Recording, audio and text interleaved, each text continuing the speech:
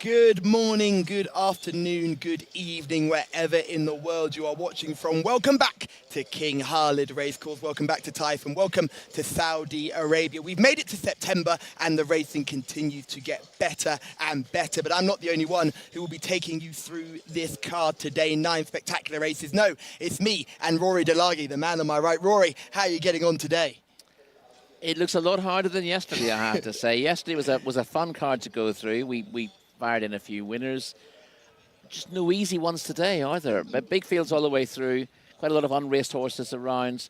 A lot of really tricky open. Even the maidens look really tough to get through. So, yeah, it's going to be a good day, but it's going to be difficult multiplying those winners from yesterday. Yes, we've been in such good form recently. It's about time we got brought back down to earth. Here are just some of the horses we're looking forward to seeing today. Honky Tonk Man is the first horse we'll look at. This horse goes in race 3. This 4-year-old Gelding is out of the James Jerkin stable and is ridden by Wigberto Ramos. He opened his season with a second and then followed that up with a win. So this horse will be looking for 2 wins in a row. The next horse we'll look at is Wash Al Mohammadi. This runs in race 5. This filly was mightily impressive in her first 2 starts last season. She won by half the track in both of those efforts. She was then stepped up into Group 1 company and couldn't quite cut the mustard there. She returns today. She'll be hard to beat.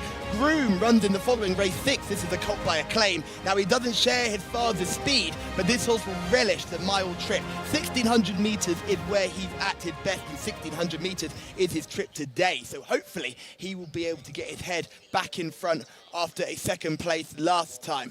One of the things we've got to look forward to immensely is tomorrow's racing, because it's King Faisal Cup Day, and I, for one, cannot wait. A dramatic evening of cup racing awaits, culminating in the King Faisal Cup, a fitting tribute to the beloved former Saudi ruler. Which horse will follow Flying Grey Asfan Al Khaladir in achieving ultimate glory? Don't miss all the action. Saturday, September the 2nd, live on the Saudi Jockey Club YouTube channel. It gets exciting, doesn't it? Now, just to remind you that the King Faisal Cup is worth a whopping 1 million Saudi Riyal and is an Arabian contest and looks a cracker on paper so far. Watch out for a horse named Food de Pine, and watch out for a horse called Asfan Al Khaladir, who runs in the race before a Group 2 contest. Plenty to look forward to on Saturday, but that's not to take anything away from what happens today on Friday. There is one more member of our team who we haven't quite introduced to you yet. She is the hardest working woman on the racecourse. She is the best thing to come out of Ireland since, think of an Irish band, Rory. Who would an Irish band be? I was going to say Blue, but I can't say Blue. Bewitched! Bewitched, that's a new one. She's the best thing to come out of Ireland since Bewitched. It's Shamila, and she's down in the parade ring. Thanks very much, Callum, but I'm more of a Westlife girl myself. And happy September, of course, and I'm so looking forward to tomorrow, but let's get through today first. I've got my eye on race number 6, and it actually looks like one of my lots that I used to ride when I was back out in Dubai with Expressionist and Nordic Lights, both Exabil, as I'm also Exabil. But I'm really looking forward to, in that race, Maybury, trained by Jimmy Jerkins. I feel like the team is really starting to get into gear.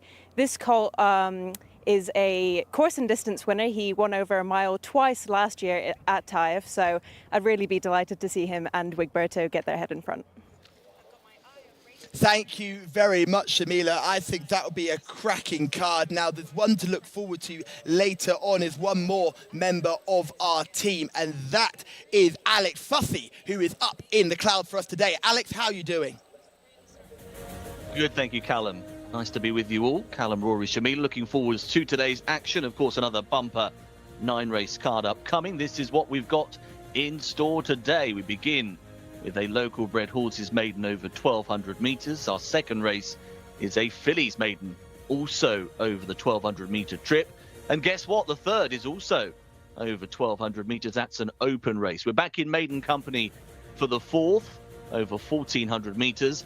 And then we go into restricted win company, 1 to 2 wins. The 6 o'clock race over 1,400 metres and a 1 to 3 win race over 1,600 metres that follows. The next race is an Arabian race. It's for horses rated 0 to 55 over 1600. And then stepping up in grade, one of the better races on today's card is that 740, an Arabian Fillies contest. And we conclude with a maiden over 2,000 metres. So gradually working our way up in trip throughout this evening's card. It's a good card. It is very competitive indeed. And as Rory highlighted a short time ago, it may be tricky picking a few winners out. Let's take a look at the runners and riders in our first race of the day. Fillies and Colts in action here over the 1,200 metres. One is Salute Macho. One previous start for that runner, finished 6th at meeting 9. Number 2 is Naya, the mount of Mohammed Al-Daham. Then you've got the 4, Zarat Al-Sahaya. On board that one is Eddie Castro. 6, Jcsa is the mount of Noef Al-Farouz. Horse 7 is Sas. 8 is Gar Al-Shahaib. 9 is Samsoon. And then we've got the 10, Yastalawi, who is the mount of Mohammed Al-Yami. 11, Macho Boy. 12, Hab Al-Nasim for Wigberto Ramos. 13 is Sham Al-Garif. 14, Mutajadil. 15 is Tamahat for Camilo Ospina. It's 16, Lam Al-Ziz. 17 is Sebut. 18 in the field is Wahij. That's the mount of Nawif Al-Mandani. 19, Ibn Melef. And the 20 gets a run as well at the bottom, Najmat Al-Blidya. So that's the 20 getting a run in because of the 2 absentees, horses 3 and 5, for our 18 in the first. Thank you very much, Alex. And it's not an easy start for him, is it? It's 18 runners going down to post. We've got a couple of reserves have snuck in as well, Rory. Really good contest to get us going. Anyone that catches your eye immediately. I know this is, again, tough race to start with because it's a local bred maiden for 2-year-olds, so it's difficult getting into the pedigrees for these races other than where you know the sires to some degree. And essentially, we've got to look at the horses with form. Macho Boy, number 11, being an obvious one. Didn't stay last time out. Yeah, horse number 2 is Naya, and we'll go straight to horse number 4, Zarat Al-Saliya. What do you make of this horse making debut today? Doesn't particularly catch the eye in the paddock, does it? By the Admiral out of America called Lolawat Nofa. Again, Eddie Castro rides, not a bad jockey booking, but a fair draw and still 4-2. Jcsa coming out 6. Another newcomer by New Line out of Banud, represents good connections. One to bear in mind for debut, and doesn't look too bad in the parade ring. SARS coming out 7, smaller type. Yeah, a daughter of brother Derek out of Kissy Missy. Not much to look at, and another newcomer. Gar Al-Sahib is horse number 8. And here we go, yet another debutant on the card by out of America called Proud English. Again, looks okay. Can't really knock it on paddock appearance. Samsoon is horse number 9. Finally, a little bit of form. Was free on debut. Drops in trip here. Was very wide over the 1,600 metres first time out. Might be a little bit better than that. The drop back to 1,200 in a race with a lot of newcomers should help it. This is Macho Boy. I know it's a horse you like. Yeah, showed promise over course and distance. Led and travelled well, but clearly failed to stay 1,600 metres last time. So I think this is one of the most interesting ones in the race. Hab Al-Nasim is horse number 12 on your race cards. Runs in the all-red colours, and Wigberto Ramos in the play. Yeah, by an interesting Sarah Macho, who we talked about before. Represents strong connections here, but racecourse debut this time. Yes, horse. Oh, that is horse number 12 there. That's horse out. It's a nice looking animal as well. It's a typical of the owners. They tend to have these lovely grey types that look very ready and rearing to go as the bell goes for the jockeys to get on board. Sam Al Garif is horse number 13, unlucky for some. Yeah, has shown very little early pace so far, Sam Al Garif. 7th last time out, was the better of 2 runs, but still needs to improve a lot. Mutajadil is horse number 14, another making debut. By New Line out of Al Jadal, another making debut, one of the less likely ones, I would say, on paper. Yeah, certainly. First shots on the eye don't take me out. As number 15 is Tamuhat, who has had one start and came 9th. Yeah, disputed the lead with a winner that day. That was Hala. That was over 1,400. Weakened late, will do better back at 1,200. Interesting. Lam Al-Aziz is horse number 16. Showed a bit of speed on debut after falling out of the stalls, and then was eased late on. Probably better than that bare form suggests, but was towards the back that day. Shamila is in the parade ring, and hopefully she's got herself an eye catcher.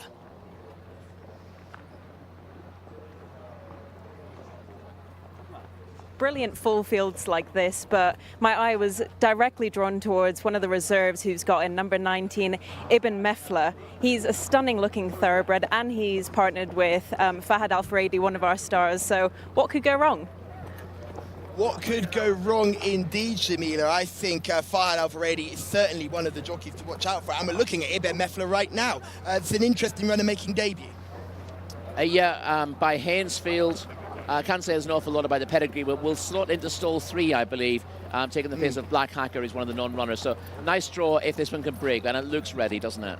The one that slots into stall 5 is Najmat Aleblia, who is horse number 20 on your race card. Just a reminder, that will go into stall 5. That's another making debut. Haven't had a chance to see that one yet, so I'm sure we'll know more when we see it in the flesh. But I certainly thought Ibn Mefla, obviously when Shamila sees it, it always means something to watch. And I think that horse was probably the best looking of all the debutants we saw. Yeah, from paddock inspection, definitely. But looks aren't always everything here. The other one, Hab Al Nasim also took the eye to some degree in the paddock.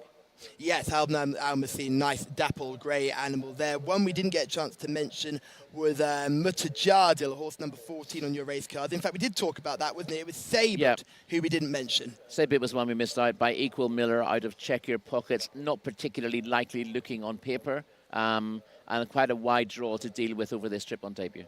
Wahij is another one that gets a run, horse number 18, 11th and 13th, first 2 starts. She's better than the form figures suggest, but I'm worried about her attitude. She looked a cocker jaw a couple of times last time out. That was over 1,600, so she wouldn't have the cutaway to look at this time, which might help her. Yes, and we missed out a couple right at the top. Salute Macho, what did you make of this one? 6 on first start, so that's a promising effort. Was stuck very wide on debut, was off the pace, was trapped wide the whole way, and then this run flattened out to finish 6th. That was promising enough in the context of this race. Nea, horse number 2, another one making debut by a stallion called Rookie. Yes, and that makes her a half-sister out of Tapping Away to 3-time Saudi Arabian winner Rashika. So that's one of the more appealing pedigrees on paper from what I can read. But we still don't know an awful lot about the local pedigrees here to be making hard and fast decisions. Absolutely. Now, Rory, we've seen a couple of these. Who's the first one to immediately catch your eye? Who's the horse that you're looking to kind of select for the first race? The two who I liked were Tamuhat, number 15, who I think will benefit from the drop in 12 to 1,200, having shown speed first time out, and Macho Boy, number 11. Again, who stepped up to 1,600 last time out, showed plenty of ability, but clearly failed to stay the trip. Drop will suit here. Yes, the drop in trip will certainly suit. Now, talk to me about this 1,200 metre start. We've seen earlier that low draws can sometimes be very dangerous in this position just because the horses are coming across and you've got a very tight bend. However, we did see a newcomer blast from stall 1 and dictate the early proceedings only yesterday. Yeah, listen, a trip along the rail is beneficial over this trip, but if you're drawn, again, people might be sick of hearing this by now, if you're drawn in stall 1, and you're fairly inexperienced, the tendency is just to step sideways a little bit from the stall, and that loses you a little bit of ground. It's difficult then you have to power up the inside of other runners to get to the front. To do so, or to get near the front, doing so often uses up a bit of petrol, which then is not available in the finish. So it can be a tricky draw in stall 1. Again, the low draw should be okay, but if you're not getting away well and you're trapped behind horses, that can be difficult. But frequently, even horses who aren't away brilliantly from low draws, there tends to be an opportunity for those with early speed to drive up the inside. So the key there is whether you've got natural pace or not. If you've got the pace, then missing the break isn't the end of the day. But of course, you tend to leave yourself vulnerable to finish if you do move up early. Someone who does have plenty of natural pace is Live Your Life, who's given us 2 comments very early. Thank you very much for getting involved. Live Your Life. We're live on YouTube. This is the JCSA's YouTube channel. We have the ability to like and subscribe and turn on those bell notifications too, because you have to remember, it will let you know whenever we are live from either King Khalid Racecourse or later in the year when we make our way down to Riyadh. So thank thank you very much, Live Your Life, for getting involved, and thank you everyone for watching so far. Please let us know who you're a fan of. Now, personally, I am all over the place in this race. I'm drawn to some of the debutants, and I think I'm going to be drawn to the same selection that Shamila's made in the fact to Ibn Melath. But because we want to have plenty of irons in the fire, I'm going to go for Hab Al Nassim. That's going to be my selection number 12. Hab Al Nassim. I'm hoping Roberto Ramos can get his head in front. He's had a tough time of things recently, hasn't he? You're just going with Wigberto in the hope that you can will him a winner, and you'll see a smile in his face, because he's been stony-faced now for the whole fortnight I've been here, and he's a different character when he's had a winner. Is the smile lights up his face, the little wiggle he gives as he comes into the winner's enclosure. All good to see, but no sign of those recently, I'm afraid. Yes, he's had a tough time at things recently. Rory, tell us about your selection finally. Who do I'm going to go for Macho Boy. As I said, showed promise over course and distance, and then travelled well over further and didn't get home. I think dropping back to 1200 is a big plus. And what will annoy me is if the other one with a similar profile, which is Tamuhat, wins instead. That's the other one I was considering. Well, we'll be watching both of them very closely for sure. So just a reminder for the viewers at home, Macho Boy, horse number 11 is Rory's selection. Hab Al Nassim, horse number 12, is Callum's selection. And horse number 19, Ibn Mefli, that horse is drawn much further towards the inside, will come out still 5. That horse is Ibn Mefli. That is Shamila's option there. So those are our 3 selections. Alex Fussy, tell us who you like. Thanks, Callum. Yeah, I'm with Rory here. I'm going to side with Macho Boy, the 11, just based on that experience that he's got under the belt. A couple of decent efforts, gradual progression from first to second run. And we're a bit in the dark, aren't we, with a whole host of them in here. So I'm hoping that Macho Boy can put that experience to good use. 7th on that first run at meeting 23, and building upon that to finish 3rd here at meeting 32 last time. So won't be far off. Our first race of the day, runners circling behind the starting stalls and starting the load. Just a reminder that the 2 reserves coming in will go into stalls 3 and 5 respectively. So Ibn Mefla to gate 3, Najmat Al-Eblidja into stall 5. A couple of the other fancied runners here. Hab Al Nassim, Callum's suggestion for Wigberto Ramos, will come from 12. And Tamuhat, who got a strong mention from Rory, will be drawn in gate 15 for Camilo Ospina. We're down the card in terms of the draw for this opening local bred maiden. That runner in shot is Naya, horse 2. Mohammed Aldaham on board, one of the newcomers. Flashy grey is Naya, so should be relatively easy to pick up throughout the course of the run. As the guys mentioned as well, the start up the inside can be very crucial in this race. You either get a good beginning and get away, or have runners crossing over and get stuck in behind. So it can be a bit of a flip of the coin, 50-50, with regards to how beneficial it is. One of the runners in here didn't have colours in some of your publications. It's a combination of dark blue and light blue if you're looking out for the 4, Zarat Al-Sahaya. Getting well through the load here. That's Tamuhat, about to go forward, stall 15. Blindfold being popped on one of the runners. Next up, in fact, that is the 4, Zarat Al-Suhaya, who's about to go forward. So that's the colour notice we just gave you. Eddie Castro in the saddle. One getting very worked up here in the stalls is Gar Al-Sahayeb in stall 8. Kicking out from behind and has been backed out here, the 8. Jockey off the back. They managed to catch the horse swiftly. Thankfully, he's gone nowhere. But he'll be jogged away here. Got the red cheek pieces and noseband. I'm not sure whether we'll be seeing Gar Al-Sahayeb take his chance today. So with that one out the back, we can pop for an update with Callum and Rory. Our presentation position, we actually have the owner of horse number 7, Sars, is going to watch the race from just down below where we are, and he is very confident about his selection, so he'll be hoping he doesn't have as many loading problems as some of the other runners. That's horse number 7, Sars. The owner is right with us. We'll throw it right back to you, Alex. Thanks, Callum. Yeah, really interesting. The owner then obviously expecting a decent run from Sarsfield 7. Looks like we've had another one taken out the back here. Could be a couple light. That's Zarat Al Sahaya, I think, who's headed in the other direction at the moment. We'll keep an eye on that. Could be going without a couple here. That looks like Macho Boy being lifted forwards into 11. Blindfold going on for the 4. Zarat Al Salhaya.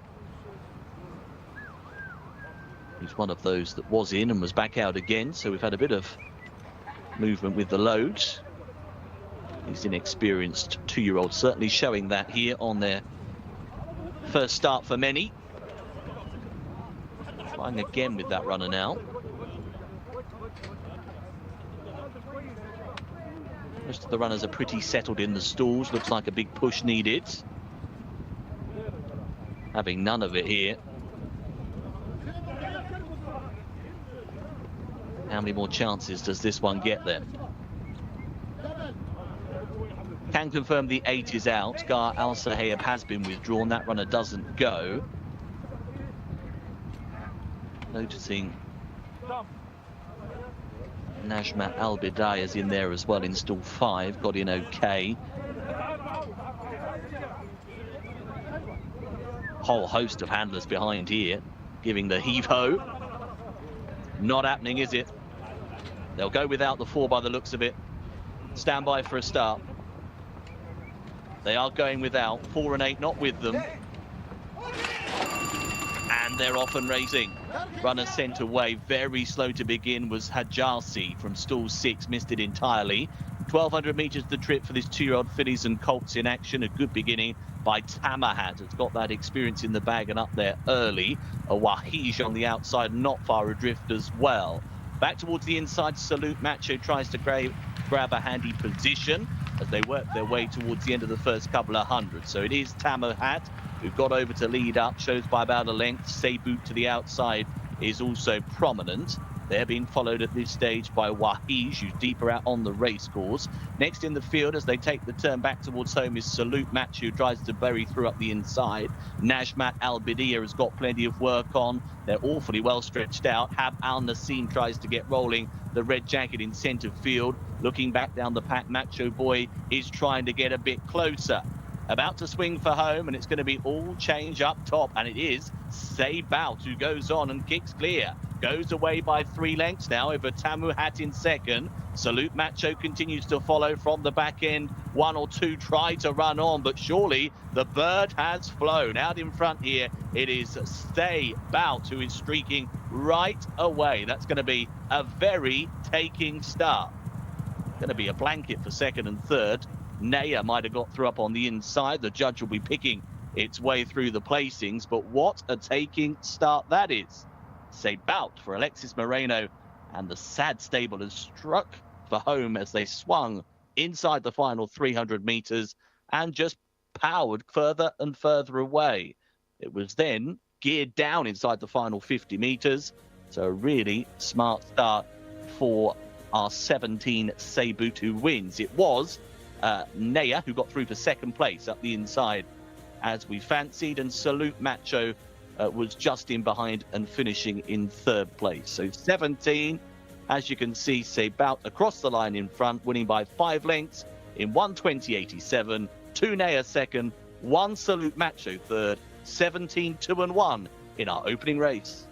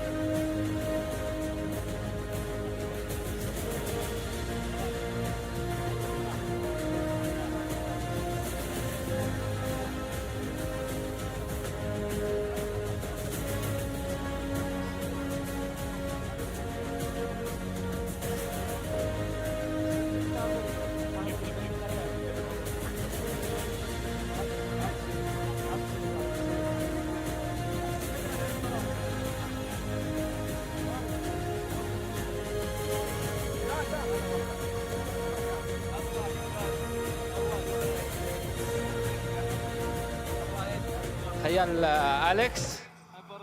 MashaAllah, تبارك الرحمن. Well done, Alex. Tell me about the race, Alex. Well, you know, first time out, first win. I think he got a good future. He come in a good performance. And, you know, I just sitting behind the pace until last 500. I just let him run, and he just continued until the finish. Well done. Thank you, man. Well done, Alex Moreno, who makes it 2 wins in 2 days. He is in flying form. What do we make of that race, Rory? Because there are so many stories about it from the very beginning. We lost 2 horses before the race even started. We then had another horse basically lose the race straight away from the gates. We then had a real pace burn up early, and it looked like the front runners were going to make it. And then it was a horse that came from slightly off the pace, Sabout, who ended up going on to win the race. Crazy race. Yeah, and it's won it in good style, Sabout in the end. Not an easy race for us to analyse. With the pedigrees harder to dig out than those for the imported horses.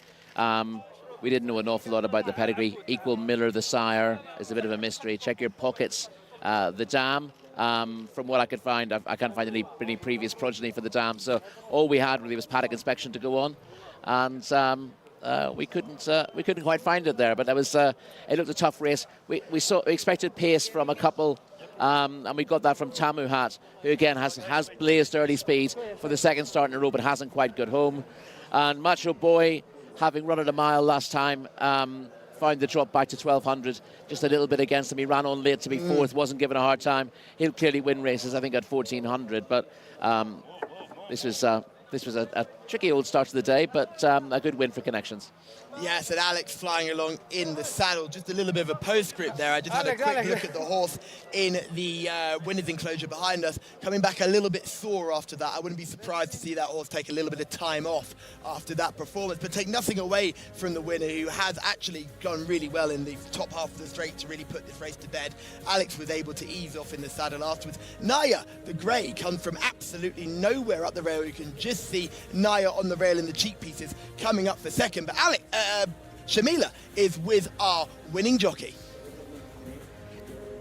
I am with Alex Marino. Congratulations. Obviously, there's not too much to talk about as it's his first time out, but in terms of ability, what do you think he's capable of? Well, you know, I think he's a nice horse. He showed it today. First time out, first win. And we see if he can go far or not, you know. We'll see after. And how did you ride the race? Like, what was your plan coming into it? Well, the trainer told me, you just keep the horse behind the pace. If anybody gets crazy, let him go. And, you know, after 600, just make the job. And how do you ride these horses first time out? It's their first time coming out of the stalls in a proper race. How do you go about that?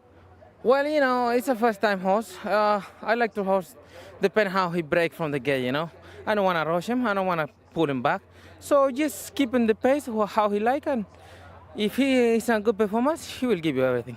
And obviously at the start there was some, you know, problems at the start. So how did your horse respond to that? Well, he was a little bit, he was step back in the gate, so that's why he gets some trouble. But I just take it outside, and he just continued well. Thanks very much, Alex. Thank you, Jim. Thank you, Alex, for that insightful introduction. And you can just see it was horse coming out of gate 6 that was Jcsa, who was the horse who struggled out the stalls, basically planted himself and then bolted left as well as the gates opened. So that horse will certainly have a better chance next time, and hopefully that horse will run a better race. But as they came swinging into the first bend, the horse that was bang up there was Tamuat, who tried to make the most of his experience. Yeah, had a wide draw, Tamuhat, but showed a lot of speed on debut before fading, and has again shown bright speed to get to the front. I thought that with the benefit of experience, Tamuhat dropping back from 1400 would actually be a big player here. But you see that although he gets to the front easily enough and he seems to be travelling well into the turn, he's soon in a little bit of trouble as they get into that with horses closing on him, including the winner there as well. Yes, Sabout is the horse that's just coming on the outside to take the lead here. If you look at where our eventual second comes from, Naya, that horse is not even in shot right now as our eventual winner begins to pour it on down the straight. And what I really liked about this performance is the distance that he put between himself and his rivals in such a short space of time, and then was allowed by Alex to just ease off and finish the race in his own time. Yeah, he's kept riding until quite late in the day, and then we just see in the pictures easing down in the last 50 metres.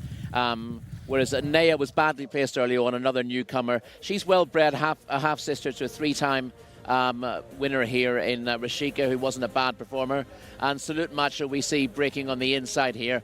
He manages to hold this position fairly well, which you'll see on his immediate outside in the blue colours. And Naya, although getting away okay, she just struggles to hold her pitch in the first 200 metres of the race, and then that puts her on the back foot. She's done well to rally and get up for second in the end. Salute Macho showed a bit on debut in 6th, has built on that.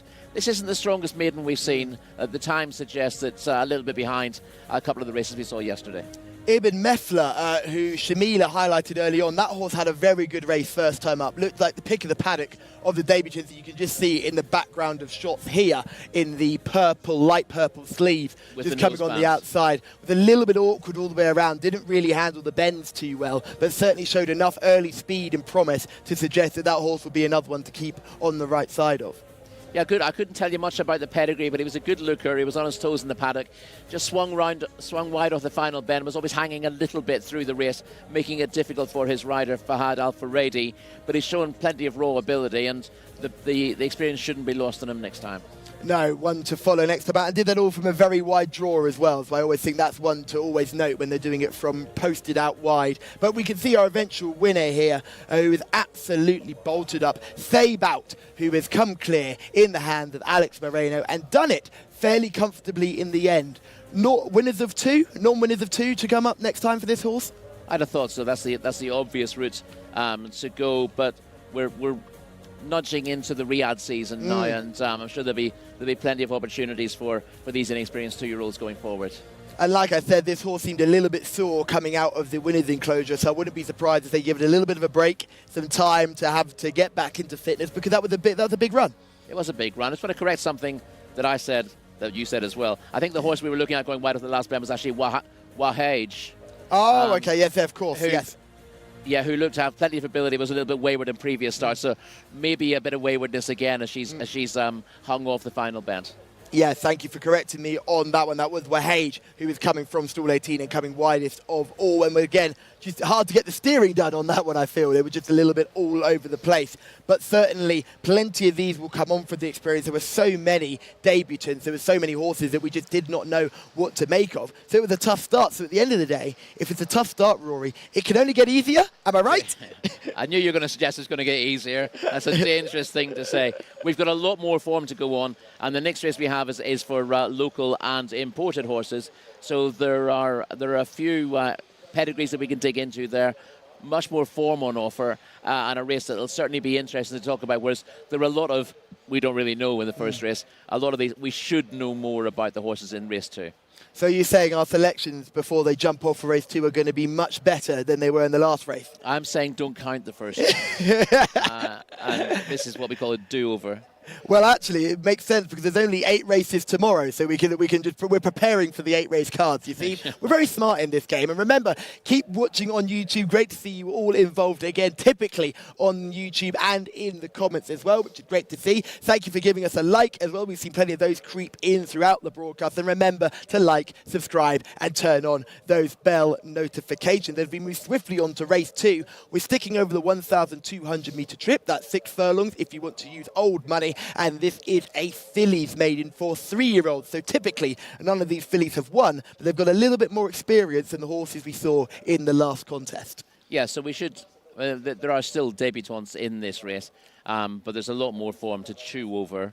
And, no excuses here, Callum, essentially is what I'm saying. No excuses at all. For me, one of the horses that jumps off the page straight away is a horse called Cood. I quite like this horse's performances before, but I think they're going to have a hard time beating number 7, Gloria Flashes. Yeah, Cood's got ability, and she's been in and around the places on 3 starts this season.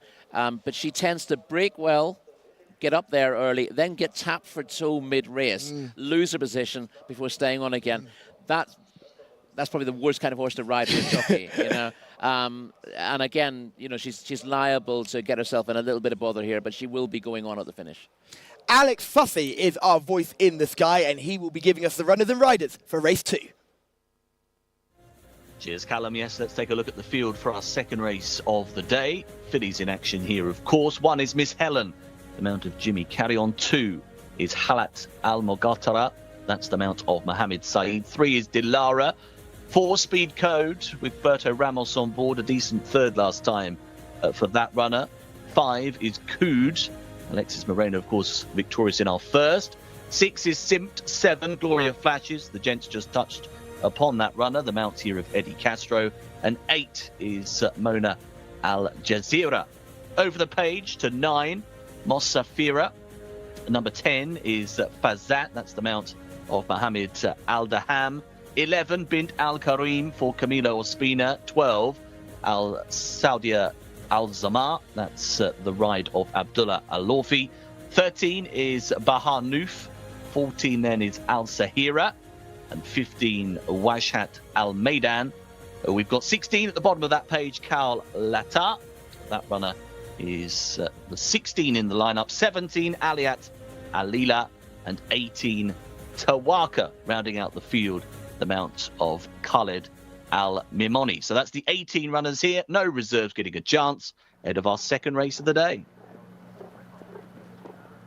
Thank you very much, Alex, for taking us through the runners and riders for race 2 on our cards. And this, I feel we've got much more of a chance here, Rory. Who are your ones for the shortlist straight away before we get a closer look when they get into the parade ring?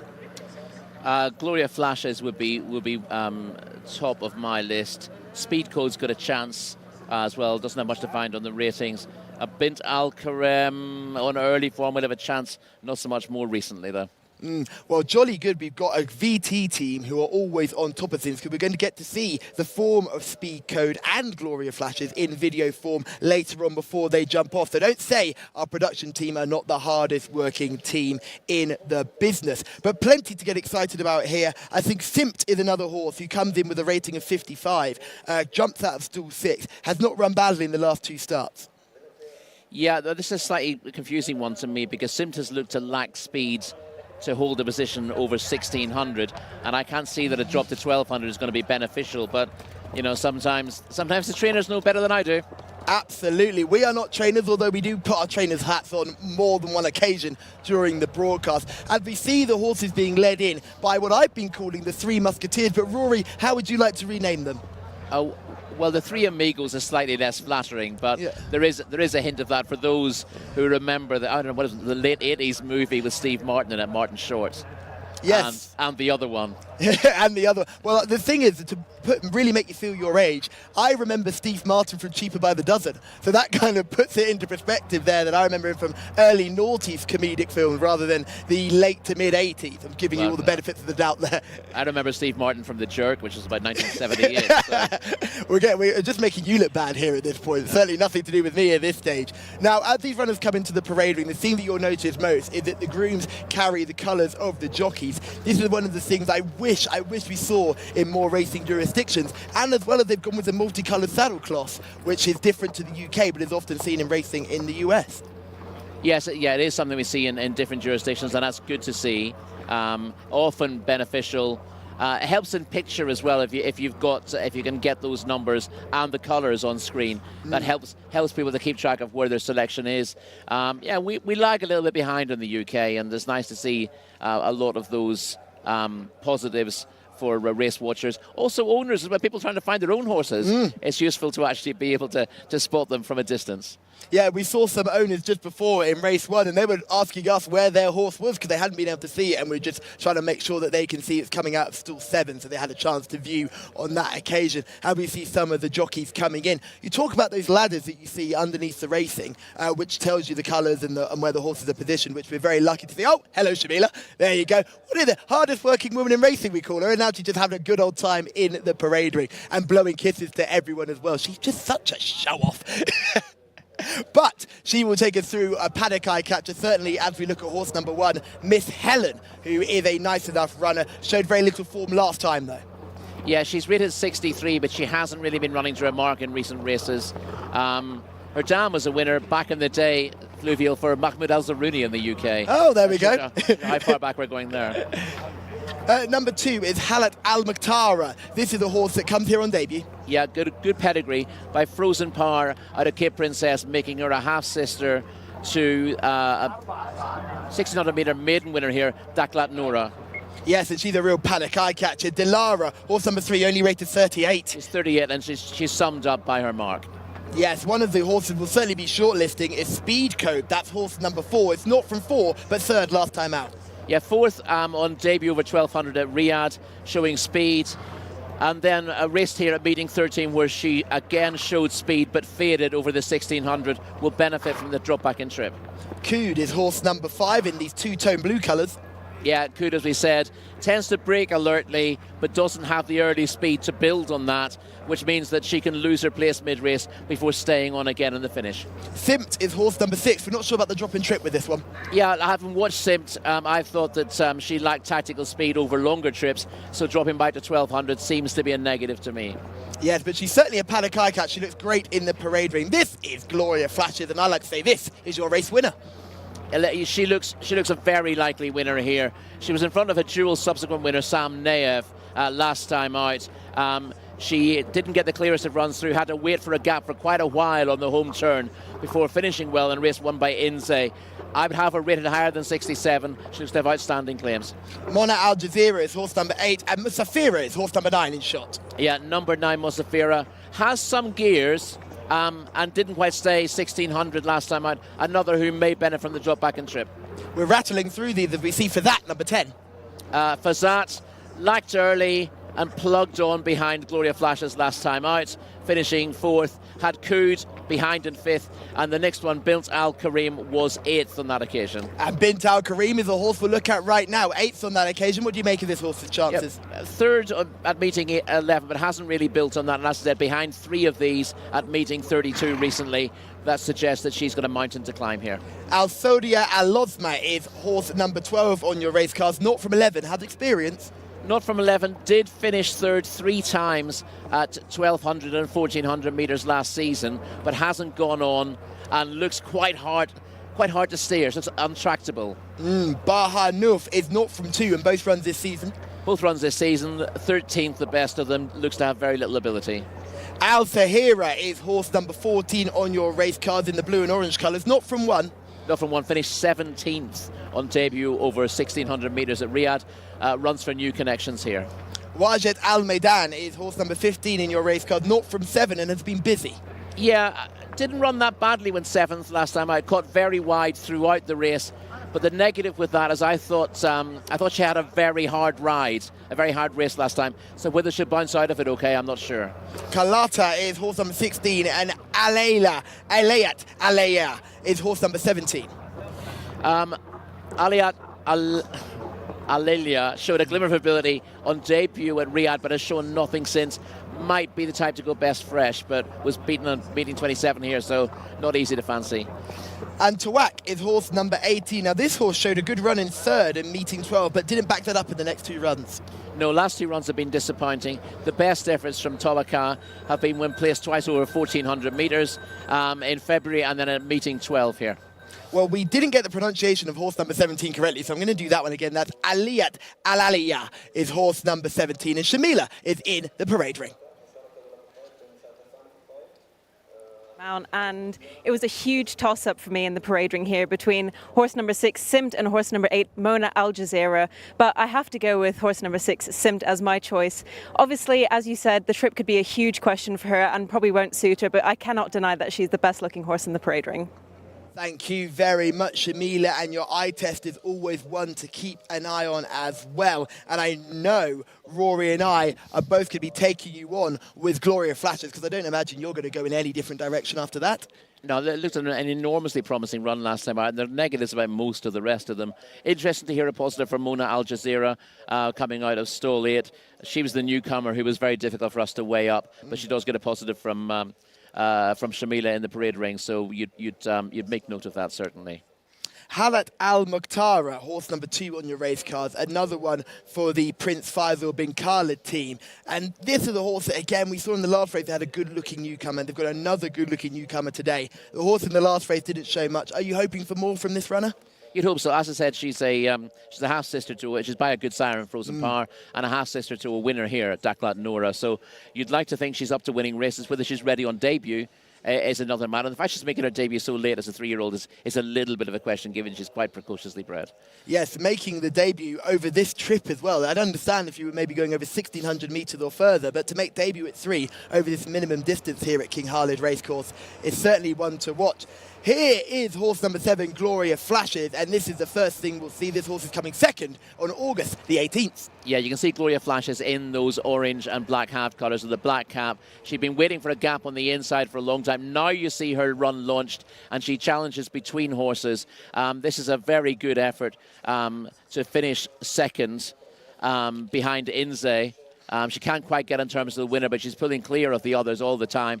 And to be honest, she might have finished closer if she'd been able to launch her run sooner. She moved up before the home turn, looking for gaps, which didn't appear for quite a while. And then she's just flattened out late on, but it's a really solid performance. One who showed plenty of early dash with speed code, and our team in the VT department have got to look at this horse right now. Yeah, Speed Code looks the winner at this stage as we watch the VT, but doesn't quite get home. Faded, this was over 1,600 metres, faded in the last 200 and ended up finishing third. But you wouldn't even think she'd be third at this stage, Speed Code. But essentially this was just too far. Showed the speed to win the race, but the 1,600 was just beyond her. I think a drop back to 1,400 would have been enough, but the 1,200... she should have the speed to cope with it, and she's one of the more likely winners on the ratings and on recent performances. We've spoken quite a bit about horses not seeing out a trip previously and then immediately dropping back in trip. You say sometimes that isn't the best option, sometimes, and the other way around, horses finishing fast. That doesn't tend to mean they need to step up in trip either. Yeah, when we go through the form, sometimes we see horses who start at 1,200, move up to 1,600, then maybe 2,000, then back to 1,600. I want to see horses given 3 tries at the same trip to get an idea. I don't want to make conclusions about what a horse needs from one run. And you'll see that most trainers in the UK will start a horse off at one trip, run it 2 or 3 times that, or maybe move it up a furlong. You don't tend to see trainers bouncing them around in trip that much. And I think the issue here is sometimes when you've got a horse with a certain rating, you don't have that many options in terms of where you run them. So you've got to be willing to run them over different trips, and sometimes that's not necessarily the ideal trip, and that's because the program is not as varied as it is in the UK. There's one thing we do have in the UK: we get too much racing, to be perfectly honest, and it ends up with small fields. But you can find the race you want very easily in the UK, whereas here, with the races being oversubscribed, racing 3 days a week in Taif, you've got to run them where you can, essentially, when they're ready. Yes, you do. It's often a little bit of... it's drawn some contention from a lot of the trainers as well. Some of the trainers have highlighted to Shamila when she's doing those brilliant paddock interviews. They said that they're not happy with the schedule of the races is made, especially if you've got a top-class horse who likes 2,400 metres. It's very difficult to find a race for you because there's just no races available unless they're top-class cup races. So it's often a chance of running the horse over 1,600 or even 2,000 metres to try and get a run into your horse. I am interested in Gloria Flashes totally in this race, and I just want to talk our viewers through, if anyone is joining us for the first time, about what happens here at the start. You'll see here that there's a horse in the middle getting a tack readjustment. The horses will circle round at the beginning of the race before they get loaded up and be checked over by everyone, and those in the middle of that circle are getting their tack adjusted. It's not a veterinary thing, it's purely just a tack adjustment thing, and that's something you'll see quite often here at King Khalid Racecourse. Now, Rory, your selection, finally, go ahead. I very much expect to be disagreeing with you most of the way through the day here, Callum, but we're definitely in agreement here with Gloria Flashes. I'll be disappointed if we can't get off the mark at the second race here. Yeah, so it's Gloria Flashed for you. It's also Gloria Flashed for me. It's simped horse number 6 for Shamila. We'll be hoping that the drop back in trip isn't too much of a concern. And if you're watching on YouTube, please let us know who you fancy as well. Are you team Rory and Callum? Are you team Shamila? Are you team Speed Code, who will be running for the video team? I know they're always very confident with their selections as well. So let us know who you're supporting too. Let us know which team you want to be on. Or if you've got another selection entirely, let us know who that is as well. But for me, I struggle to see Gloria Flashes getting beaten in a race like this unless we see a newcomer come flying out of nowhere. Yeah, which is a possibility with Mona Al Jazeera, and as we've seen multiple times here, you never know exactly what you're going to get until you've seen these horses in action. No. So the selection for the final time are Rory, myself going for number 7, Shamila going for number 6. Alex Sussy, are you with us or against us? Well, I'm against you boys, actually. I'm quite keen on Speed Code as well. I think the race may play to this filly's strengths. She's dropped backing in trip. She's up in a good position, stall 4 to get forwards. And Gloria Flashes, who has shown in the past that she likes to weave and come from behind, may again have to weave through 1 or 2 rivals and not get there in time. So I'll go with Speed Code on the basis of this drop-in trip and a good third last time, hoping to see Wigberto Ramos steer her to victory. So I will side with Speed Code, gents, against you here, as we're not too far away from a low, but we do have 1 or 2 tack adjustments. So a little bit of difference of opinion here, boys. Thank you very much, Alex, and thank you to King V for getting involved in the comments. You're going with Team Rory and Callum, which is always a dangerous thing to do, but you're going with Gloria Flashes. Well, we love a difference of opinion here. I remember Jimmy, well, there was the Jimmy Tarbuck show, was it Winner Takes All, was it? Difference of opinion here, Jeffrey, we would say. This is just for you. Our producer just said into my ear, you're not going to understand a word he's saying, are you? And I had to nod my head and say, I haven't got a clue. But Rory is giving us Gloria Flashes. I'm giving you Gloria Flashes. And King Z in YouTube is also giving us Gloria Flashes. Alex, back to you. Cheers, guys. Don't feel alone, Callum. I didn't have a clue either. Runners will soon be loading up here then. Looked as though 1 or 2 were actually requiring extra treatment with regards to the tack adjustments. I think one of them might have been Mona Al Jazeera, got rather worked up at one point and the saddle went flying in the other direction. So they had to get it fully back on board, I think, at one point. There's My Fancy Speed Code. Red hood on there for Wigberto Ramos as we continue with this load. There is Mona Al Jazeera moving forwards to stall 8. White and blue, the combination of colours. Halat Al Mokhtara will head forwards to stall number 2 for Mohammed Saeed. And out wider, Tarakar goes forwards to gate 18, the deepest draw for Khaled Al Mimoni. There's the 3, Dilara, 0 from 7 so far, quite exposed. Midfield finishes in worse in recent times. Latest run at meeting 32 yielded a 10th placed finish. Miss Helen goes forwards for Jimmy Carry-On, moves into 1. There's the blue waved jacket of Kood into 5. Kalata goes forwards to 16. Simt. Shamila quite keen on that one, 0 from 5 so far, but 4th the last twice. He's in, Speed Code's in as well. Gates are shut behind Speed Codes. Ready.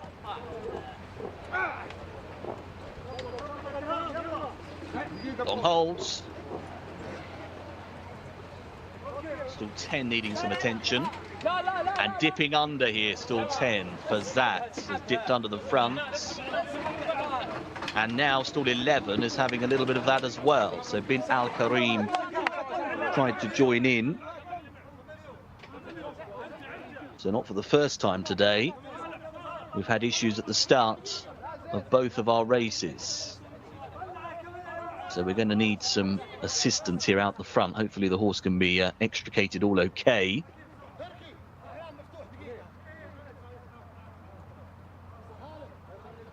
Fazat will need to come out of the front of the stalls. The 11, Bint Al Karim, has come out of the back. The 10 is currently underneath the front of the gates here, and the 11 has been taken out from behind. Both jockeys fine. Both stood up and absolutely fine. I think the 11 will get another chance here. He's going to go back in, so they'll go without the 10. So no Fazat.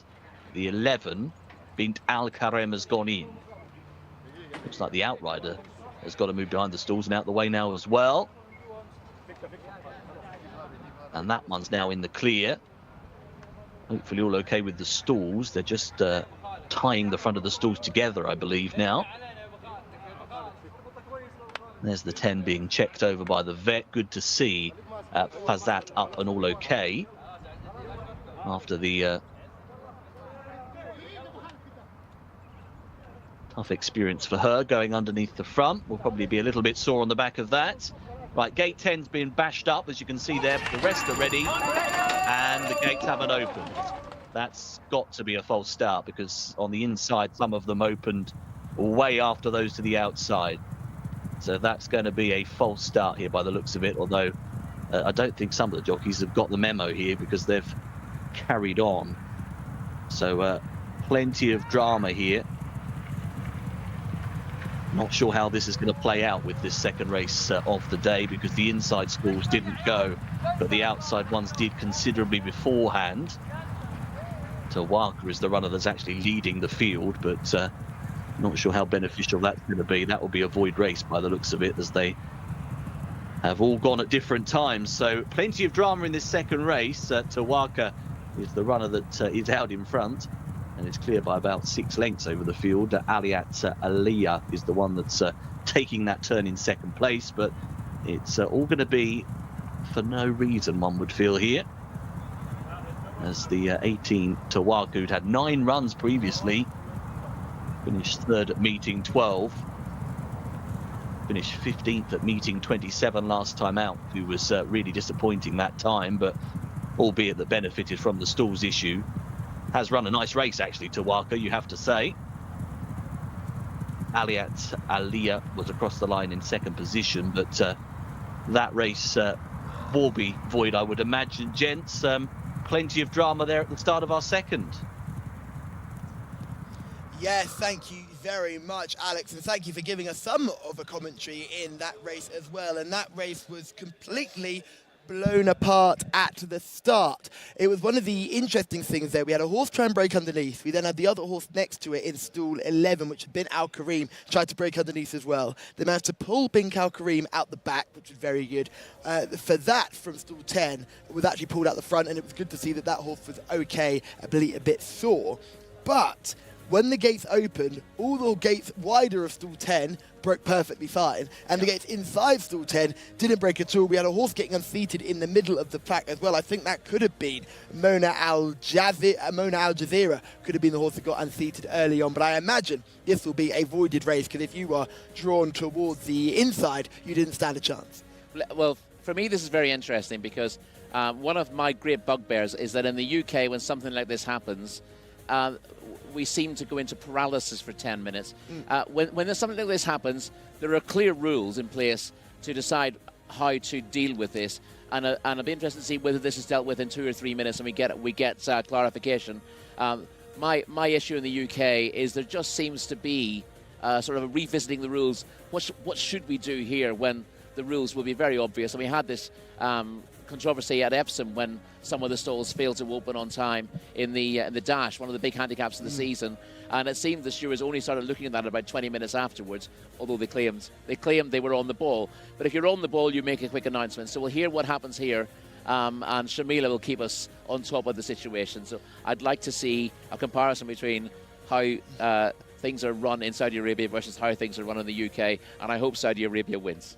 And I think it's great that we've got Shamila down there, who have a good relationship with the stewards as well. So hopefully we'll be able to hear from her what they've said, or maybe even from the stewards themselves as well, which would be really helpful just to see what we do in this race. The main thing is that all the horses have come back safe and sound, because you can only imagine it all got a bit messy in the middle of the pack there when the gates did open. I certainly saw one jockey was unseated, and we've got a couple just coming back with outriders now. This is horse number 3 inbound. This is Delara, who's not had much luck before this season with a rating of 38, and certainly the luck hasn't continued today. No, indeed, and there was a quite an interesting debut from Mona Al Jazeera, who had various issues before the start and then seemed to unseat, if you're correct, in the race as well. So hopefully that hasn't left a mark on her. But all the horses seem fine. We need to have the stalls tested, obviously, before the next race as well, because I'd imagine that somehow in the where the horse is trying to get out under the stalls, I think that was that Fazat. Yes, it was Fazat tried to go underneath, yeah. So somehow the mechanism has got damage there. Maybe it just needs resetting and it'll be fine again. But obviously before the next race, they'll be looking to make sure that that's not a problem, because we don't want to have a malfunction next time as well. We've got King Z in the comments, King Z, sorry. Do they rerun now, or is this finalised? We won't see a rerun, that's for sure, but this result I highly unlikely will be finalised. This will be what we would call a void race. So the winner will come into the winner's enclosure, but this race will be a voided race because not every single horse, as you could just see, those who were drawn wide are given a 10-length start compared to those drawn on the inside, and we had some issues as well with horses in the middle. You can have a rule in place that says the horses who are compromised by the start will be deemed non-runners, and therefore those who get away, you basically say, well, this is actually a 6-runner race. And we can see the draw here. Yeah. But the question is what the rule book says here. As you see, the horses on the outside go, and then there's the pregnant pause, and then the horses in the middle get to go, and the horses on the rail get to go, and then those in the middle are the ones in the awkward Now, the race we situation. saw at Epsom, it was maybe 0.1, 0.2 of a second difference. This was much that bigger. was a sprint downhill, but there's clearly an issue here. We can see as we come out of here. These are the inside stalls. This is Gloria Flashes coming out of stall 7 towards the inside. She was part of the slower braking group. There's a group on the outside of her, broke out much easier, as we'll see from this top 3. Watch as they break away here. And obviously this is in slow motion, so we can't do the counting. But they've got 4, 5 lengths in tow, those other runners, as you could just see. And in the middle of the field as well, we see a horse come down in the middle. I imagine that built out Kareem, who was the horse that caused the problems at the start as well, tried to duck under with her rival Fazat. So they both Bint Al Kareem and Fazat never got to finish the race. So just to clarify, it may well say on the rule, but I haven't read the rules in Saudi Arabia because that's quite a big rule book. You either have rules saying this race is... Well, it depends whether there was a recall flag. Did we see a recall flag? We didn't see a recall flag. There was no flagman down the straight. Okay, so there's no recall flag. So the rule book may say that the horses who were stopped from running or were away over a second behind the others are deemed non-runners, and those that got away on time are deemed runners in the race, and it becomes a 6-runner race with loads of withdrawals. So that'll be interesting to see. And if that is the case, then a horse like Tawak, who was 0 from 9 in Korea, has finally got a win under his belt. Under her belt, sorry. Yes, that would be very interesting if that is the case. Again, the question is whether the starter has signalled a false start, whether a recall man has actually waved the flag to recall the jockeys, in which case the race would be void. But if that hasn't happened, then we have a race where we have to decide whether over half the runners are runners or not. And I would say if there hasn't been a recall, then there's a fair possibility the rules will say call those horses non-runners and have those who weren't compromised by the start having their own race. Now, I'm not sure the jockeys were riding 100% there. I think. I was just about to say, Bahad Noof, the jockey in Bahad Noof, is literally come out of stall 13, is looking across to his left, saying, "Oh, no one else is coming with us." So they've eased off. So I think the only horse that's really been given a full ride is Tawak, who came from 18, and that was given a push to the front, got to the rail, and was then pulling away at the end. It doesn't really matter how the jockeys act if there is a rule in place that says that. Now, I saw a race at Wolverhampton once where the race looked to have been stopped, but actually there was an injured horse, and the flag was waved to say there is an impediment on the track, be careful, which is not stopping the race. It was an apprentice race. All the jockeys stopped thinking the race had been stopped and it was void, and they stood there for maybe 10 minutes, and someone came along and said that this race is still live.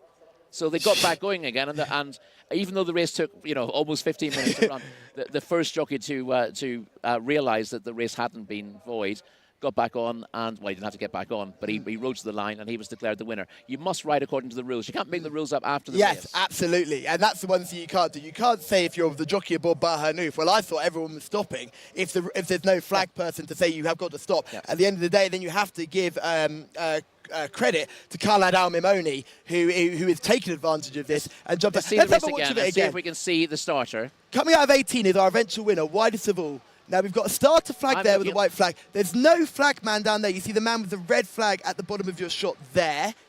So I don't think that's been stopped. It hasn't been signalled as a void race as far as I can see.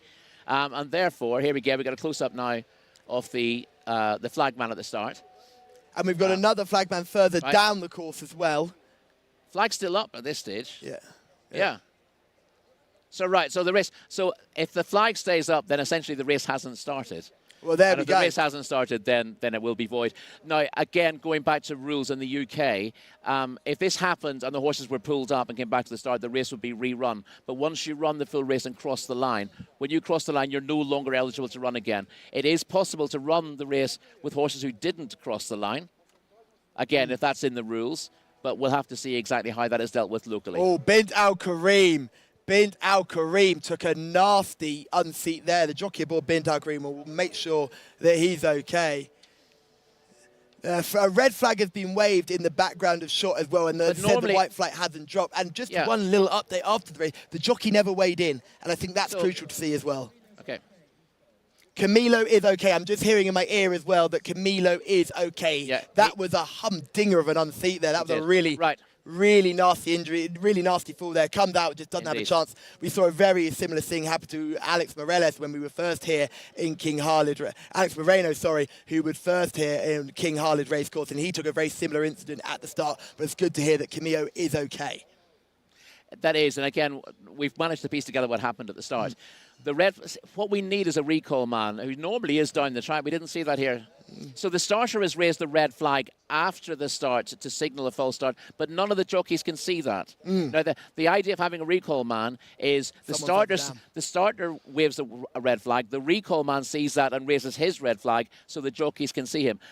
He's about maybe a furlong and a half down the track, and normally what happens is the race is okay and he scurries off under the rails so he doesn't get run over by the horses. He seems to have scurried off a little bit early here, or he wasn't there in the first place. So that is a bit of an issue. And for those watching on YouTube, if you can access the results page on the Jockey Club of Saudi Arabia website, you will say this result is still provisional. This result remains provisional, so it's highly likely that this will be a voided race. King Z, again with the comment saying reschedule. This race won't be rescheduled. The horses will all be declared non-runners, and then they will run in their own races next time out. But thank you, King Z, for getting involved in the comments, because again, we were all supporters of Gloria Flashes, and we did not get a run for our selection. No, and again, you can't ask horses to run twice. I mean, you could in the 18th century, and often over 3 miles. But it's not fair to give the horses 2 runs in one day. Well, we will move swiftly on to race 3 after the drama of race 2. So this is technically race 3. It's the second race that will hopefully be completed. We'll get it all together, and we'll make sure that you who are watching know exactly what is going on. This race is an open contest over 1,200 metres, and Alex Fussy is standing by. Thanks, Callum. I need to lie down after all of that. Here we go then, the third. 1,200 metres for this fillies and colts, 4-year-olds and upwards, and Ryan's Party, number 1. That's a name I can get on board with. Number 2 is It Khan. 3 is Income. That one's the mount of Khaled Al-Mimoni. 4, Habibi Go Lucky, who was a winner last time out at meeting 33. 5 is Pagan. 6 is Those Seat. 7, Honky Tonk Man, one of those we saw at the top of the show, a winner last time out for the Jerkin stable with Berto Ramos is the rider here. And 8 is Taking Names, the mount of Alex Moreno, our successful jockey in the first. 9, Notre Dame. 10 is Etisalat, who is ridden by Mohammed Al-Shemari. 11 is Yamari for Camilo Ospina. 12, National Gallery, who's in search of a hat-trick here after wins at meetings 23 and 33. 13 is Mad Cow. 14, Sunset and Vine. 15 is Asa, who's had a couple of wins from 3 goes. And 16 is Al Hasharaya. That one's the mount of Youssef Al Hussein. 17, Karaginski, ridden by Eddie Castro. And 18, Line of Departure, rounds out this field for Mohammed Al Yami. 18 of them all standing their ground. No reserves thrown into the mix here as we head back to the boys. Thank you very much, Alex. And what a whirlwind start he's had to his commentating here at King Khalid Racecourse. It's not been easy for him at all. Well, I thought it was a really good commentary, actually. I say commentary. I thought it was really well handled by Alex, because the temptation is just to comment on the race as if it's a perfectly okay race. But Alex was making it clear to anyone who was watching that the race should be void. Reminiscent of the 1993 Grand National. I can't think which of the commentators basically said, I don't know why they're bothering, this should be void, which is a wonderful commentary in a race where millions and millions are watching. Well, Alex handled it really well. Yes, Jcsa winning that race, if I am correct on that one. Grand National knowledge in the book there, before I was born, I'm pretty sure, as well. Oh, thank you for that. But as we get into the pre-parade ring for our next contest, this is a tasty little race, isn't it? This is a cracker. Lots of imported horses here, lots of horses who've got form in the UMQA. I mean, the vast majority of the field actually have run in the UK at some stage. Again, as I've said with this previously, don't take UK form as a guide. The top rated by some way is Line of Departure, who ran in the July Cup a couple of seasons ago after winning the listed Cathedral Stakes at Salisbury. Really good sprinter in his time for Roger Varian. But I don't know what kind of ability that horse has now. He had 2 runs last season for Fozzie Nas in Meydan, listed in Group 3 company, but didn't show his old spark. So a bit of a question as to what kind of ability remains. If his old ability is still there from 2 years ago, he'll be hard to beat. But you could easily finish 15th in this race.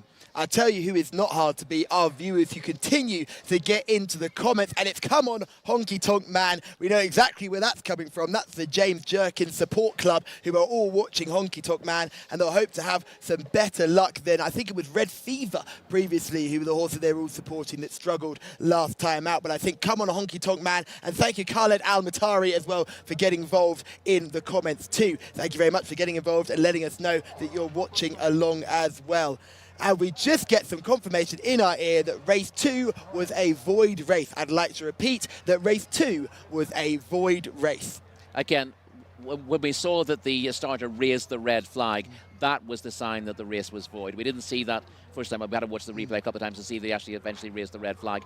Even though the jockeys couldn't see it, that is a signal the race must be void, and the stewards have acted accordingly. How quickly did that happen compared to the events of Epsom, though? A lot quicker than Epsom. It's about 15 minutes after the race finished that we got absolute confirmation of that. I'd like it even quicker in an ideal world. I think often the stewards think they want to have a big inquiry first and then announce the result. I think once you know the race is going to be void, you should let people know as soon as possible. Otherwise, confusion just builds. But this is certainly better than we've seen on many occasions in the UK. So I'm not going to knock the local stewards here have done a decent job. Yes, and a lot of the stewards have come from other racing jurisdictions as well. They're really trying to become a tier 1 nation, and part of that is by upgrading the stewarding team and bringing in those expertise from around the world. I'm sure we've got guys from Australia as well as Hong Kong as well as other areas as well who are coming in here to help with the stewarding.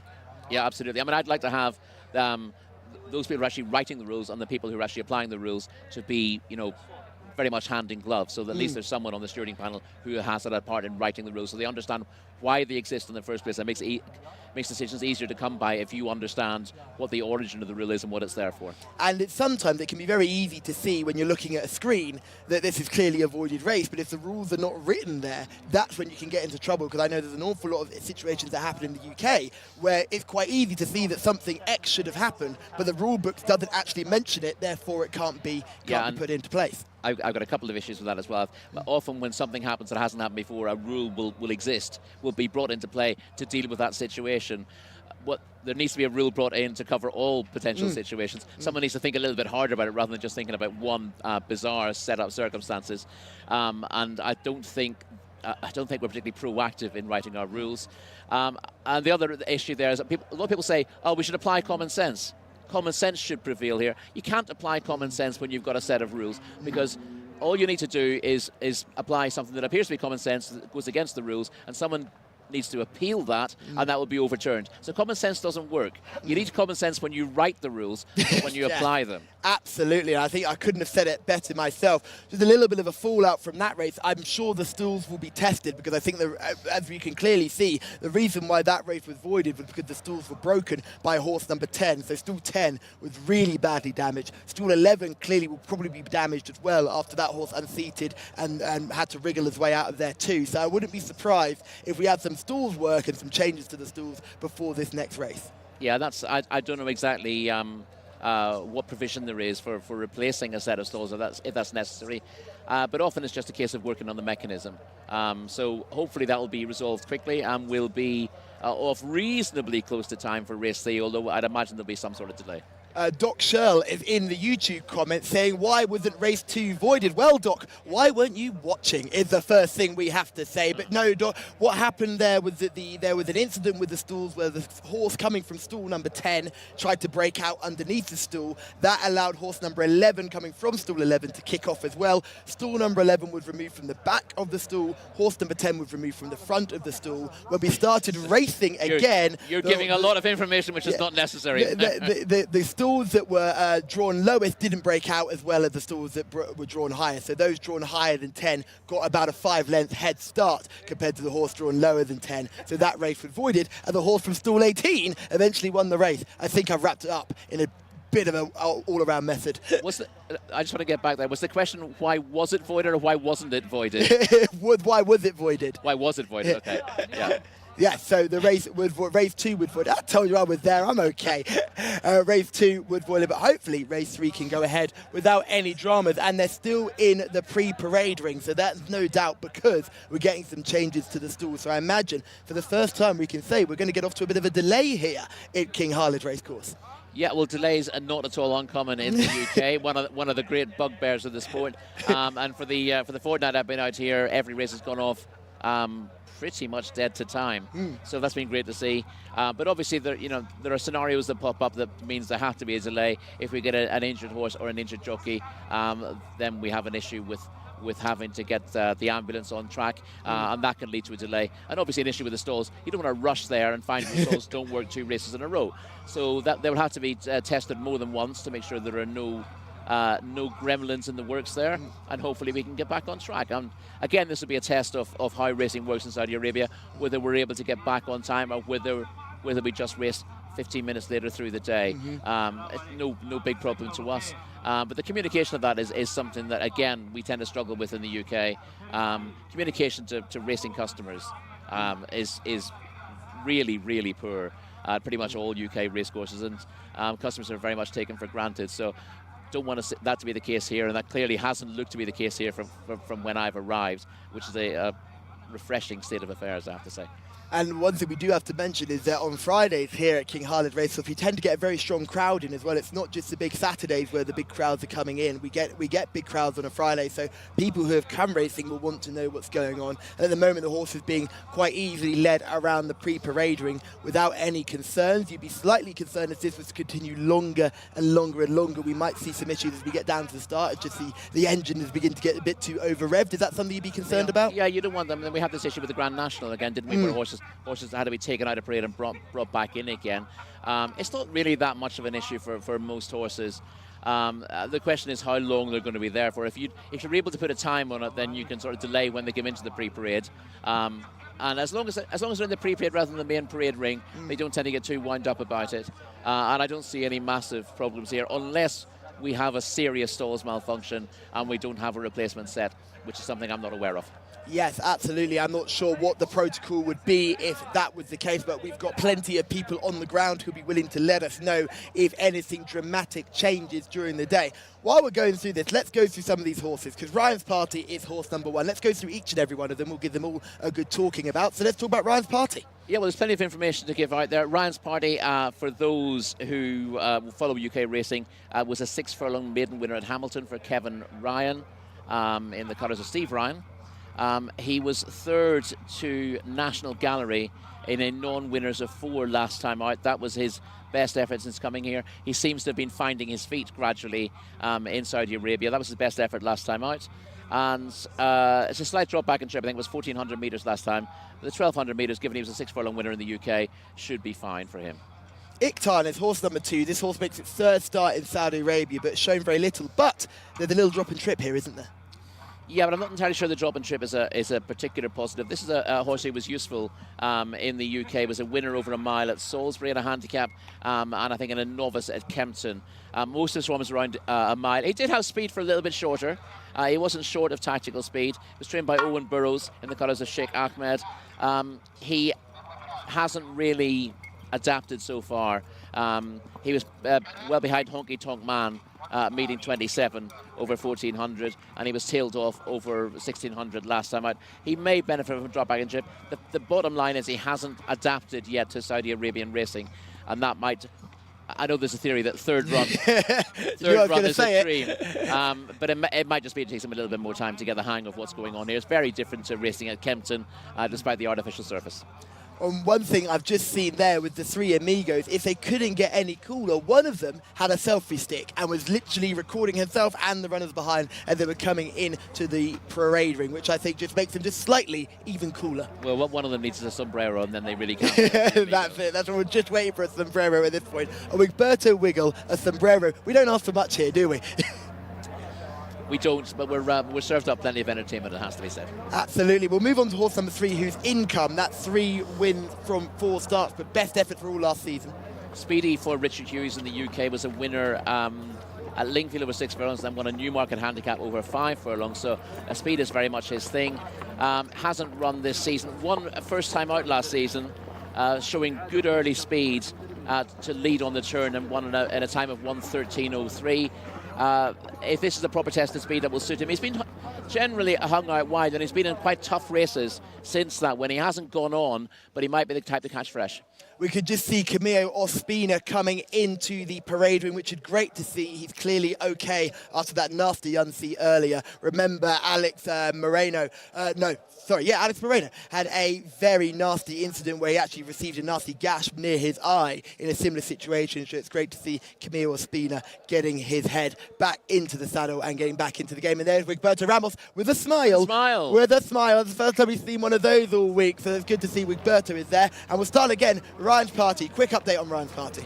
Well, no change since last we talked. Third to National Gallery in a non-winners of 4 last time out. That's his best effort to date. He shouldn't mind the drop and trip. Jockeys are already on board. Iktan is horse number 2. Edcam tailed off last time out. Hasn't really adapted to Saudi Arabian racing as yet. Income, horse number 3. Yeah, won over this trip at Riyadh. In an open race first time out last season, a dual winner in the UK. Hasn't built up, but he's been in tough races, and he's well drawn for a horse with plenty of speed. PP Go Lucky won an apprentice race last time. Yeah, won a non-winners of 3 last term, and 3 wins since have come in 0 to 90 handicaps. Useful sort. He also won a International Jockeys Challenge. Shamila is in the parade ring. Shamila, who do you like? Obviously, I haven't had much time because the bell has just gone off as they were walking into the parade ring.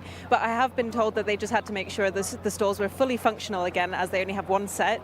So hopefully that goes on without a hitch again. My paddock pick is number 4, of course, Habibi Go Lucky, one of my favourite fillies in the whole of Saudi Arabia.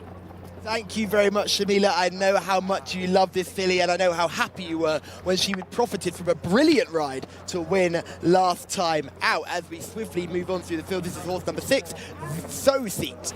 1-0 for the 1600 in March 2021. Hasn't won since. Hard to fancy on that evidence. Honky Tonk Man, horse number 7. Yeah, this is one of the leading players in this race. I've only got one minor negative for Honky Tonk Man. He's a dual winner over 7 furlongs for George Scott in the UK. Has taken really well to racing here. Reverse form with Chieftain when winning last time out, but does drop and trip, and all his best forms at 7 furlongs. Taking names is a very nice pedigree, and Alex Moreno on board, but hasn't quite lived up to that. Yeah, 5th again over 1600 last time out, and takes quite a drop and trip. Is a 6 furlong winner at Meydan, but that was just a maiden race. This is tougher.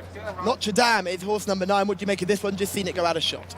Was behind Acer, who runs here, when 7th to Sunset Flash in a similar race to this last time out. Outclassed there, has more of a chance here, but still places at best, I think. The dashing grey Eti Salat is horse number 10. 7th to Habibi Go Lucky in an apprentice's race over 1600 last time out. He's been a good old stick over the years at Tissalat, but not getting any better now. Yamari, horse number 11, Camillo Ospina, still in the saddle. Really hard one to weigh up, because he won his maiden by 8.5 lengths, but the horses he beat were pretty ordinary, and he then stepped up markedly in class to run in the Shubra Cup last time out. That proved too tough for him. This, 1200 to 1400 seems his trip. This is easier than last time, but he's a difficult horse just to pin down as to what exactly his ability is. National Gallery is horse number 12, would have to have a massive chance on the hat trick. Yeah, massive. National Gallery's won his last 2. Had Ryan's party 3 lengths back in 3rd when taking a non-winners of 4 last time out over the 1400. Has won over 1200 and 1300 in the UK and Ireland. That's right, I should say in Ireland, Dundalk and Limerick. Actually, those wins were for Joseph O'Brien. This is Honky Tonk Man coming first in early August, and just as we see this replay, I'd like to do some housekeeping. They've already made it down to the start. That's how quickly the starting process has been settled in this race. Yes, good to see how quickly that's turned around. We see Honky Tonk Man. He was beaten by the horse who finishes 2nd here on his previous start, and he turns the tables with quite an impressive victory, beating, what was he called? Oh, this is Foxtrot, what's it called, isn't it? The horse that won the big race. Chieftain is the one who runs on into 2nd there, who'd been 1st on his previous start. That's a really good performance. And we see Sunset and Vine winning on turf here at Riyadh last season. Now, this is a horse who wasn't the most straightforward in the UK, didn't win in the UK, for William Knight, but it's been a revelation in his last 3 starts at Riyadh, finishing first, second and first, including this win on turf. Slightly concerned about the return to dirt, wouldn't you, in this sort of environment, as we go to the final horse, which is National Gallery, who's on the hat trick.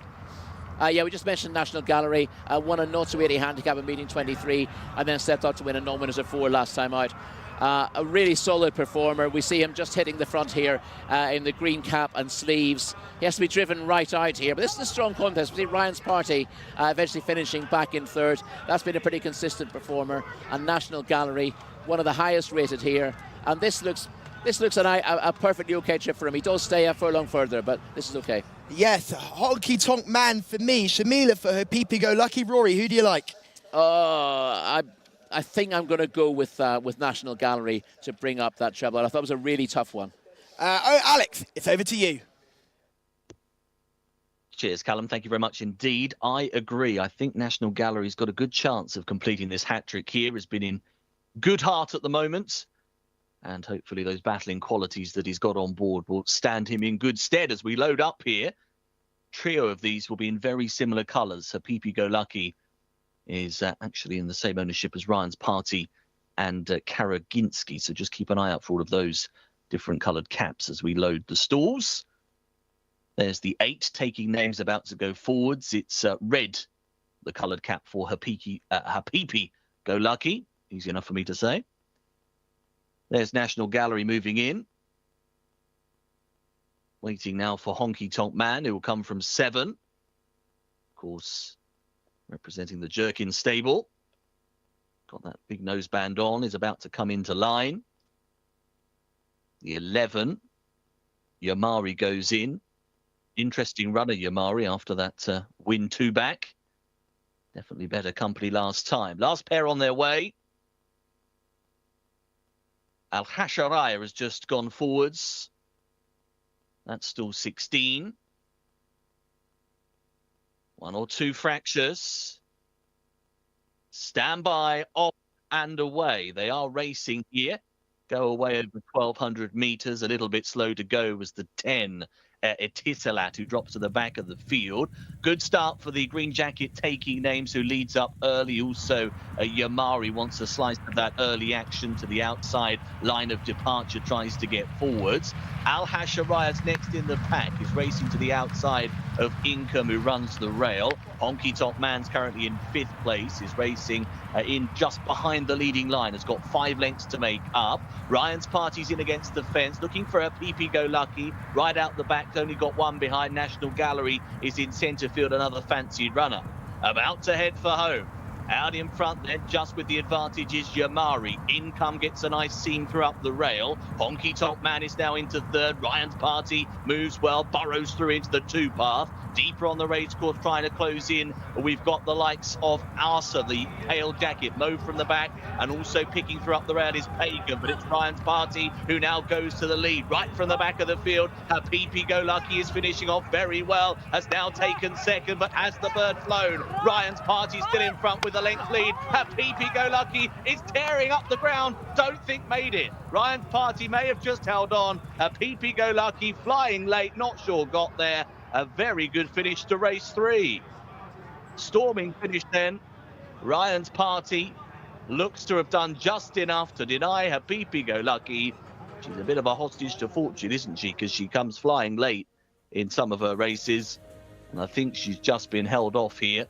National Gallery was closing in off the back end and might have snuck 3rd. There's our closing stages inside the final 100 metres. It's Ryan's Party, who has been confirmed our winner. It's a neck success for Ryan's Party, denying her Pee Go Lucky, who was looking to go back-to-back. It's another good run from her. She eventually takes the 2nd spot, and National Gallery 3rd. There is our finish. It's a neck between them, 1:17.88, 1 beating 4, 12 National Gallery, another solid run in 3rd, as we head back to Callum and Rory.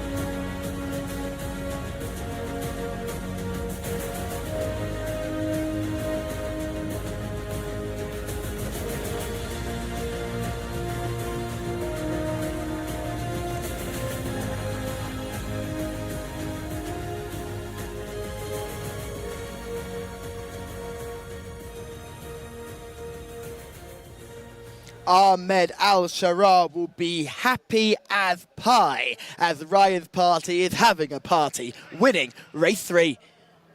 Yeah, this is a horse who's had a bit to find on the ratings. He had 12 pounds and 11 pounds to find with the second and third. But as we said pre-race, he's a horse who's gradually taken time to acclimatise here. Improved last time out when third to National Gallery, beaten 3 lengths, has turned the tables here with a really good run from stall 1. He's managed to get a very good position. Needed the line, really needed the line, because Habibi Go Lucky was absolutely flying at the finish. Looked even closer looking at the replay than live here. But she was a little bit unlucky. She's come from right at the back of the field. Lovely run from her, but Ryan's Party has just held on to gain his 3rd career win. It's a 1-2 for the owner and the trainer as well, but our hearts go out to Shamila, whose absolute favourite, Habibi Go Lucky, was so unlucky in defeat. That has to come from nowhere. Loves running through horses, but just couldn't get there on the line. Well, the good thing to tell Shamila is that Habibi Go Lucky doesn't know she didn't win. As far as she is concerned, she probably got there on the line. And, you know, it was such a tight finish. She was in front of yard after the wire, so she would have thought that. We see the replay here, and Ryan's Party doesn't get the greatest of breaks, as horses don't tend to break brilliantly from stall 1, but what they always have a clear path, because horses don't come across that quickly, and he soon settles into midfield and moves forward there. There's a lot of pace on here. Yamari goes to the front early, and we see the Green Cottage is taking names in second place. They go hell for leather through the first couple of furlongs of the contest, and as we can see, back in about 6th place at this stage, making gradual progress on the rail, is Ryan's Party. We've got no sign of Habibi Go Lucky at this stage because we can't see out the back of the field. Honky Tonk Man, you'll see in the red in the middle there, in about 5th or 6th place, moving up to challenge as Taking Names drops out very quickly. At this stage, Yamari still just about in front, but being challenged on all sides now. In between horses now, we see Ryan's Party coming with a run. And gets to the front at this stage. Honky Tonk Man looks at danger, but look behind and you'll see Habibi Go Lucky with a red cap weaving between runners into 5th place now, into 4th, challenging between the 2nd and 3rd, goes through a narrow gap there. Now he is in 2nd place, but still with 2 lengths to find as Ryan's Party gets a bit tired and wanders towards the centre of the track. Habibi Go Lucky gets the break on the inside, but the line comes 1 stride too soon for her. Boy, it was a thrilling finish. You just see the horse in the check colours. That's Estisalat, who had the poor break. The Dashing Grey was never able to get into the race. If you were part of the Honky Tonk Man support club, you would have been very, very excited turning in for home, because that horse looked in a prime position. But if the horses on the inside that were able to get the best run of things, and that was horse number 1, Ryan's Party, who has to bury his way through. I saw Alex give it a great call when he saw this horse burying through other horses to try and get a position. Really pushed Yamari out the way, and Yamari's chance was gone at that stage. But Habibi Go Lucky is right at the back of shot here in the red colours. If you were lucky enough to watch the form from the last race, did exactly the same thing, just waiting, and then threading the eye of a needle. But look at Ryan's Party here. It looks like a block of horses in front of him, but no, we're going to force our way through the gap. Yeah, the one I didn't spot there coming through on the inside, because I couldn't quite pick up the colours. Income looks to be in bright yellow colours, but actually much paler in real life. He briefly hits the front on the turn, gets up the inside of Yamari, but no sooner has Income hit the front than Ryan's Party comes past him. And Income, who I think is probably a horse who's best at 1,000 metres, but no races here for one with that kind of speed. He's faded out of it fairly rapidly as we see Habibi Go Lucky, who stays the 1,600 as we saw last time out. She's adaptable regards trip. The front 3 end up coming clear. Good run again from National Gallery, who got into quite a poor position, had to make a move quite wide, but has run on under hands and heels to finish 3rd, with the others beginning to drop back at that stage.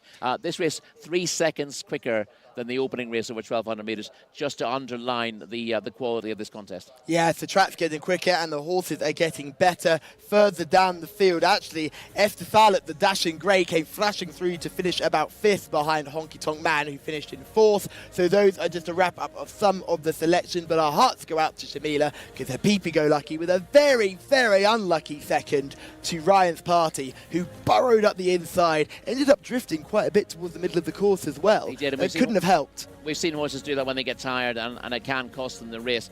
On this occasion, he's just held on. It's about a neck at the line, but you see it's not far past the line before he's flagging, and she's past him. So a good ride on the winner, but really crying out for the line in the last 100 metres. Yes, some brave riding all the way throughout from the first and the second to go through gaps that some jockeys would say were not there, but certainly a very good race. Jamari, we admitted we thought was set the pace, but wasn't able to hold up and ended up getting shuffled right back through the field. And we see some of the stragglers coming home late.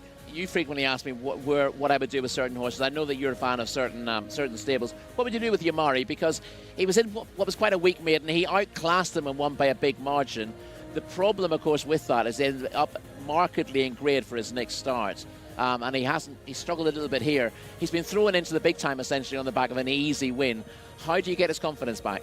Non-winners of 3 for me, straight away. Non-winners of 3 over 1,200 metres. I think the issue that they have is they have so many horses that fit that bill. Yeah. And that's the problem. They can't get them all in. So I think non-winners of 3 would where I would go next for Jamari. Needs to dominate. I think open racing is just not on the tables at the moment. He's a 5-year-old as well. Gelded 5-year-old. Yeah. What else can you do with him, really? There aren't many races here for horses who need to dominate because there's no cheap speed available. There are no small fields that you can dominate. So it's going to be tough. Yes, it will be tough for him, but I'm certain that team will know what they're doing and will get Yamari's head back in front as we swiftly move on to race 4 on our cards. And this is another maiden. This is for 2-year-olds, but we step up and trip, Rory, and I think that is what makes this an interesting race. Could we go over 7 furlongs, 1,400 metres? Indeed, and this looks, again, never easy with the 2-year-olds here with limited information. But slightly longer trip, some interesting pedigrees in here, a little bit of form on offer as well, so easier than the first. Probably less easy than the previous race. They're racing for 50,000 Rial here. They'll be racing for 1 million Rial on Saturday in the King Faisal Cup. A dramatic evening of cup racing awaits, culminating in the King Faisal Cup, a fitting tribute to the beloved former Saudi ruler. Which horse will follow Flying Grey Asfan Al Khaladir in achieving ultimate glory? Don't miss all the action. Saturday, September the 2nd, live on the Saudi Jockey Club YouTube channel. And it's not just the racing we'll have to look forward to here at King Khalid Racecourse. There's also going to be a band. They've seen the setup on stage. Rory and I were lucky to see some of the rehearsals yesterday evening, and they were not hanging about on the volume either. Felt like we were in a club. I can believe I got very excited for it a little bit there. But we swiftly move on to the more pressing concerns, which is the racing today over 1,400 metre, this 2-year-old contest. And Alex will take us through the runners and the riders. Callum, thank you very much indeed. Slightly jealous of that concert tomorrow. Here we go then, race 4, 1,400 metres. Bakhtar is the top of the card here, the mount of Al Furedi. 2 is Jazzy Al Hamadaya for Alex Moreno. 3, Bint Al Ri. 4 is Alabani. That one's the mount of Abdullah Al-Lawfi. Then we have 5, Daidan. 6, Alaham. That's the mount of Wigberto Ramos. 9 is Behiyaf Al-Rahman. And 10, Al-Moa Ehreb. That one will be ridden here by Ali Al-Mimoni. Over the page we will head. And the 11 will be Sijar when it catches up with us. Sijar, who will be the mount of Camilo Ospina. 12 is Nonsense. That runner will be ridden by Mohammed Al-Daham. 13, Wadhat Al-Kia. 15 is Muhik Bukum. 16 is Tusti. 17, Yaflan, ridden by Mohammed Al-Yami. 18, Damis for Khalid Al-Mimoni. And the 21 will be getting in here, and that is Jubail. Jubail's number 21, who's a reserve. A reminder, 7, 8, 14, 19 and 20 do not go. And runners are on their way into the paddock for race 4. Thank you very much, Alex, as the runners are heading into the paddock behind the 3 amigos, all the 3 musketeers. Take your pick, whatever you want to use. This isn't a non-winners race. Not so many horses coming here without experience. I think we've got a little bit more experience to play with than our last 2-year-old contest. You say that, but a little bit. You're going to start getting into the first 4 being newcomers. So we'll start off with. But in fairness, there are 2 of the first 4 or first 5 you mentioned I've managed to dig into the pedigrees, and there's very, very interesting pedigrees there. So a little bit easier than the first, where we were shrugging our shoulders a little bit.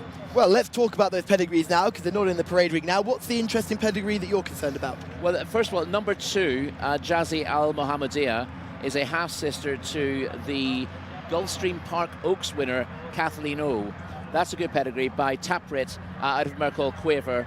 That's definitely a good pedigree from a good stable as well. Alex Moreno on board. And Daidan number 5 from your favourite stable. Yes. He is a half-brother to Al Auda. Now, locals here will know of Al Auda, 6-time winner around here, including the Ministry of Interior Cup and the Prince Mohammed bin Saud Al Kabir Cup as well. Top class performer around here, Al Auda. So Daidan, a blue burner half-brother to that high class performer, and I'd expect him to be pretty ready for debut as well. Do we know anything about Blue Burner, the stallion? That's not a stallion I've come across even here at Saudi Arabia. No, Blue Burner I don't know an awful lot about. I could find out a little bit about Blue Burner fairly quickly, but I wouldn't be talking to you in the middle of that either. Absolutely not. It would be rude, I think, would be the only thing I'd have to say about that.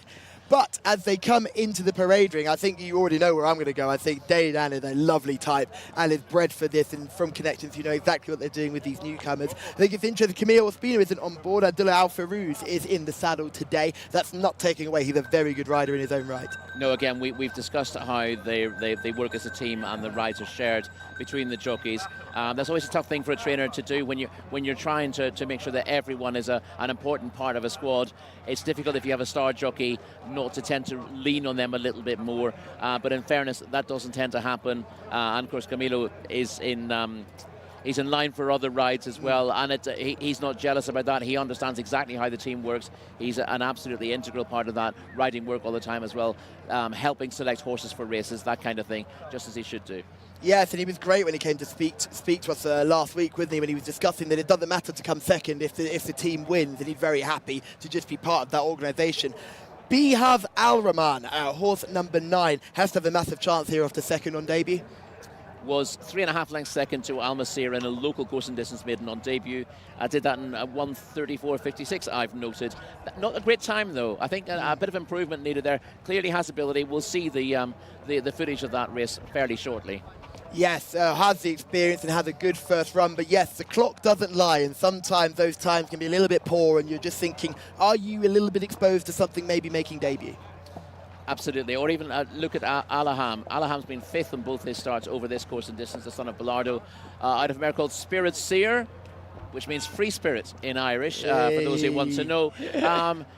You don't tend to notice horses who finish 5th as much, but he has run 1:31.83 for the 1,400 metres here, which is considerably faster than Bihaz Al Rahman did last time out in that local bred course and distance maiden. This, of course, is a local and imported maiden, and that would tend to be a stronger contest as well. Yeah, so it would slightly concern you about Bihaz Al Rahman, horse number 9, is the fact that this is tougher company. One horse has really caught my eye. That horse number 4, it is LA Barney, the real eye catcher there, a real strapping type. What do you know about that, making debut today? Couldn't find an awful lot on the pedigree by Yoshida out of CC's Joy. I did a little bit of work, but couldn't find much. Shamila is in the parade ring. Thanks very much, Callum. I was drawn to the horse that you were just talking about, number 9, but he was getting a bit worked up in the parade ring, a bit too much for my liking. So I'm going to go with horse number 2, Jcsa Al-Mohammadiyah, a beautiful dapple grey. Obviously, there's not much form to go on in this race. There isn't huge amounts. A lot of our debutants, so I'm just going to go with the horse that I think looks the best. Nothing wrong with going with the horse that catches the eye in the parade ring at all. One thing I do have to mention is Daidan of the debutants. I just think the breeding is exciting. I think Jcsa Al-Mohammadiyah is another horse, number 2, that you've mentioned the pedigree. Any other pedigree eye catchers, or are those the 2 that are immediately come to mind? Those are the 2 really strong looking ones. We haven't gone over the page yet, but we've dealt with most of them. Yaflan, number 17, is out of a 7 furlong / mile all-weather winner in the UK for Jean-René Auvray. That cost 15,000 euro. That's not outstanding particularly. And I think Jubil, number 21, gets into the race now. And that cost 14,000 guineas. Dam was unraced. 2 half-siblings are yet to win, so that wasn't a particularly taking pedigree. Damas has had the one run. He's got a lovely UK pedigree by Twilight Sun out of Bikini, I think this is about 7 or 8 winners in the UK. We'll see him shortly. This is Bahav's Al-Rahman, the form that you're about to see, and this is this horse finishing second on debut. This was in early August, so has been given plenty of time since then. Yeah, you see Bahav's Al-Rahman in the yellow colours with the black cap, already in second place at this stage. No great challenges from behind. My view is this is quite a weak maiden, to be perfectly honest. He's done nothing wrong in second, keeps trying to get to the winner, but as you'll see, he just gets the winner gets further and further away from him in the last 100 metres. But he's clear of the rest. I think this is a nice enough performance. But as Shamila said, he was getting very much on his toes, and he still looked that way going out into the racecourse, looking to give his jockey a bit of a hard time. Yes, and Shamila is great being down there, being able to give us a straight-up view of some of the horses, and still taking a little bit of a pull down there as well, just cocking his jaw slightly there. Dartmouth, I'm fascinated by this horse. I was really taken with the debut performance. It says 8s on paper, but this horse was bang up there early, so I'm totally confused at why we're suddenly stepping up in trip, because that was over 1,200 and now we're going over 1,400. I think this is about what opportunities there are there, because the whole family are really 6 furlong horses. The Dam Bikini was fairly useful for Henry Candy. He also had one of the siblings, Tight Fit, who was useful. Joan Kirkup is a multiple winner over 6 furlongs with Dig in the Ground. Commander Kirkup, another Kevin Kirkup owns both of those. No surprises there. At one stage, Colossus, another one who ran in the Kirkup colours. Have a Go Mecca, I think 3 of those certainly ran for, all 4 of them at one stage ran for Michael Dodds. It's 6 furlong, 1,200 pedigree through and through, really. So the step up to 7 furlongs, given the speed that he showed first time. It's also turf pedigree. It's sort of softish ground turf pedigree as well. So Damas looks a really nice type. Caught the eye in the paddock last time out as well. I was watching the programme that day. He was drawn wide on debut, showed speed, and then got pushed wide again on the turn. So had a bad trip, faded late. He cost 27,000 guineas to bring out here, and he's definitely capable of winning races. Connections might think about sending him back to the UK, though, if he doesn't cut the mustard here. Or perhaps turf at Riyadh might suit him better here. But 7 furlongs, we both think this might prove too far for him, but we also think he's a lot better than that 8th on paper suggests. It's just that these might not be the conditions to show him to best effect. Now, I don't have a crystal ball, but I'm going to try and predict how this goes. I think Dartmouth breaking wide from 18 is going to hit the lids and go very hard. But I also think that you're going to see Daydan, horse number 5, do the same thing from a more inside draw. So wouldn't be surprised to see Daydan actually get the early lead, but be taken on by Dartmouth. And my fear is they both run each other into the ground here, because we know, I'm pretty sure Dartmouth isn't going to stay this trip. So it might be there at the top of the bend, but halfway down the straight isn't going to get there. And it could be more of a late closers type. Is there any of these who have shown on their previous start that they were finishing fast? Would it be Alam? Alaham could do. As I said, Alaham, though only finishing 5th, was 5th to Dubawi Najd in a non-winner to 3 last time out. So, you know, eligible to run in maidens, but running a strong race last time out where he got that good time. That's actually better form than it looks. Arguably the best form in the race. So Alaham could be the one to pick up the pieces if the race pans out as you think it will. Obviously, that's a big call, suggesting that newcomer is going to go very fast. I know that they do tend to go forward on these horses, but Daydan has got stamina in the pedigree, but we don't know quite how ready he is to show that stamina. And we hope that Jazzy Al-Mohammadiyah, who's got a lovely pedigree, is ready to go from stall 2 as well. Well, we'll just wrap up our selection. So Jami Al-Mohammadiyah is Shamila's pick. Daydan is Callum's pick. Rory, who are you going for? I am going for the one. And I've lost my page now. Oh, he's had a nightmare. I can use my page now. I'll go for Alaham to pick them up, even though there's a couple of the horses that I like more for the long term. I think Alaham might just get this race run to suit. Yeah, so Rory is going for Alaham. I am going for Daydan. Shamila is going for Jazzy Al-Mohammadiyah. That's horse number 2, horse number 6, and horse number 5. None of us have had a winner. I'm pretty sure Gloria Flashes counts as a winner, to be honest. Yes, exactly. We both had the winner of the set. Moral winners count, Greg. Moral winners are the thing we have, and we are dripping in moral winners. Alex, who do you like in this one? Oh, I found this one very hard indeed. I could understand, actually, the liking of Damis horse 18, based, like you said, on the pedigree, and looks probably one of the nicest types for the future in the lineup here. Behaf's Al-Rahman, of course, has got the second place next to his name. I keep siding with Rory today, but I thought that Alaham might pick up the pieces, like he said as well, after those 2 5th-placed efforts. So it would be a tentative vote for that particular runner in here, but not a great deal of confidence with which way to turn in this particular race. Obviously 16 of them going with the several absentees, so a bit of a difference in terms of the look here. Slightly fewer runners. There's the 6 Alaham, the pick for Rory and me, about to go forwards to stall 6 with Wigberto Ramos on board. See if he'll be smiling come the end of this race. Bakhtar is already forwards into gate 1. One of the many newcomers in the lineup there is Bihafs Al-Rahman, who moves forwards to stall 9. Mohammed Al-Hubayl on board for the Aldani stable. That one's locked away. Just about to push their next runner forwards as the rest of them circle behind. Looks like we've got one jockey off the back at the moment, but now getting the leg back up. That was Ali Al-Mimoni, who's on board number 10, Al-Moareb. They're back together. Ali Abani going forwards for Abdullah Al-Lawfi, moving forwards to 4. You might the colours to look out for if you're supporting that runner. In the stalls, Alaham's getting restless. Hopefully he'll settle down. The Bellardo Colt. Sajar has just gone in. Dark green jacket and white stripe into the stalls. Don't forget Jubail gets in here with the reserve. Looks like we're down to the last 3 or 4 runners. Jazzy Al-Muhammad are about to go forwards.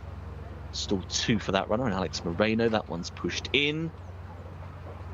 One of the most likely newcomers according to our team on track. Damis looks like being the last one, nearly set for action here.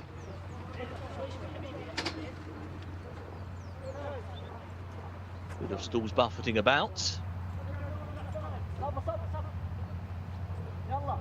Signal given. And they're off and racing. Dashing away here over the 1400-metre trip. Quite a level break here. Yellow jacket in the centre. Bihafs Al-Rahman not badly away. Also red silks of Al-Moareb is handy. Right up the inside, Bakhtar, one of the newcomers. Good start. Bint Al-Ria is in company the red jacket, and these two will power on to the advantage. They're being followed by the dark green of Nonsense, who's racing in 3rd place. Red silks and white cap. That next is Al-Moareb on the inside. Daidan now moves forwards into 4th position. They're tracked by Jazzy Al-Mohammada, who's racing in company with the dark green silks of Damis, who hasn't got to the front today. Bihafs Al-Rahman next in the pack, being followed by Alaham. Striped jacket in midfield. Flan is back through them. Blue cap has only got 4 or 5 behind. There are several outpaced, including Jubail, as they're about to swing back towards home. Up top then, Bint Al-Ri just has the lead, but to the outside, now putting up a big effort, is the dark green jacket of Nonsense, who goes past. Nonsense takes over.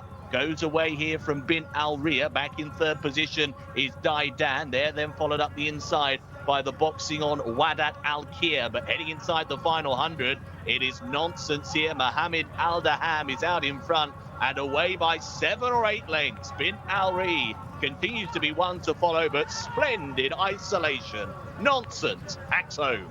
Nonsense was far too good. A smart start. Beats into 2nd place Daidan, and that one followed in company with Wadat Al-Kir. Nice stuff indeed. We've had another very easy newcomer winner. Nonsense, who goes on to score then for Mohammed Al-Daham, who was in a good position, got some good early speed, tucked in behind them, and then swept on past for a very cosy win.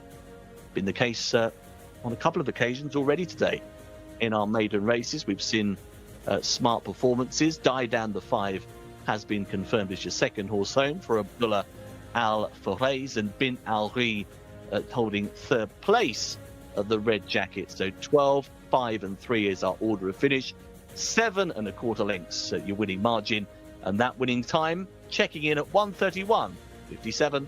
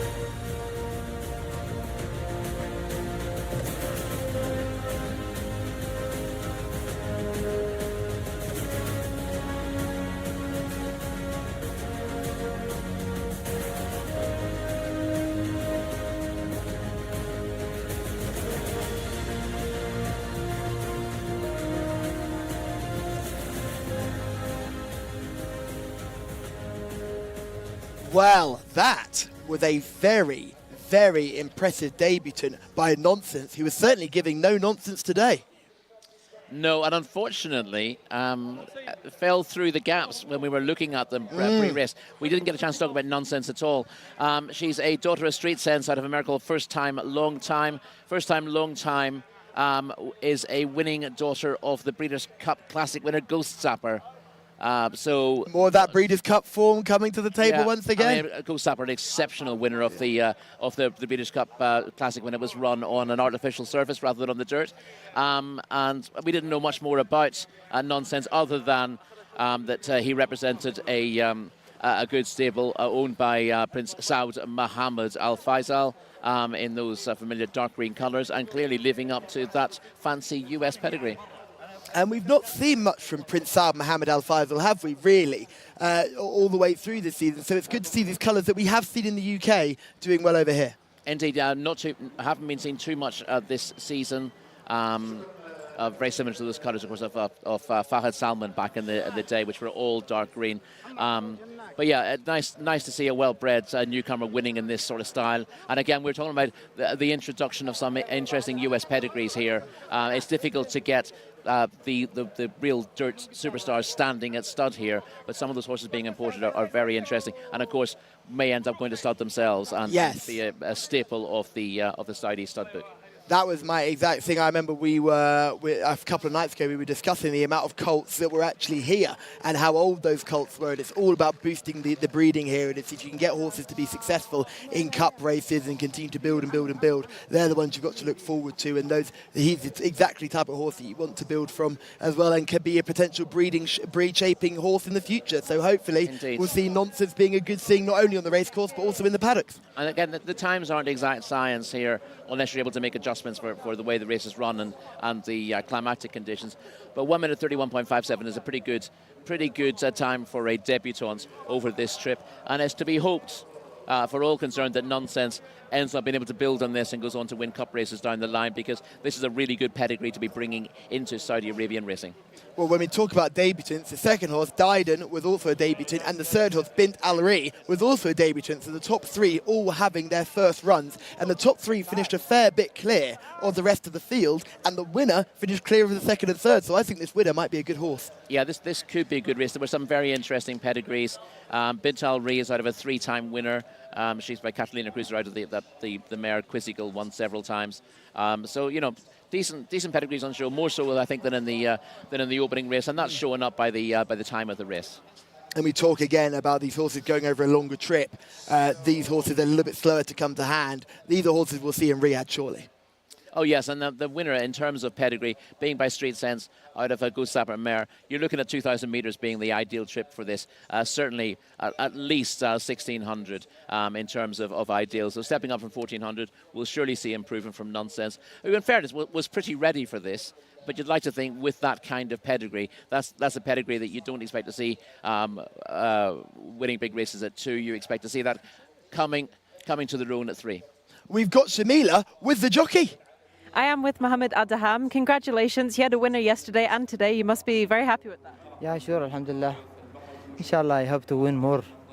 Me and all jockey. And tell me about this race. This colt seems very impressive. Yeah, this is a race. Baby, more good baby. See, mashallah, before the race. And when break, they have 2 speed. Alhamdulillah, my horse come good and he can win. Alhamdulillah. And what did the trainer tell you before the race? He gave you any instruction? No, the trainer, he say just a good break and see the horse, what he can do, and go with the horse, you know. And alhamdulillah. Thank you so much, Mohammed. Welcome.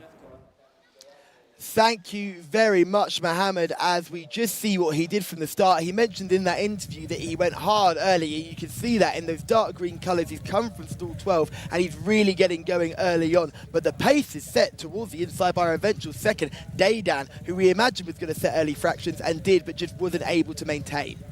Well, in fairness, the second and third are first and second as we pick this up, and they've kept on well enough to hold the place. I think it's Bint Al-Ri on the outside of Daidan, who's taken over the lead at this stage. And we see the eventual winner in a group of 3 tracking the pace and moving forward at this stage to get ready to throw down a challenge. The the front two are duking it out at this stage, looking to dominate the race.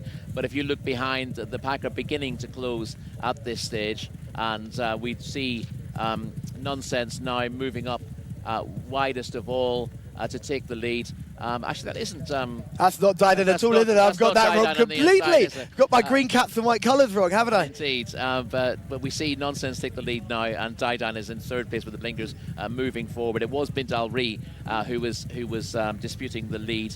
But I wonder who that was. Would it have been Jazzy Al Mohammedia, who's got a green cap and white colours? I think it would be, yeah. That was the newcomer. Yeah. Okay. Actually, I think it was Bakhtar who was disputing the lead with Bint Al Ri in the early stages. That's a blue cap on Bakhtar. She's the half-sister to Winner, but showed speed but didn't get home. And as we see, looking at the replay again, Nonsense comes home comfortably clear. But coming home with the right sort of horses, Bint Al Ri with a good pedigree, Didan with possibly the most interesting pedigree of the lot, being related to a cup winner. And ends up doing late work rather than just beating the lead. But I think you were expecting that so much to be up with the pace that you assumed he was up there. And we see now just in the background, Bakhtar being eased up, the one that had showed the speed from stall 1. And what I quite liked about this winning performance is the way the horse put the race to bed as they came into the turn. Had to come wide with 3 wide on the bend, but didn't lose momentum throughout that turn and seemed to kick away again as he shot off that final bend. And it's not, this last bend isn't super tight. It's not like what I think of a Lingfield when you think of a slingshot sort of action you can get on that bend. You can't quite do that here, but you can certainly win a race on that bend. Yeah, the key there is to work out what line you want to take around the bend before you get to it. The one thing I've seen jockeys do that I think is perhaps a little bit of a negative is to pull out on the crown of the bend for a challenge. They seem to pull out too sharply and sometimes lose momentum, end up swinging a little bit wide. I think you want to wait until you pull out if you can. I mean, obviously you don't have the choice a lot of the time. If horses are weakening in front of you, you need to be out of their way, and therefore pulling wide. Weakening horses tend to fall back on you towards the inside, so jockeys do want to get out of the way of those runners. But if, as we've seen here, Mohammed saw what his route was going to be into the bend. He was 3 wide, chasing the leaders, but he knew they would come back to him, and he was just waiting for the moment to press the button, and he did that at the right time. This is a good-looking horse. I think hopefully we will see an awful lot more of Nonsense, who has the pedigree to go on to good things. Difficult to know exactly how much improvement there's going to be from race 1 to race 2, because he certainly knew his job. But he has a pedigree that suggests that a longer trip and a bit of time will suit him. Would this be your performance of the day so far? So far, it certainly looks that way. But listen, this looks a really good card, and I don't like making calls too early. But at this stage, this is an exciting horse to have, and maybe we'll be speaking to Mohammed later in the day. Yes. Do we have a Rory's runner-up in the shape of Didan? Not quite in the way that I had them yesterday. But yeah, a very nice. Not far off. I mean, Didan's got the pedigree to be excited about, and we'll surely find a maiden race. I'll have a little bit of look at, when I get a chance, have a look at Blue Burner's Desire and see what we can expect of that going forward. But certainly the dam side of the pedigree is smart there, being having produced that 6-time winner, especially in Cup company as well. So Didan is sure to win his maiden. Bint Al Ri, you say the same. When 3 newcomers come to the fore in a race like this, they tend to be above average. Yes, I think this is a race to keep an eye on and keep an asterisk by all 3 of those names. That's Nonsense, our winner, Didan, our second, and Bint Al Ri, our third as well. There's 3 horses to keep on the right side of, but plenty more to get excited if you go into the car. But Nonsense showed no nonsense here, was very, very impressive in taking this race. And the great thing is that this horse still hits the line well. It's not stopping down the straight. So the idea of being a little bit flexible with distances, maybe the step up to a mile, wouldn't be so much of a concern. Yeah, when you're watching horses make their debut over 1,200, they can win it just by having raw pace. And they get to the front and they're able to switch on the turbo, maybe get a little bit tired late in the day, and you think they look very impressive. But when they can't dominate next time out, it's often a lot more difficult for them. This is a horse who wouldn't have that problem, didn't try to dominate this race, allowed others to set the pace, closed that off the bend, finished off strongly, will benefit from a step up to 1,600.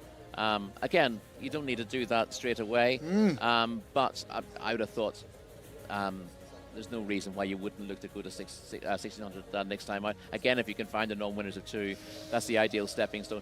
Broke a little bit awkwardly. And broke out to his right there and hampered Wadat Al-Khair on his outside. That's an interesting one on pedigree, not necessarily one that that you would want over this track and trip, Wadat Alker, by pre-morning winner, unfortunately, out of an unraced Arcano mare. That's, again, very much a turf, 6 furlong. It's another Chiefly Park pedigree, isn't it? Yeah, yeah. So that's a one to watch, again, probably on turf at Riyadh. But you get the horses with dirt turf pedigrees here who end up doing remarkably well on the dirt. You can't make assumptions that the pedigree is going to tell you all you need to know. And this course is modelled on Riyadh, and I remember a lot of the European runners after the first Saudi Cup said this is the fairest dirt we've ever been able to run on, and that's why a horse like Mishrif, whose whole career was on turf, was able to be successful on the dirt in Riyadh. So I think it's quite flexible in regards to where horses can go. I still think they'd love the turf more, but the ability to have the option to run on dirt is always good. It definitely tests stamina because of the deep surface here, but the horses handle it. We see horses finishing tired here. We don't see many horses just unable to handle the surface. And yeah, I think it's a tremendously fair track. So yeah, I'd have no worries running any sort of horse here, even if the pedigree suggested it wanted a different. We've seen horses who are Epsom specialists at home running very well here, and we've got one on the card today. So it doesn't seem to suit any particular kind of horse, but it does suit quality. Yes, it does. The quality does tend to come to a head as Mohammed Al Dahan, looking cool as you like, winning our last contest in impressive style on a horse called Nonsense, who is one for the notebooks. As we move swiftly on, but we're staying over 1,400 metres, and we get into a really tasty contest where I'm very excited about horse number 10 on your race card, which is Wash Al Mohammedia, who is a very, very exciting runner. Yes, Wash Al Mohammedia was a JCRA winner over 1,400 metres at Riyadh. Won 2 in a row last season. Disappointing on paper on her last 3 starts, but she was upped markedly in class, running a Group 1 races late in the season. This is a good contest, but it's a marked drop in grade for her, and I think she's the type to have benefited from a break, having been beaten up in very high-quality races in her last couple of starts. Alex Fussy will take us through the runners and the riders. Cheers, Callum. Yes, let's see who she's up against here this afternoon. This is a race for horses who have won 1 to 2 races previously. 1 is Al Asra, that's the mount of Fahad Al Faradi. 2, Barik Amal. 3, though at Atlal, that's the mount of Youssef Al Hussein. 4, Najmat Al Mahafil. 5 is Tandoof, 2-time winner from 5 starts. Number 6 is As-Saidi, that will be ridden by Abdullah Al Saidi. Number 7 is Meshal. Number 8 is Kareem, who has got a couple of wins next to his name from 11 goes before. Mahbubat Hussein is number 9. 10 is the aforementioned Wahash Al Mohammedia. 11, Nasima. 12 is a Fasa, the mount of Camilo Espina. 13, Lodwi. 14 then is Mutasamek. 15 is Thawari. And then 16 is La Auj Thati. That will be ridden by Abdullah Al-Lawfi. 17 is Al-Bashid, and 18 Sawam rounds out the field here for our 5th race of the day. 19, 20, 21, the reserves not going, and runners are already in the parade ring. Jockeys getting up shortly. Thank you very much, Alex, for giving us the runners and riders for this contest. A non-winners of 3, and it looks like a real tough one to get your head around because plenty of horses come into this contest with 2 wins to their name, sometimes in the UK, sometimes for overseas as well. The first, well, let's see who have every single runner in this race, including the reserves who don't get in, have won 2 races. So this is as high quality as you can get at this level. We've seen a few races, non-winners of 3, where actually only 2 of them are winners of 1 race. Of 1, yes, yeah. But this is a really strong non-winners of 3. We're in for a cracking contest. We've got a good race to compare it with, the one that's just gone as well. No maidens in this race today, but Shamila is in the paddock, and she's going to give us her eye-catcher. Well, after all the horses entered the parade ring, it wasn't difficult who was my paddock pick for race number 5. Number 12, Afasa, another premium tap filly. And she's the type of filly that you look at her and you think she's a colt. All of these King Abdulaziz horses are all bred impeccably. They look stunning, and she is my paddock pick. No surprises there, Shamila. You know how well turned out those sons of King Abdul bin Al-Aziz and Sons horses are. They are always very, very smartly turned out, and they always look like such a professional outfit, I feel. There's always 3 with each horse. They look well turned out, and they're ridden by a man who knows his way around here, Camille Ospina, who is just mustard in races like this. He certainly is, but this is no easy task, but Jcsa is one of the more interesting runners in the race. She's a 4-year-old filly who won an 1,800-metre Fillies Open at Riyadh, and she was a length second to Corba in a good Fillies Open here last time out. With a rating of 87, she is possibly the second most likely winner on the ratings, let's say. Corba is a horse for me that's going to feature a lot in this. Doesn't run in this race, but horses that have been just beaten by Corba tend to be quite good, because Corba herself is a very good horse. Yeah, that's a good performance to get as close to Corba as she did last time out at Jcsa. She's also one of the more likely race ones. You see, all these have won 2 races, but in the case of Al Louis, for example, number 13, he's won 2 of 82, and he's lost his last 70 over the last 3 seasons. So some of these 2-time winners are more likely to win again than others, and Jcsa is top of that list, having only had the 11 runs. Let's try and get through some of these as well, so we don't let anyone slip through the cracks like in the last race. Al-Azra is horse number 1 as the jockeys hear the bell. What do you make of this one? One last time out. Maiden winner over course and distance, and won a 1,200-metre open local contest last time out, beating Alashoria by 2 lengths. Alashoria pops up in 1 or 2 form lines as well. It's a little bit tougher, but has a chance. Barik Amal, a horse number 2, 2 wins from 23 starts, but hasn't shown much this season. No, 2 from 23, but recent efforts have been poor, and she looks out of her depth here. So Al Atal is horse number 3, rated 84, only 1 run this season. 4th in a non-winners of 4 behind National Gallery last time out. That's a good performance. We saw National Gallery looking for treble early on and running well in 3rd. If Doal Atal can repeat that, he will be thereabouts. Najmat Al Mahafil is horse number 4, 2 wins from 21, and has been banging on the door this season.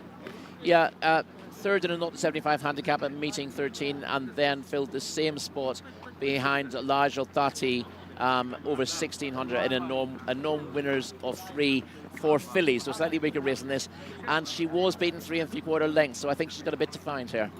Tandoof is a horse that let me down last time. I was a big supporter of this one and didn't really go to plan. Hopefully can bounce back. Very lightly raced, only had the 5 runs, so has scope for improvement. 2nd in a 0-75 handicap on her penultimate start, but only 6th behind Al-Azra last time out, beaten 11 3/4 lengths. Needs to step up, but she is low mileage. She could easily bounce back. Sadie, really disappointed last time out, 7th and well beaten that time. Yeah, she's won 2 from 29, but the last of those wins came in March 2021. That was in a Fillies Open. Yes, Meshaal, horse number 7, 2 wins from 86 starts. Not much to cheer about of late from Meshaal, and looks set to struggle after a disappointing effort last time out.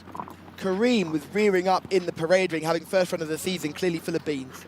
Yeah, runner-up on his last 2 starts at Riyadh last season. Only had the 11 runs, only a 3-year-old, could easily improve.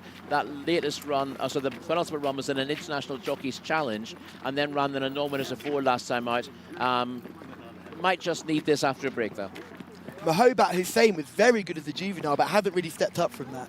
No, well held this year. I would say she hasn't trained on based on recent performances.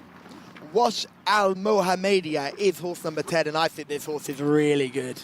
Yeah, if you look at the last 3 form figures, you'd maybe put a line through Wash Al Mohammedia. 9th, unplaced and unplaced. But those have been, 2 of those have been a Group 1 company, and she's been very highly tried since winning a Jockey Club award race over 1,400 metres at Riyadh last season.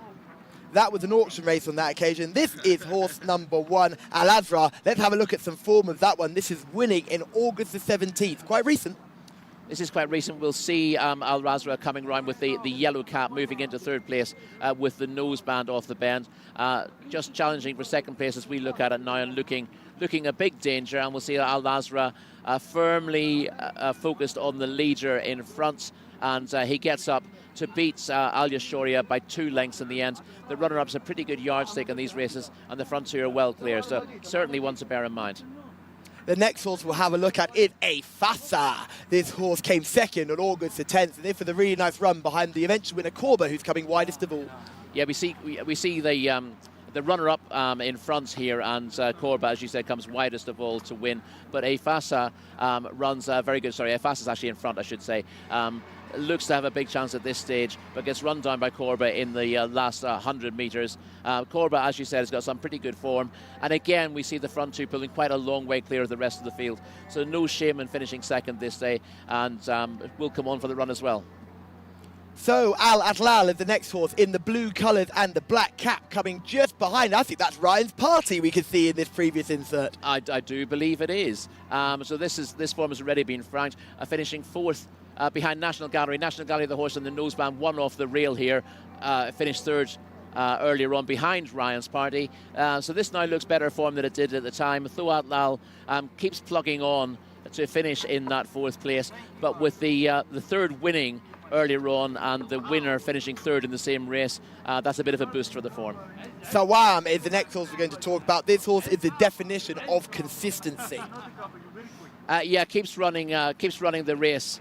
And we'll see Sawam in finishing third here, having to weave between horses.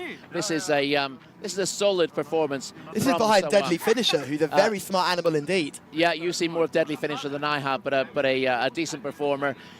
Just gets up for third. It wasn't a tight enough finish for the places there. Maybe needs to step up again to win this. Here comes the good thing. This is Wash Al Mohammedia. Now this is from Taif last season. Now this horse was so impressive in the start before, which was debut. This is the second start of the career. They said forget Taif, we're going straight to Riyadh and we're jumping into Group 1 because she wins by half the track. She's so mightily impressive. She's never asked to go any quicker than she needs to, and she wins as she likes. Ignore the last few runs. They were in Group 1 company. It was far harder than this. She drops back today. This is her first run of the season. She won on debut last season. I think she's got a mightily good chance. I think she might be a step too quick for all of these today. Yeah, you might wonder whether she'll be ready for this after a break, but she was pretty good early last season, and she looks ready to go here.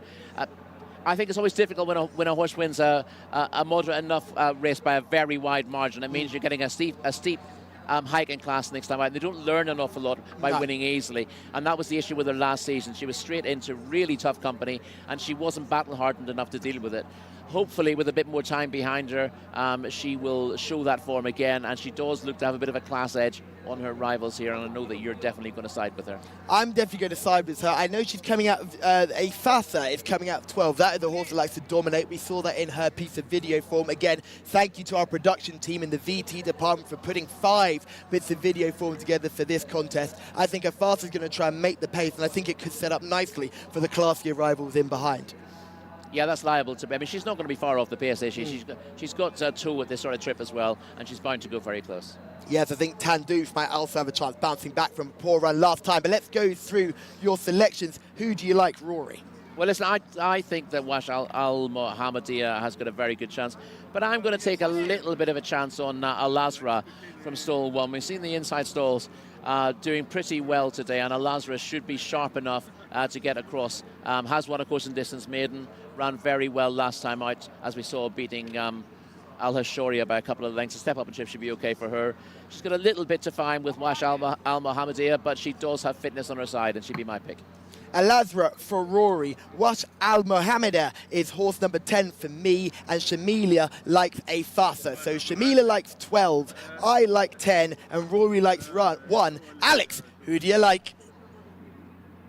Well, I'm going to throw another dart in here, actually. I'm going to go with Tho Al Atlal, horse 3, based on that very good fourth, as we saw a short time ago in those inserts. And that form obviously boosted already on today's card. So I think the strength of that will see Tho Al Atlal involved in the finish in some way, shape or form.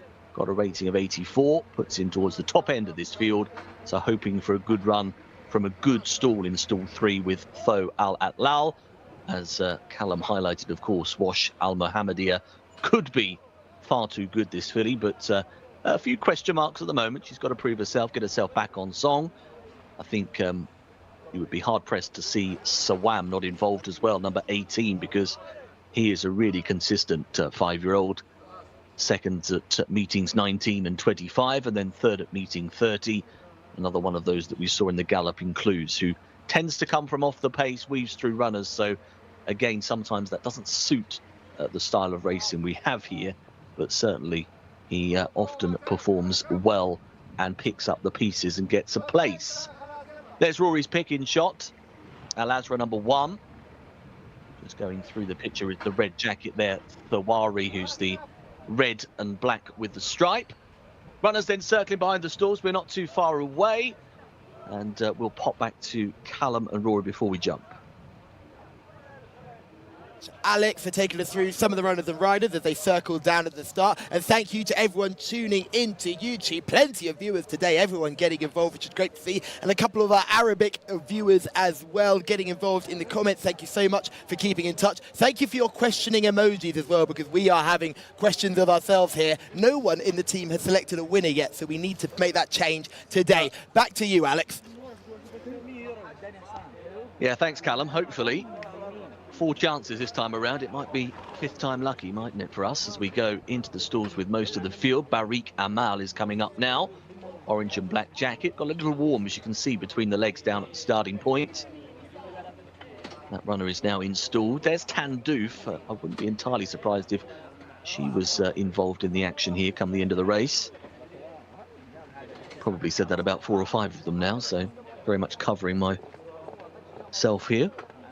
There's the 17, Albachet, who's going to go forwards. 2 wins from 20 starts, a win at meeting 2, so right at the start of the season here. There's Fahad Al-Furaidi in the stalls, talking to one of the handlers.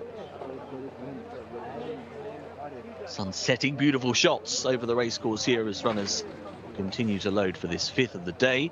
45,000 up for grabs for the winner, fillies and colts. Don't forget, this is a restricted win race, so only 1 or 2 wins allowed, all of them with a couple. Mahboubat Hussein goes forwards now, pink jacket, black diamond on the body. A Farsa moving in for Camilo Ospina, that's Shamila's fancy. Got the white headgear on.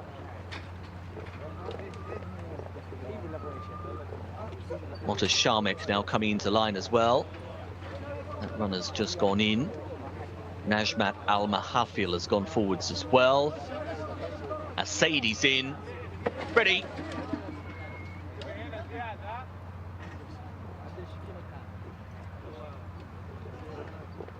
We wait.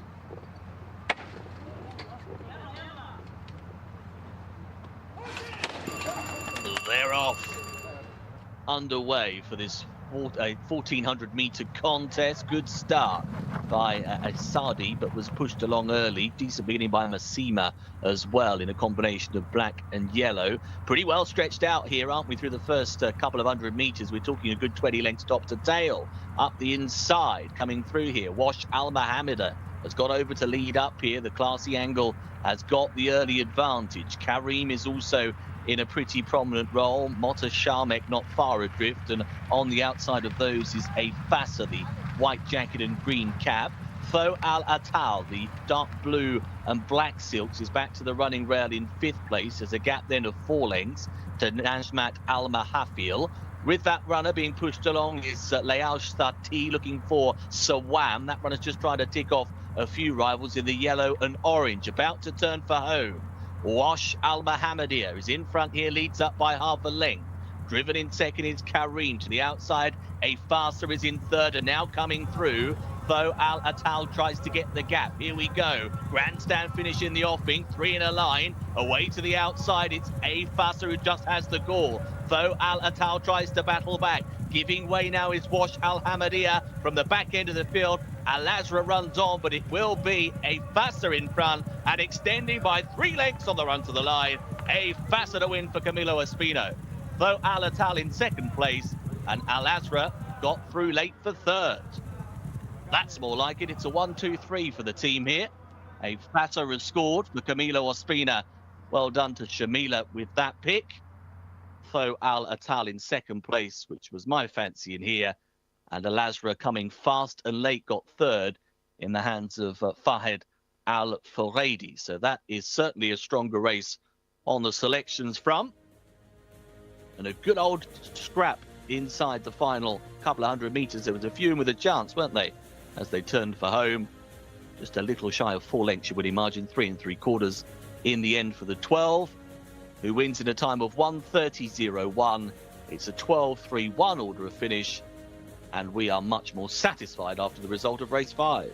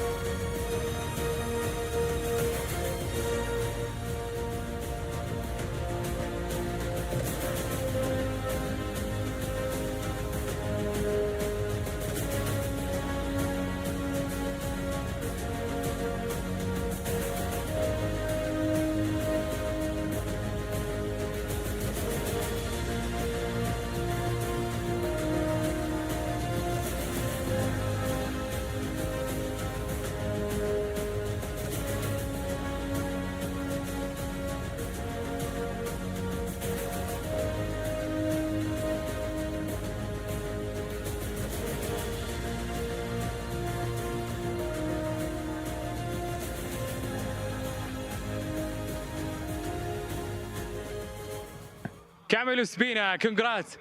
How is it this second time with you? No, thank you very much, Ali. You know, special to thank you very much to the Prince Mita. Bin Abdullah is here.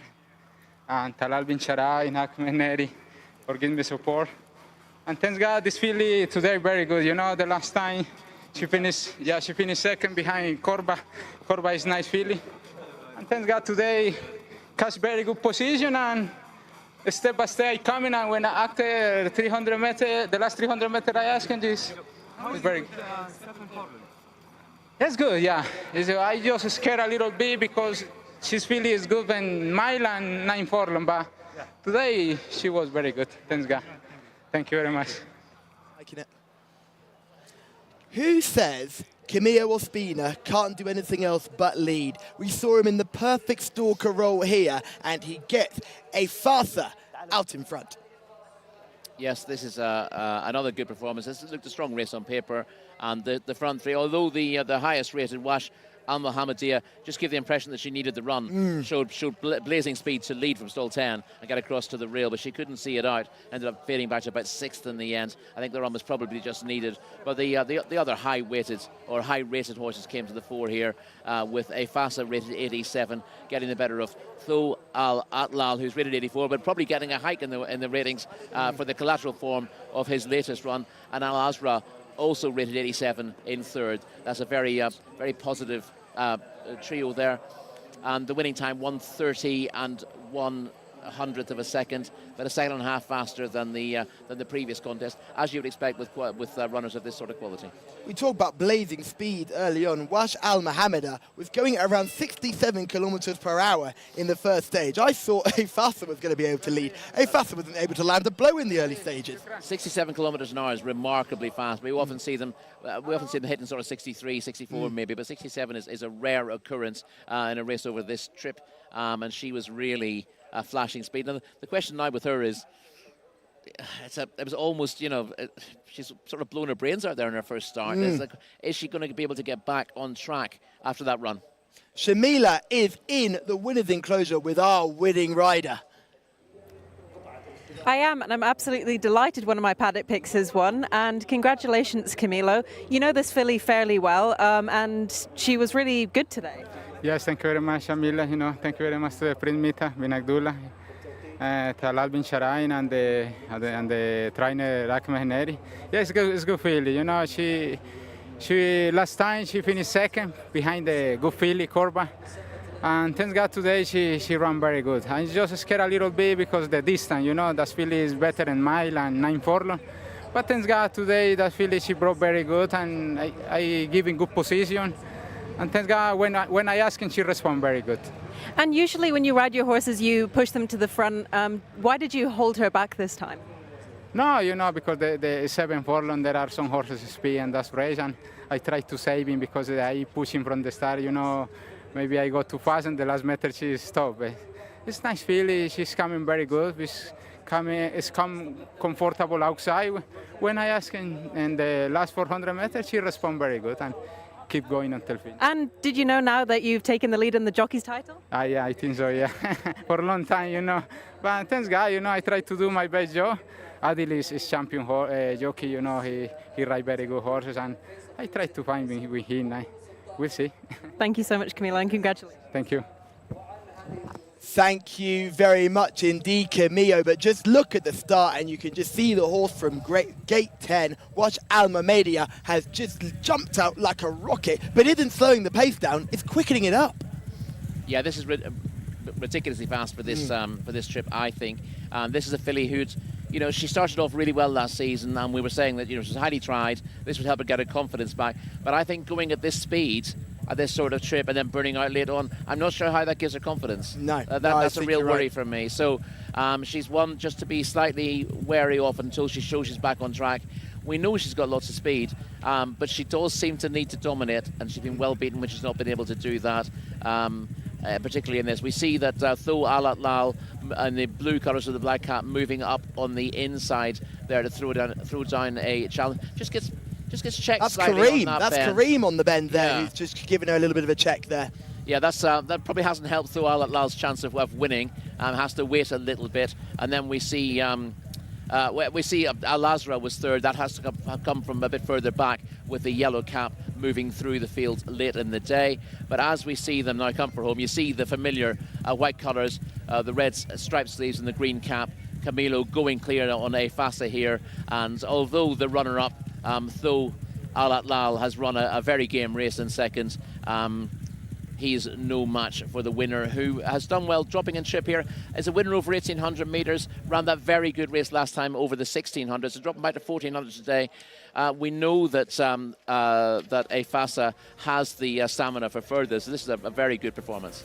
Yeah, so Afasa for me uses the stamina. The race is perfectly set up for Afasa. In fact, you're dropping in trip, but they've gone breakneck speed early on. That means your stamina reserves can kick in and you can pull away at the line. I thought it was a very impressive performance. It was a very impressive performance from Shamila, who now leads everybody with 1 win compared to everybody else with no win. So we've all got to catch up with Shamila now. So she is flying along and her paddock picks are always running very well, but it's Camilo Ospina following the leader, something he doesn't do very often, but he still comes home in front. He is a mustard jockey around here, and he's now clearly in the lead in the Jockeys Championship. Adel Al-Faredi hasn't had a winner yet. He'll be chomping at the bit to get back in the winners' enclosure. Yeah, Adel's been a little bit quiet the last couple of days. No winners at this meeting, but he'll be looking to get back on top after Camilo's had 3 unanswered winners there to go top of the table.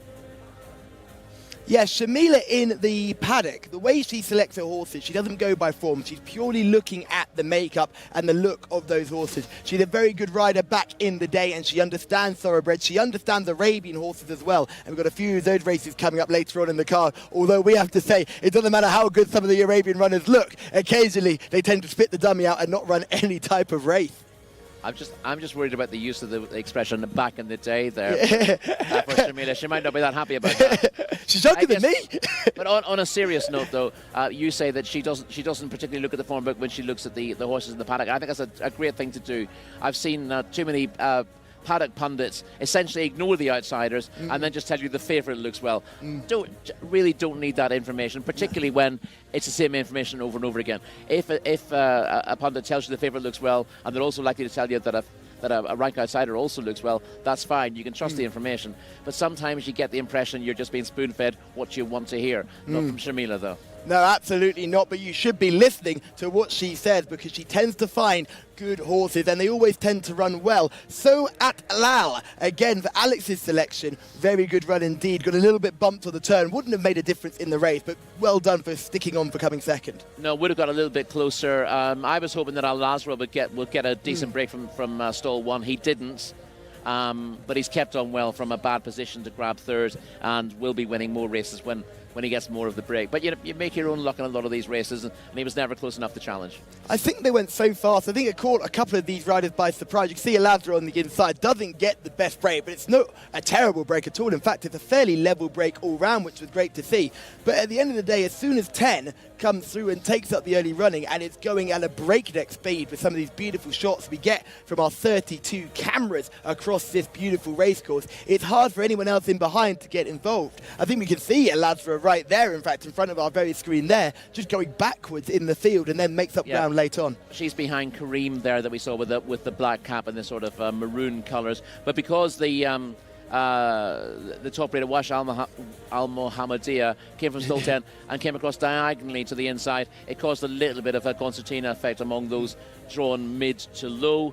Listen, she's a beautiful filly, isn't she, Wash Al-Mohammadiyah? And she's got great early toe, and she looks all quality. But there is a question mark now that if she does need a bit of confidence after taking a few heavy beatings, and she hasn't had an easy race here. I'd rather she was given a bit of an easy and not asked to go for home as early as she was.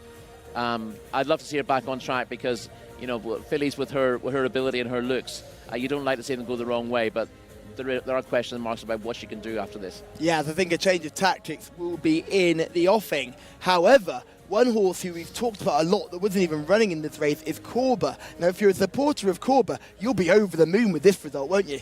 You'll be looking. Have you seen any entries for Corba coming up? I'll tell you what I thought was very taking was when you listen to Camilo. Camilo keeps it very simple in his interviews. But he was asked twice about this filly, and both times he made particular note to mention that Corba, who beat her last time out, is a very useful filly, almost like he's looking forward to, I don't know whether he's in line to get the ride on Corba next time, but he clearly rates her very highly, and we know that she is a decent filly, so she's one to watch out for if you're just getting into the racing here. Alex will come with us with our runners and riders for our next contest here over 1,600 metres. That is race 6. Cheers, Callum. Thank you very much indeed. Let's have a look who's in the next. This 6th race of the day over 1,600, as we've said, for local and imported runners. Number 1 is New Pursuit, the mount of Abdullah Al-Lawfi. 2 is Tafish. That will be ridden by Abdullah Al-Furuz. 3, Sky 7, with Mohammed Al-Hubayl on board. 4 is Gabba. Camilo Espino rides. 5, Prism. That will be the mount of Abdullah Al-Hussein. 6, Pepperoni Pete is out. That's a late scratch, so no 6 here. No pepperoni on your pizza today. 7 is Maybury with Berto Ramos. 8, Nordic Lights will be the mount of Abdullah Al-Saidi. 9, Labib. Mohammed Saeed takes the ride. 10, Dignity Joy, 2-time winner. And 11, Groom. That's a well-known horse, the colt ridden by Abdullah Al-Jami. Then we have 14, Third Kingdom for Ahmed Al-Shraf. 15, Expressionist. 16 is Dublin Pharaoh. 17, Rare Ninja. 18 is Agua Plano, 2-time winner Agua Plano for Alexi Moreno. Then 19, Just a Tad. And 20, Al Mustarad. We've got 4 to take out of the equation here. 6, Pepperoni Pete, that late stretch. And then you've got 12 and 13 not going, and the reserve 21 doesn't go either. So 6, 12, 13, 21 not in this race. Looks a deep one, looks very competitive, and we're in the paddock once more. Thank you very much, Alex, and thank you for updating the viewers at home and us at the desk here of the non-runners. Just to go through those again, those are number 6, number 12, number 13 and number 21 do not go, but we still have a strong field to look forward to, and this is a really deep race, isn't it, Rory? Yeah, this looks a cracking contest. Again, we've got a lot of imported horses here, so a lot of horses who've shown form in the UK or at Meydan, or some of them showing form in the US as well. Sky 7 is a horse that comes here. He's a son of Helmet. Now, Helmet holds a very special place in my heart. When I first started working in the stud game, I was very lucky to take a mare to visit Dalham Hall Stud, and the stallion covering was Helmet. Unfortunately, he wasn't able to maintain his position at Dalham Hall Stud, wasn't a particularly commercial sire, but he always holds a very special place in my heart. Helmet, what did you make of this horse, Sky 7? He hasn't cut much ice in his last 2 starts. Did run okay back in meeting 13, but hard to fancy overall. Nothing better than when I say a horse I'm really keen on with a beautiful story behind him. We say the actual runner hasn't got a hope. It was just the story you wanted to get out there. Yeah, Helmet's a funny sire. He's sired a few really good horses, but a lot of horses who haven't cut any ice at all. Sky Seven's got plenty of form going by. A 3-time winner in his career. He's a 7-year-old now. He's not getting any better. This is number 1, New Pursuit. Out of his depth last time out in a cup race. But as a 3-time winner at Epsom, as we mentioned earlier on. 3-time winner Epsom indeed. Shamila is in the parade ring. Shamila, you've had 1 winner. Can you make it 2? Oh, I hope I can make it 2, Callum. I'm going to stick with my original choice at the beginning of the day. Horse number 7, Maybury, trained by Jimmy Jerkins. He might not look as fit as the other horses, but he really looks ready to go. And if we know Jimmy, we know that he has his horses so ready for these races. I was initially drawn to Expressionist and Dublin Pharaoh, but they look like they are a bit sweaty. They might have got a little bit worked up in the pre-parade ring, so that's a red flag for me. I'm going to stick with number 7. Thank you very much, Shamila. She's sticking with her selection there. I'm thinking Maybury may be a little bit unfit for this, may strip fitter in time. Well, there's an interesting one. You just see Maybury in shot there. He does look to carry a little bit of condition, but it's interesting that Shamila says, although he may look that way, she thinks he's ready to go. So we'll see who's right between the two of you. The trainer knows what he's doing for sure. Nordic Lights, number 8. Nordic Lights, 4th behind I Am Magic and Agua Plano. 2 starts back, but it's very inconsistent. Number 9, Labib. Labib looks, as a 3-time winner from 19 starts here, but is badly out of form at the moment, hard to fancy. Dignity Joy, number 10, rated 70. Wins have come over 1,200 at Jebel Ali, and no solid form here. Yes, it looks very light in the parade ring as well. Completely different type to Maybury. Groom is horse number 11. This is a horse I'm a fan of. Should relish this trip. He has finished 3rd twice from 4 starts at this trip. This seems the ideal distance for Groom, who can be a little bit in and out, but had a bad trip 2 starts back, and has been running in some very good races. This looks a lot more suitable for Groom, and he should go well. Third Kingdom is a horse who showed a lot when he was a youngster in England. Yeah, Third Kingdom promised a bit when running in Prince Faisal's UK colours. Didn't quite get up to expectations. It was still quite a useful handicapper. He won the Prince Naif Ben Abdulaziz Cup on his Saudi Arabian debut. Beaten 5 1/4 lengths when second by Uncle last time out. Uncle a very easy winner of that race. Yes, but Uncle went on to disappoint next time out as well. This is Dublin Pharaoh, horse number 16. 2 runs this season, nothing to write home about. No, has won over 1 1/4 at Sandown and 1.5 miles in Newcastle in handicaps when based in the UK, but another one that doesn't seem to have really settled down to life in his new regime. Rare Ninja, the horse who has an awful lot to find on ratings. Yeah, won over 9.5 furlongs on dirt for Salam bin Gidayr, but not easy to fancy on what he's shown recently. Agua Plano is horse number 18. That's a horse in shot right now. He's a horse he ran very well last time out. Yeah, has a little bit to find on the ratings. Agua Plano, but comes here in very good form. Second to I Am Magic last time out. We've mentioned that form earlier on. Others in here behind him. Seems to be in very good form. Was a dual winner in the UK over a mile when trained by Marco Botti.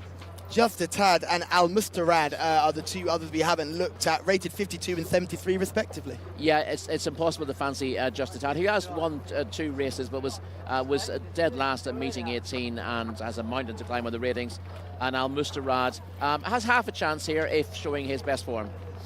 Let's have a look at some form. This is Third Kingdom and Expressionist coming 2nd and 3rd last time they were last seen. Yeah, you see First Kingdom there in the red colours of Prince Faisal on the inside has already been overtaken here and can plug on at the 1 pace. Expressionist comes from a little bit further back. You'll see him there in the blue cap, finishing strongly to finish pretty much alongside Third Kingdom in the end. Third Kingdom is a horse with plenty of early speed. And sees the race out, doesn't see it out as strongly as the winner here, but I think he's always holding Expressionist, and I would fancy him to confirm the form with Expressionist with more of the run of the race. Prism is the next horse we're going to have a look at, finishing behind a really nice animal this time. Yeah, we see Prism in between horses here with a white cap and the light blue colours, finishing second. This is a good performance, beaten by Correct and Right, who's a good performer here. Nice sort of Churchill. Yeah, and is a horse with, you see, lovely action in front, really points the toe, but Prism keeps pressing, looks like he's going to get to the front here. Is he not that keen to go past, or is the winner just finding extra? That's the question. I think the winner was going to find extra, but I would be concerned about the way he finished that race. And this is Groom finishing second. It's a tough little race here and meets traffic problems on the turn. Yeah, we've missed the most of the problems that he had before then, and he's now stuck behind horses in the straight with the red cap. He manages to get a gap between runners now with about 100, 150, 200 metres to go. Has to switch to the rail. The winner then gets away from him at this stage, but Groom keeps on pretty well. After what wasn't the best trip. He was drawn wide in the early stages, ended up coming with a run up the rail, so he could have had a much better trip through this race, and that's a solid performance. Jimmy Jerkins has 2 runners in this race, and he made it very clear that he doesn't select who rides what. He's got a stable manager who does all that for him. Is it interesting to see Wigberto Ramos go for Maybury rather than being put on Third Kingdom? Yeah, I mean, there's... Maybury's rated 83, Third Kingdom's rated 93. They're both in pretty good form at the moment. I don't want to make comments about why certain jockeys have been chosen for certain horses, particularly where someone is managing those bookings. I'll leave it to them to do that and keep the politics away from me. Look at that. You're trying to keep your powder dry. I'm going to go against Maybury. I think Wigberto isn't in the best form right now, and I think you'll be very brave to keep supporting Wigberto-ridden horses at the moment. So I'm going to say, if I was to pick between the two of them, I'd be going Third Kingdom. I'm not going to go for Third Kingdom. I'm very keen on Groom at this trip. I think this is what Groom's waited for. I thought the run 2 starts to go was fine. Line through last time out has had a break since then. I'm excited to see how Groom gets on in this. So that would be my selection. Coming out of stall number 11 as well, a Son of Acclaim, a stallion I know very well from my time at the National Stud. Indeed, yeah, 7 furlong specialist to claim, and most of his progeny tend to be sort of 7 furlong horses, maybe a mile as well. Yeah, they tend to get a little bit further. Certainly not pure speed, which a lot of people thought they would be, but certainly not. No, exactly. Third Kingdom is the son of Make Believe. Again, Make Believe was a very good performer. I was going to say in these colours, but Sheikh Faisal's colours, or Prince Faisal's colours, rather, I should say, are slightly different in the UK to they are here. But yeah, very good performer, Make Believe, and a very good sire as well. Third Kingdom, I had him.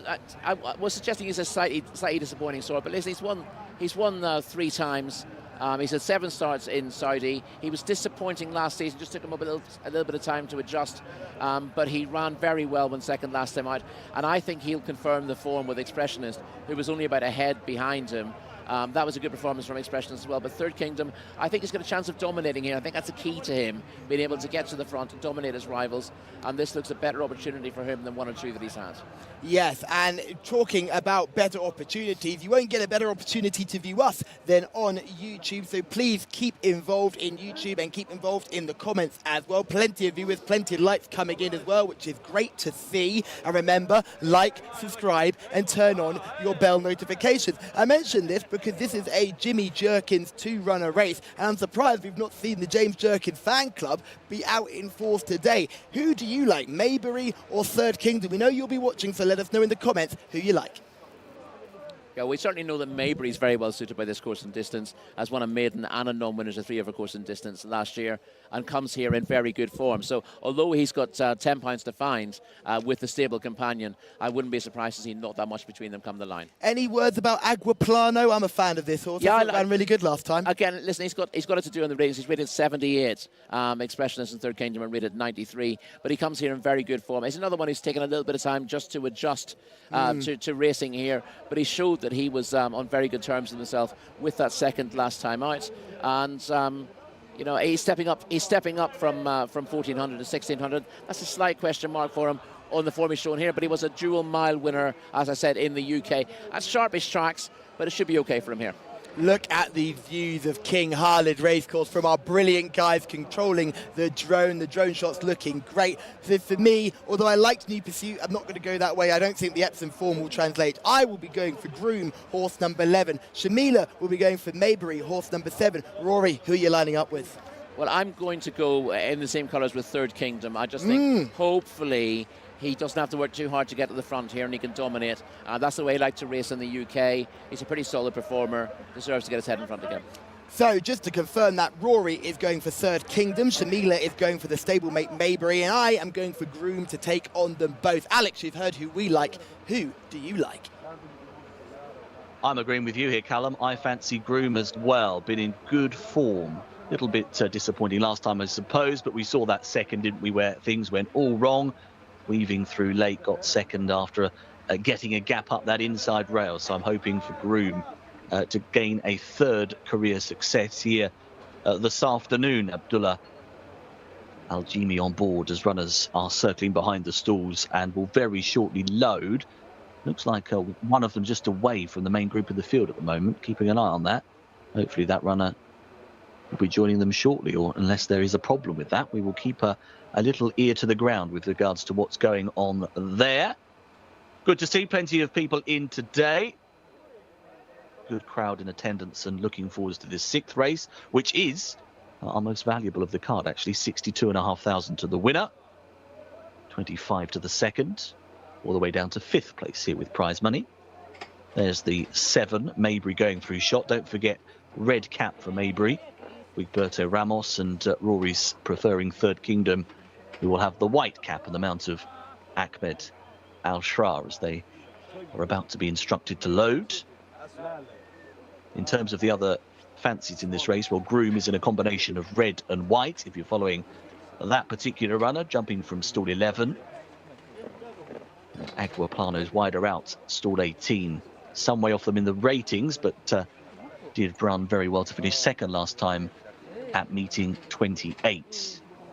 Looks like plenty of these are being asked to load up and encouraged forwards. A bit of a slow load, which is unusual. Rare Ninja is that one about to go forwards with the white headgear. There's Groom, the one we've touched on with the boys in great detail. Fancying Groom here for a big effort. Goes in. Third Kingdom heads into line. Just a tad goes forwards. Not been good from her of late, has it? A two-time winner, but she's only rated 52. Prisms in the stalls there, light jacket. You can see it's going to look very pale in the run. That it's blue on your race card, but it's very, very much on the light side. Final couple of runners on their way then for this restricted race. Horses who have won between 1 and 3 races before. Set to go by the looks of it with one jockey off the back. Tafish needs a rider. Abdullah Al-Farouz gets back on board. Flags up. They're off. Racing away over the 1,600-metre trip this time around. Firmly driven, one or two of these trying to gain a handy position early. Looked as though just a tad got a decent start. Out pretty wide on the course is Aguaplano, and coming forwards Rare Ninja. Back towards the inside as well. Just a tad may just see them off here. New Pursuit is following that one through as they settle fully into stride. Looking for some of your fancied runners. Well, Groom's back in midfield at this stage, the red and white. Deeper on the track is Third Kingdom, the white cap, and right out the back end, Maybury's being more firmly ridden along. Up top then, it looks as though Rare Ninja will probably just get over and hold a narrow advantage here over Just a Tad in second place, and New Pursuit not far away. A blue and white, the combination for Dignity Joy, who tries to close in. Expressionist is the blue and yellow jacket. Here comes Third Kingdom now wider out. Spot the white cap is about 4 horses deep, but in about 5th position. Groom is starting to weave a way through as well. Nordic Lights is in company. They're about to swing back towards home.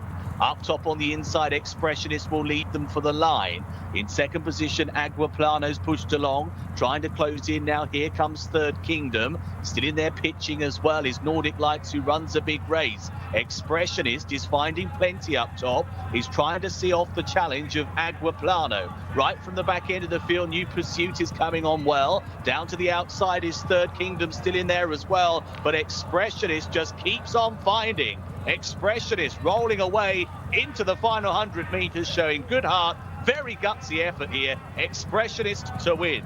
Third Kingdom will finish in second. New Pursuit and Aguaplano in behind. So it's Expressionist, the 15 horse who takes it. Asil Al-Ansari finished third last time out at meeting 26. That's going to be a 4th career success. And flips over the form with Third Kingdom, who's run well. Give Third Kingdom plenty of credit for a good run. But Expressionist held a bit of a more prominent role here, was handier in the run. Whether that was certainly beneficial may be the case. Couple of lengths your winning margin, so 2 lengths for your winner. Al Shadi fist pumping there past the line, very happy with the outcome. 15 then. Expressionist across the line to beat Third Kingdom. And as we said in the call, they're nipping through on the far side. New Pursuit with an improved display for 3rd place. Just over 1:44 your winner's time. That's how we've come home in our 6th race of the day.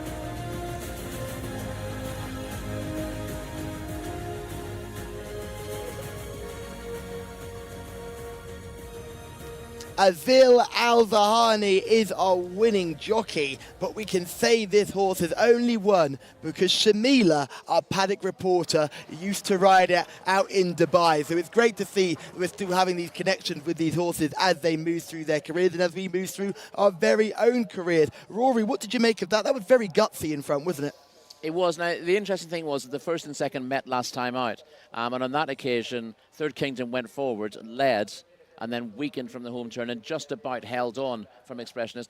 This time Expressionist raced prominently, and Third Kingdom wasn't held out towards the back of the field, held up in mid-division, trying to conserve his energy and come with a late run, but he wasn't able to get in terms with Expressionist, who's probably just a slightly stronger stayer at the trip, to be perfectly honest, although Third Kingdom's run really well. He just didn't have the acceleration to run the leader down, but the form has been turned around from last time. Did you think Expressionist looked a little bit more genuine than Third Kingdom? I thought Third Kingdom's head carriage towards the end. He cocked his jaw out to the left. He'd running right in front of us. Yeah, I mean, it is a possibility. As I said, he looked like he might be really going places in the UK for a while. And although he didn't go backwards, he just sort of, his form plateaus a little bit. And maybe he's not one of those, he doesn't want to go through the pain barrier right at the end of the race. So he's genuine enough, but he's not one of those who would try his heart out to win. And that made all the difference today, I think. Yes, Aguaplano ran a very, very big race to finish 4th, but in 3rd, sneaking up just past him was New Pursuit, who was drawn right on the inside. So it seemed to be the race for horses with wide draws today in this one. Yeah, it was a Governor's Cup that New Pursuit was running in last time. So a tougher race than this. He had a rating of 89, so although his form hasn't looked particularly good here, this is a much easier task than what he had last time. Good drawn stall one. This is a horse who handles tight turns very well. As we know, all 3 of his wins came at Epsom for Kevin Philip Artifoy. Nice to see him now showing that sort of form in Saudi Arabia. This was an easier task than he would have had in some of his races at home, but he's getting used to the regime now. Maybury going for James Jerkins, the other runner for the Jerkins string. That was a very good run because he seemed well out the back and then ended up finishing around 6th place with the very close with Groom, who was in about 5th or 6th. Yeah, he picked up late, just looks a bit unfit. He looks a bit rusty. I mean, obviously the fact that he's able to run through horses shows that he wasn't. Here we go, we're getting to see the replay again. Taif misses the break quite badly, and we see who's that who goes to the front fairly early on in the, looks like green colours to me, but I can't find who that would be. That's just a Tad who goes front and across, isn't it? Ah, yeah, because he wasn't in that Yeah, stall. yeah, That's yeah, why I don't yeah. know. So just a Tad showed a lot of early pace, as did Rare Ninja out in stall 17, and those two look to dominate at some stage. But prominent from a fairly early stage is the winner, Expressionist. You'll see with a predominantly blue colours and a blue cap, and also prominent Aguaplano in the predominantly green colours, widest of all there in about 5th or 4th place at the moment going forward. They end up playing a pretty prominent role.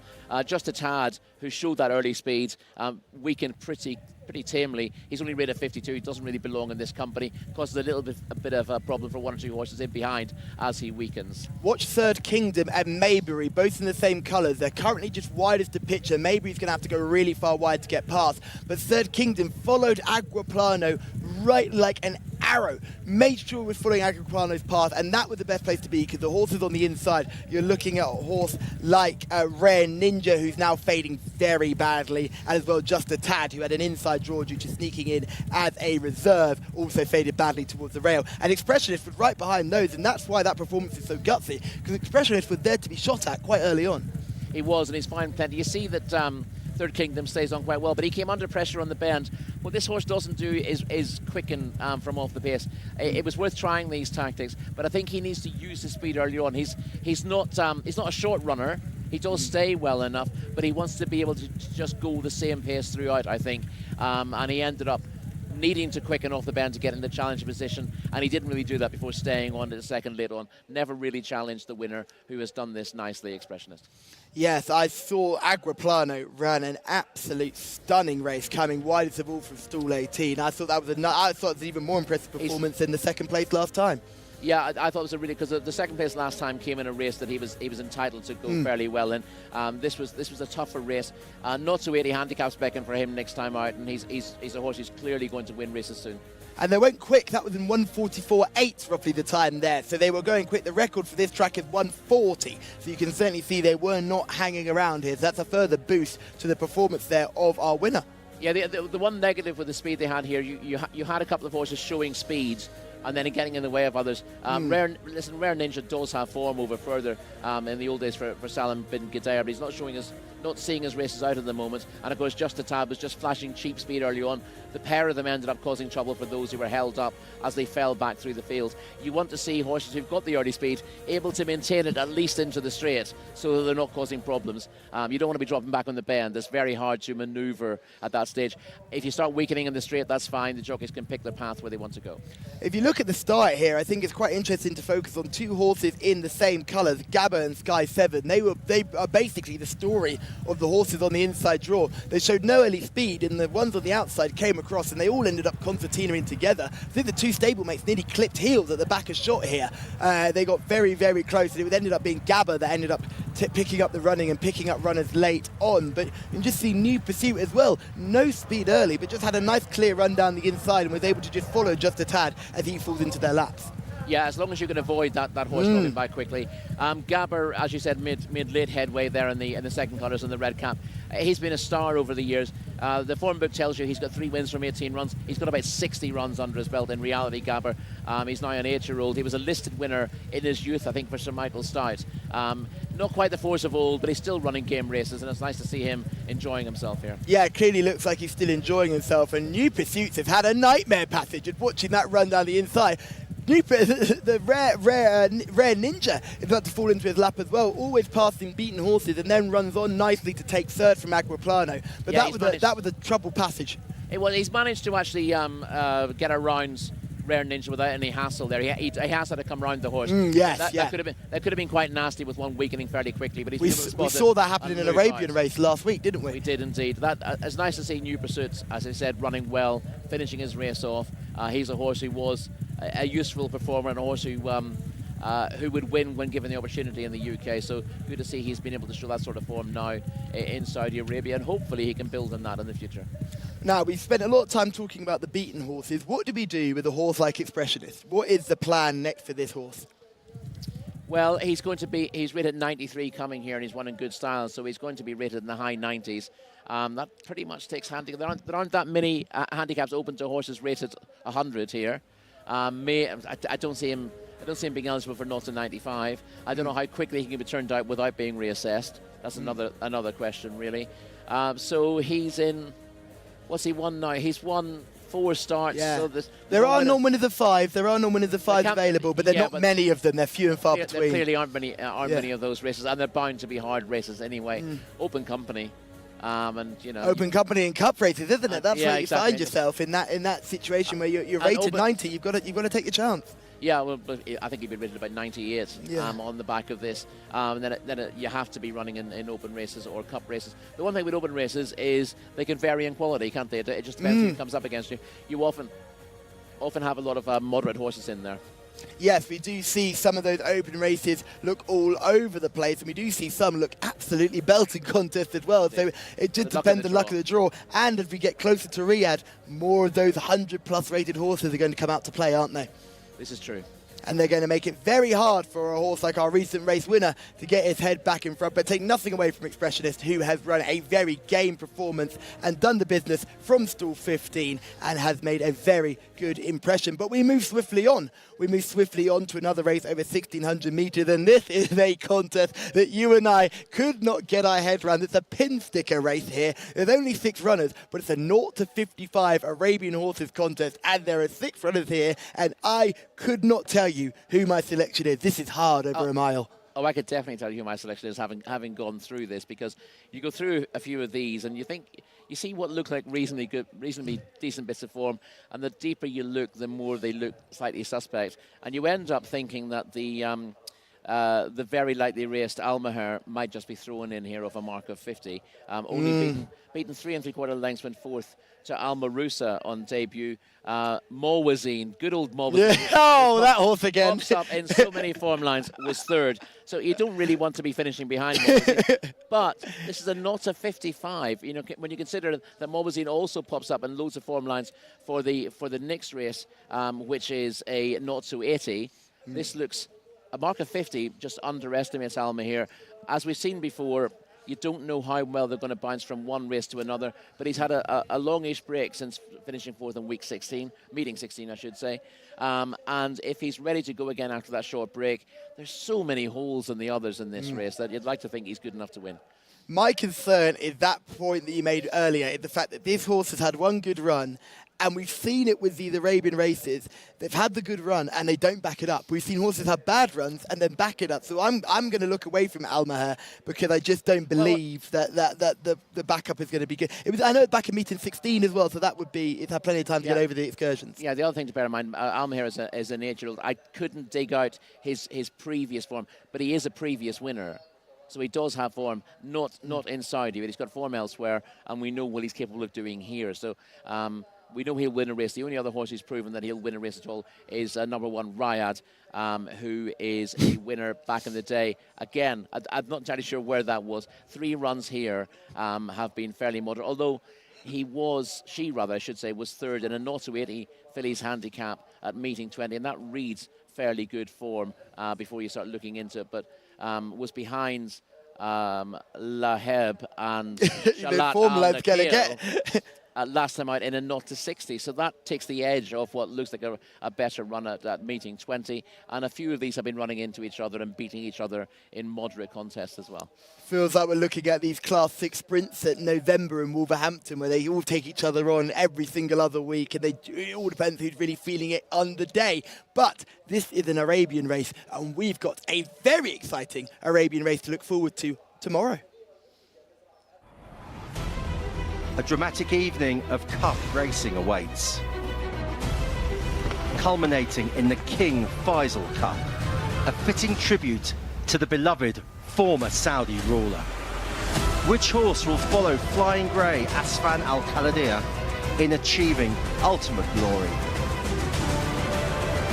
Don't miss all the action.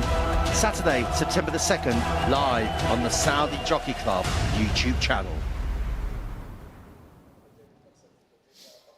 I don't know about you, but that voiceover sends shivers down my spine. good shivers or bad shivers, it all depends who you are, who you speak to. But that is a very exciting race to look forward to, worth a whopping 1 million Saudi Riyal. And that whole card is worth £1 million in sterling. So the whole card, all 8 races, worth £1 million in sterling. It's a meeting not to be missed, and we will be right here, same time, same place tomorrow to bring it all to you. And I cannot wait. And someone else who's worth £1 million sterling is Alex Fussy, our man in the sky. Take us through the 6 runners and riders. Callum, thank you very much indeed. That's the nicest handover I've ever had. I'm not sure about those shivers anyway. Here we go, race 7. This is 0 to 55, as we've heard, 6 of them in the lineup. This is a very trappy old race. 1 is Raghad, the mount of Noef Al-Madani. 2, Bakar Al-Khaladiya, will be ridden by Ali Al-Mimoni. 3, Shalat Al-Nakail, that will be the mount of Khalid Al-Mimoni. And 4, Laheb, will be ridden by Rakan Al-Baid. 5 is Almeya, ridden by Abdullah Al-Khamis. And 6, Hasha, will be Abdul El Hussein's ride in this 6-runner contest. Getting my excuses in early here, boys. I find this very trappy indeed. Well, Alex, we're not going to give you any excuses. We expect winners on this channel, and we're hoping that you give us some winners today as well, because at the moment, Shamila is running away with the tipping. Yeah, well, listen, Shamila has been giving us very good paddock information throughout, whether those are winning or not. We've said before, you want to hear who genuinely looks good, not who seems to be the likeliest winner on paper. And often those two are combined, and there's no surprise that Shamila's outscoring me at the very least. She's outscoring us both, but in total she is outscoring you. But we move on to this contest. Only the 6 runners going to post.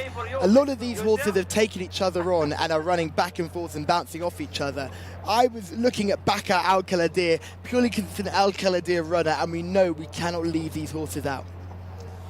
Yes, and you have kept banging that drum, it has to be said. Was well behind another of those, Wakour Al-Khaladiya, at meeting 32, finishing 11th. You'd like to think you could put a line through that run, but at least on that occasion, Bakar Al-Khaladiya finished ahead of Laheb.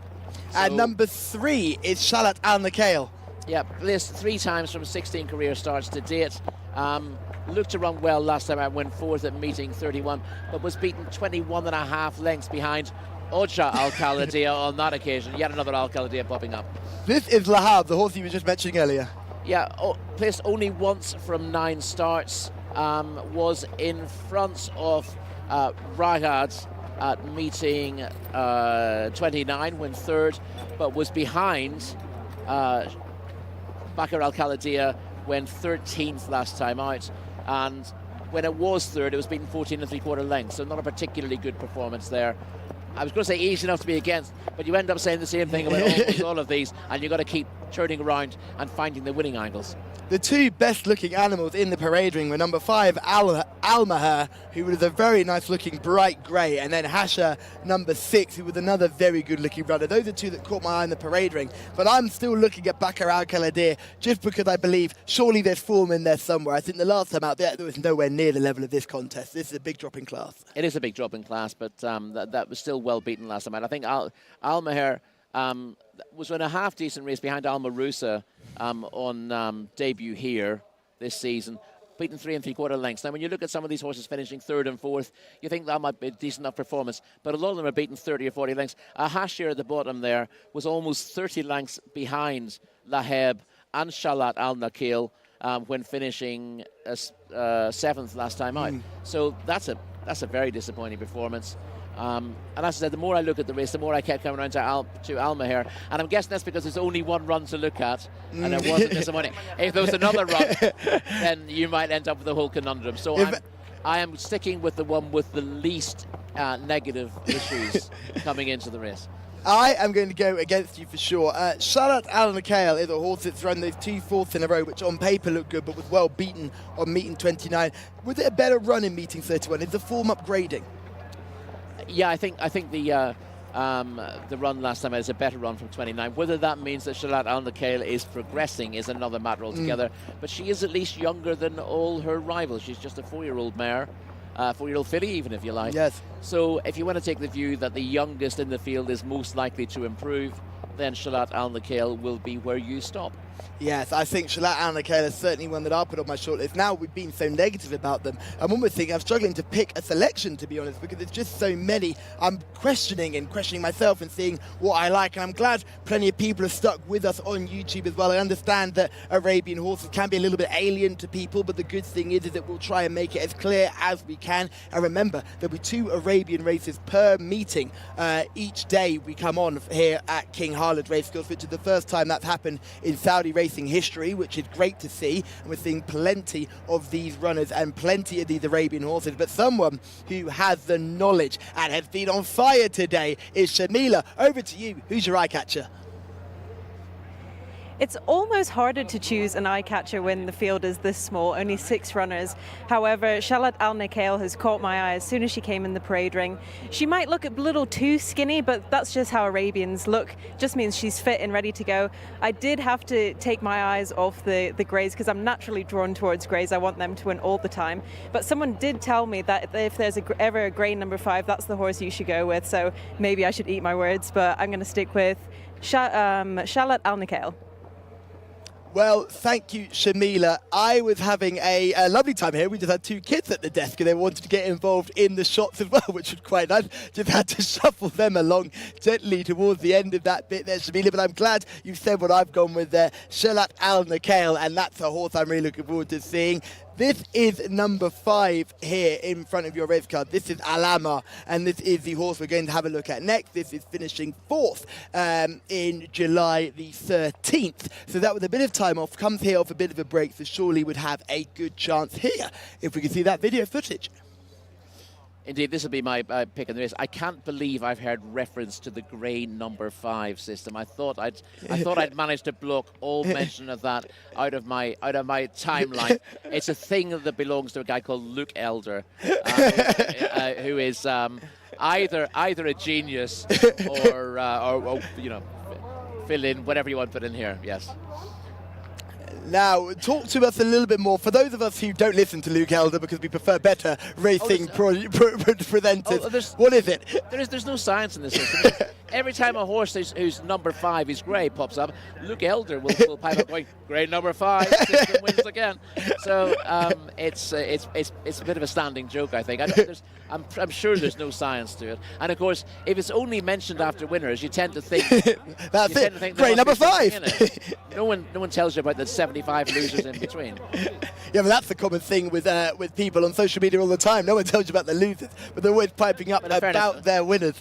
In fairness to Luke, I think it's always been tongue-in-cheek with him. So, you know, it's always been something that he's had a little bit of fun with. He is one of the good guys of racing. Shame his fantasy football team is not quite the same level. I know Tom Collins will be looking to get the better of him this season as we creep closer and closer to the NFL season kicking off. We're creeping closer and closer to this contest, and I'm going with Shamila, Shalat Al-Nakhail. Now, Shamila made a point a few weeks ago actually talking about Arabian horses when they're at home. These horses are very good at losing condition very quickly, much quicker than the thoroughbreds. So sometimes they don't make that quick return because they've struggled post-race. Their condition falls off them and they then have to be built back up almost from scratch. So that could have been the situation with Alamir as well, who horse number 5 at grey number 5, who may have struggled on the back of the last start and taken a bit of a while to come to hand. Yeah, off since meeting 16, whereas the others, meeting 29 for Riyadh, meeting 32 for Bakar Al-Khalidia, meeting 31 for Shalat Al-Nakhail, meeting 32 again for Laheb, who ran into Bakar Al-Khalidia, and meeting 29 for Hashra. They all had recent runs.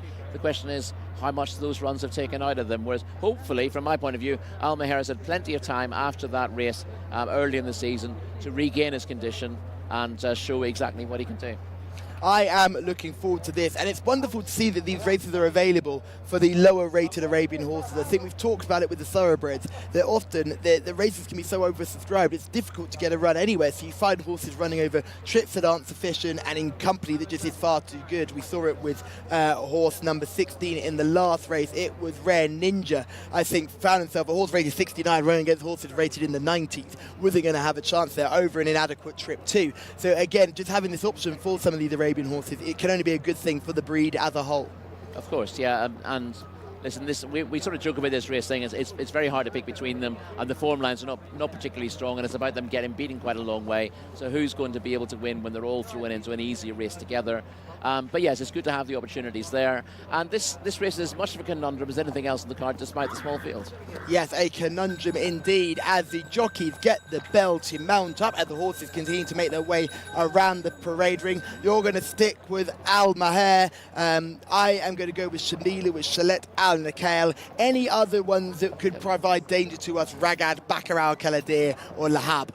They all could. Hasher's hard to fancy on that latest seventh one behind two of these, but nothing would surprise here, so anything could throw up a result. Can I play my joker here? Yeah, of course you can. Of course you can. I've just invented the concept of a joker on these cards. We've just had Racing League yesterday. Yes, so you get two points for a winner rather than just one. Despite this race being a pretty moderate quality, being a 0-55, I'm going to double down on Al Maher as my selection. Yeah, so you're saying this is your can't lose prospect. Is that what you're calling it? Yeah, it's my joker. Now, there's a fun thing we do here. Now, I want you to look directly into camera one and say it down the barrel that horse wins. Because something I did in the previous race. I did it last week, and I had an unlucky second. And it's one of those things that if you're really confident about it, if you feel it within you, if you've got that strength as our analyst, and you believe in Al Maher, will you say it down the barrel? Oh, as we can just see some form here, this is this horse, Al Maher, coming home in second last time out. This run is back in July, had some time off. Not an awful performance, so sticks on nicely. No, this is a perfectly... He finishes fourth, and his second off the bend. Actually looks like he might have half a chance of winning with about 200 metres left, but doesn't quite get home. In saying that, that was the first run of the season for Al Maher, liable to come on for it, given a break. When you see the distance some of these have been getting beaten, this wasn't a particularly strong contest, but if you see the later footage, a lot of these races aren't particularly strong. He's getting swallowed up late on there, but he has shown plenty through the race, and hopefully he'll be a little bit fitter this time around. Shalat Al Nakail is the other horse we're going to have a look at here. This horse is seen finishing fourth in August the 11th, so a little bit of a quicker turnaround for this horse. And the winner of this race is Sibu Al Mori, who is a very good horse, who I'm a big fan of, and this horse was winning back in the day. Yeah, Shalat Al Nakail was beaten 21.5 lengths in the end here, has already dropped out of shot. It's difficult to find footage in this race of these horses being competitive, because there's such a lack of handicaps in around the sort of 0-55, 0-60 range, and we'll see coming home eventually in fourth there is Shalat Al Nakail. That was a better race than this, it has to be said. Can it step up?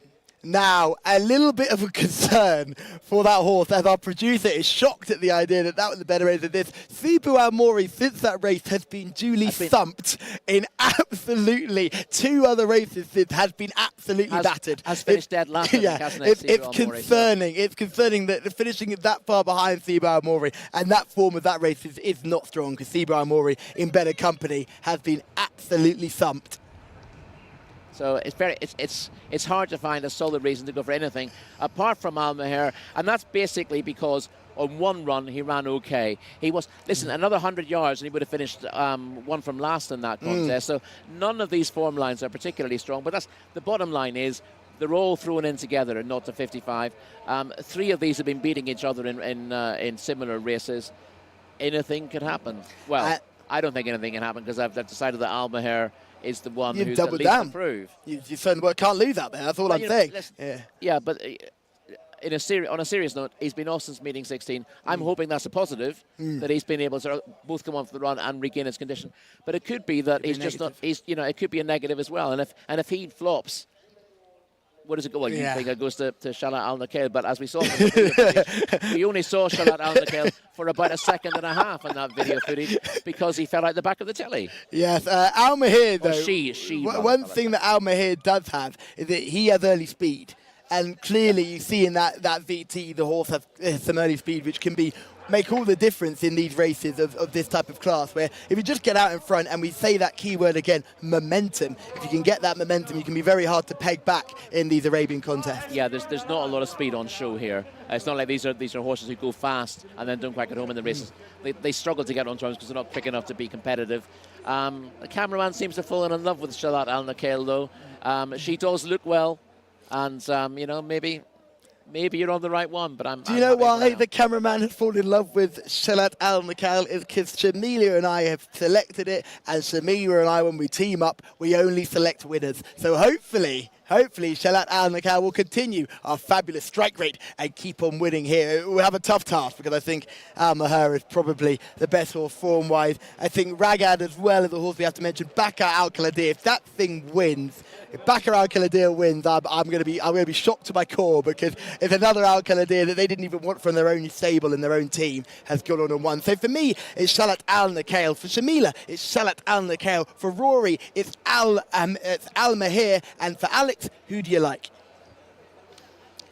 Right, where do we go here then? I'm going with Raghad here, number 1, based on the fact that this horse actually beat Al Mahrusa in that 0-80 Arabian race a couple of starts ago. Well held, many lengths beaten off, was beaten off by about 20 lengths, but in turn was 2 lengths in front of Al Mahrusa.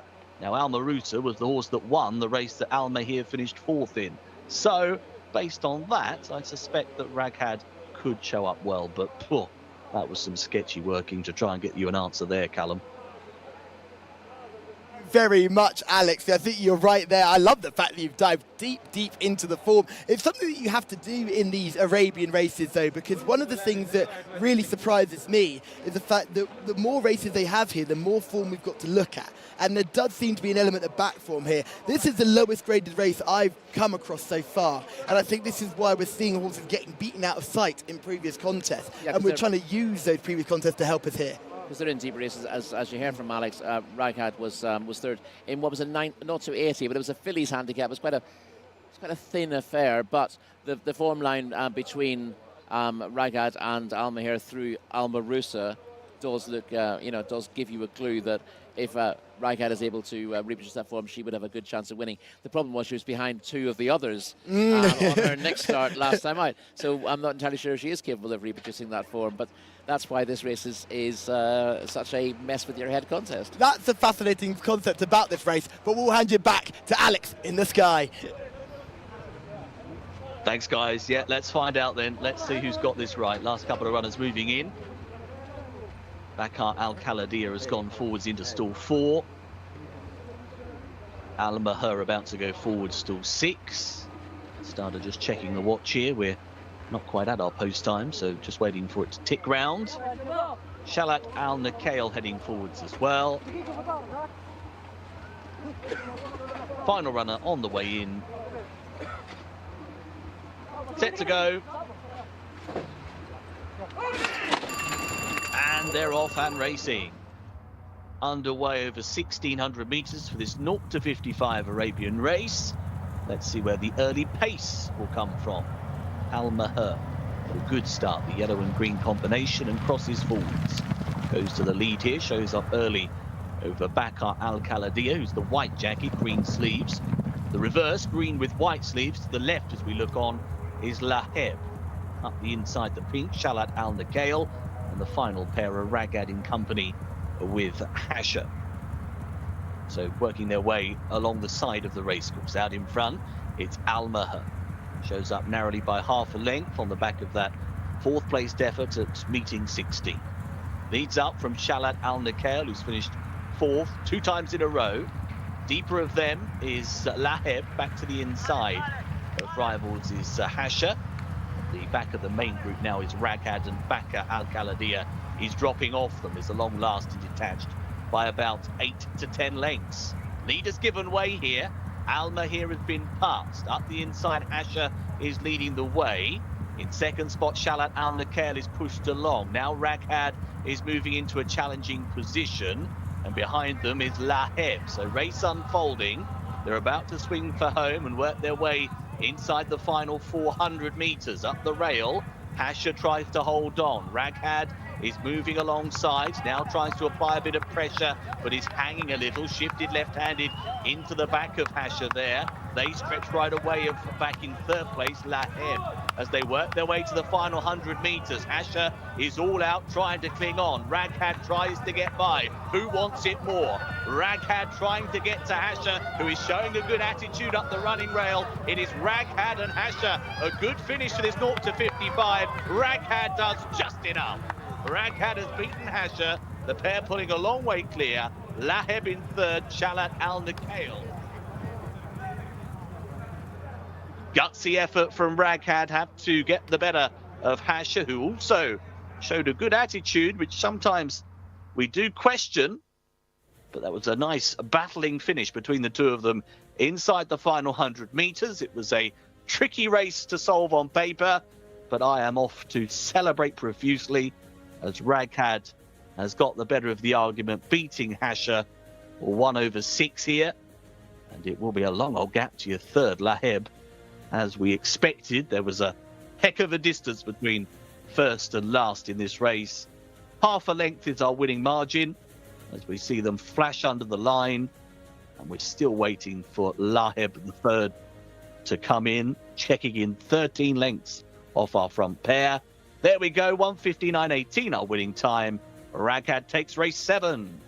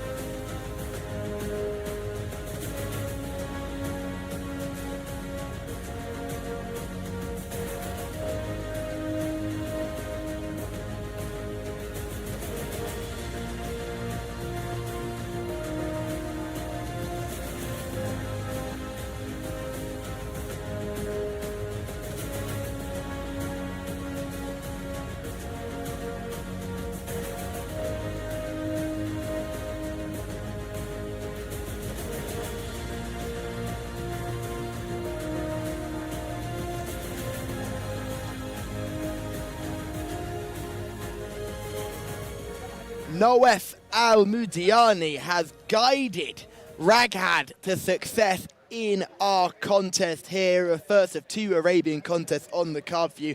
He had to be at his best there because Raghad wasn't the easiest of performers. One horse that certainly wasn't an easy performer was Almaher, Rory, who was sent out a search party to go and discover where that horse ended up. Was trying to keep Bakr al-Khalidiyah company and struggled to do that. Number 2, Bakr al-Khalidiyah fell out the back of the telly very quickly. Almaher, I was shouting keep wide on that. He kept wide for about a furlong before coming across to the rail, and that horse gave up the ghost very quickly. We said, you know, the break from week 16, meeting 16 again, might have been a positive, might have been a negative. I think it was very much a negative, very given much negative. How tamely Almaher checked out, and probably isn't the easiest to train, I would say. No, not the easiest. Shalat Al Nakail for myself and Shamila at one stage looked like was in prime position to take this race, and then went so far wide on the turn after being duly outpaced and looked very difficult to get home. Who else haven't mentioned? Hasha ran a best effort of the season by far. That was a much better performance than what we've seen, and actually battled down the straights. Probably the most straightforward of all of these. Yes, but again, you've got disappointing efforts last time out from the first and second. Hasha was almost 30 lengths behind Shalat Al Nakail and Laheb last time out, but has bounce back to some sort of form. And you'd have had Riyadh as the likeliest winner on its penultimate start, but for finishing again behind Laheb and Shalat Al Nakhail last time out. You couldn't believe that. We're looking at this race. He looked to be, or she again, I should say, with the top weight. Looked different class to those rivals in winning a battle with Hasher. But the Arabians are all unto themselves, and they're a joy to behold. They are a joy to watch, and there's always an exciting finish. And I think this jockey's giving it a mouthful ride here, because Ragad was not the easiest to get home here. He's drifting all over the place, especially at the top of the bend. And Nawaf Al-Mudiani is done really well to keep this horse straight as he can. It'll lean all over Hasher, but Hasher's got the rail to help, and you can see that's a tactic. Use the rail as a guide and hopefully just stay straight. Well, that's an interesting one. I'm not sure the rail helps a lot of these horses, because they do tend to wander a little bit off a straight line, and sometimes you've got to let them do that and let them do their own thing. And if you kind of corral them against the rail and say, right, well, this will keep you straight, they resent the fact that they don't have a choice. And the only way they can go when they're on the rail is back out again. That's exactly what Hasher did in the end, drifted off the rail in the closing stages. Whereas we've seen before, Shamila's mentioned this, one of the best strategies in these races is keep wide and keep out of trouble and just allow your horse to do its own thing. As we'll see a full race highlight here, and the first two in the race were the last two out the stalls. That's an interesting one. We had a fair degree of early speed here. We had Al Meher go to the front. I must say, I wasn't screaming for this. I was just hoping that the rider of Al Meher would just stay wide on the track and do nothing for as long as possible and try to use that speed late in the day. But comes across to the inside. We've talked before about why there's no great need to come across early to the rail over the 1600 trip here at King Khalid Racecourse, because the line into the straight is much more natural if you stay wide on the track. But most of them are following the leader here, and once he's joined by Shalat Al Nakhail, he pretty much gives up the ghost. He's still in front here, Al Meher, but it doesn't take long for him to crack, and once he does get past, the riding is firmly on the wall, and we see the big pair, if you like the big pair in this race, now closing right up. We see Hasher going between the front two here, as Shalat Al Nakhail peels wide and Al Meher weakens on the rail. He goes to the front, and a little bit later, it takes a while for Riyadh to come through that gap. Just maybe thinks twice about going through a small gap, but is on the outside of the leader, who's only got a rating of 50. Doesn't look entirely straightforward at this stage, just hanging a little bit to his left, making his jockey work, gradually getting on terms, but briefly it looks like Hasher is going to battle well enough to get to the front. So for me, this is really lunges there. Yeah, this is more about the winner not really wanting to go through with it for a long time, but eventually class tells, and Riyadh does wear down Hasher in the closing stages to win fairly narrowly. A good finish to a small field race in which plenty of them give up the ghost a fair way from home. So it's nice at the front to at least give us a finish to remember.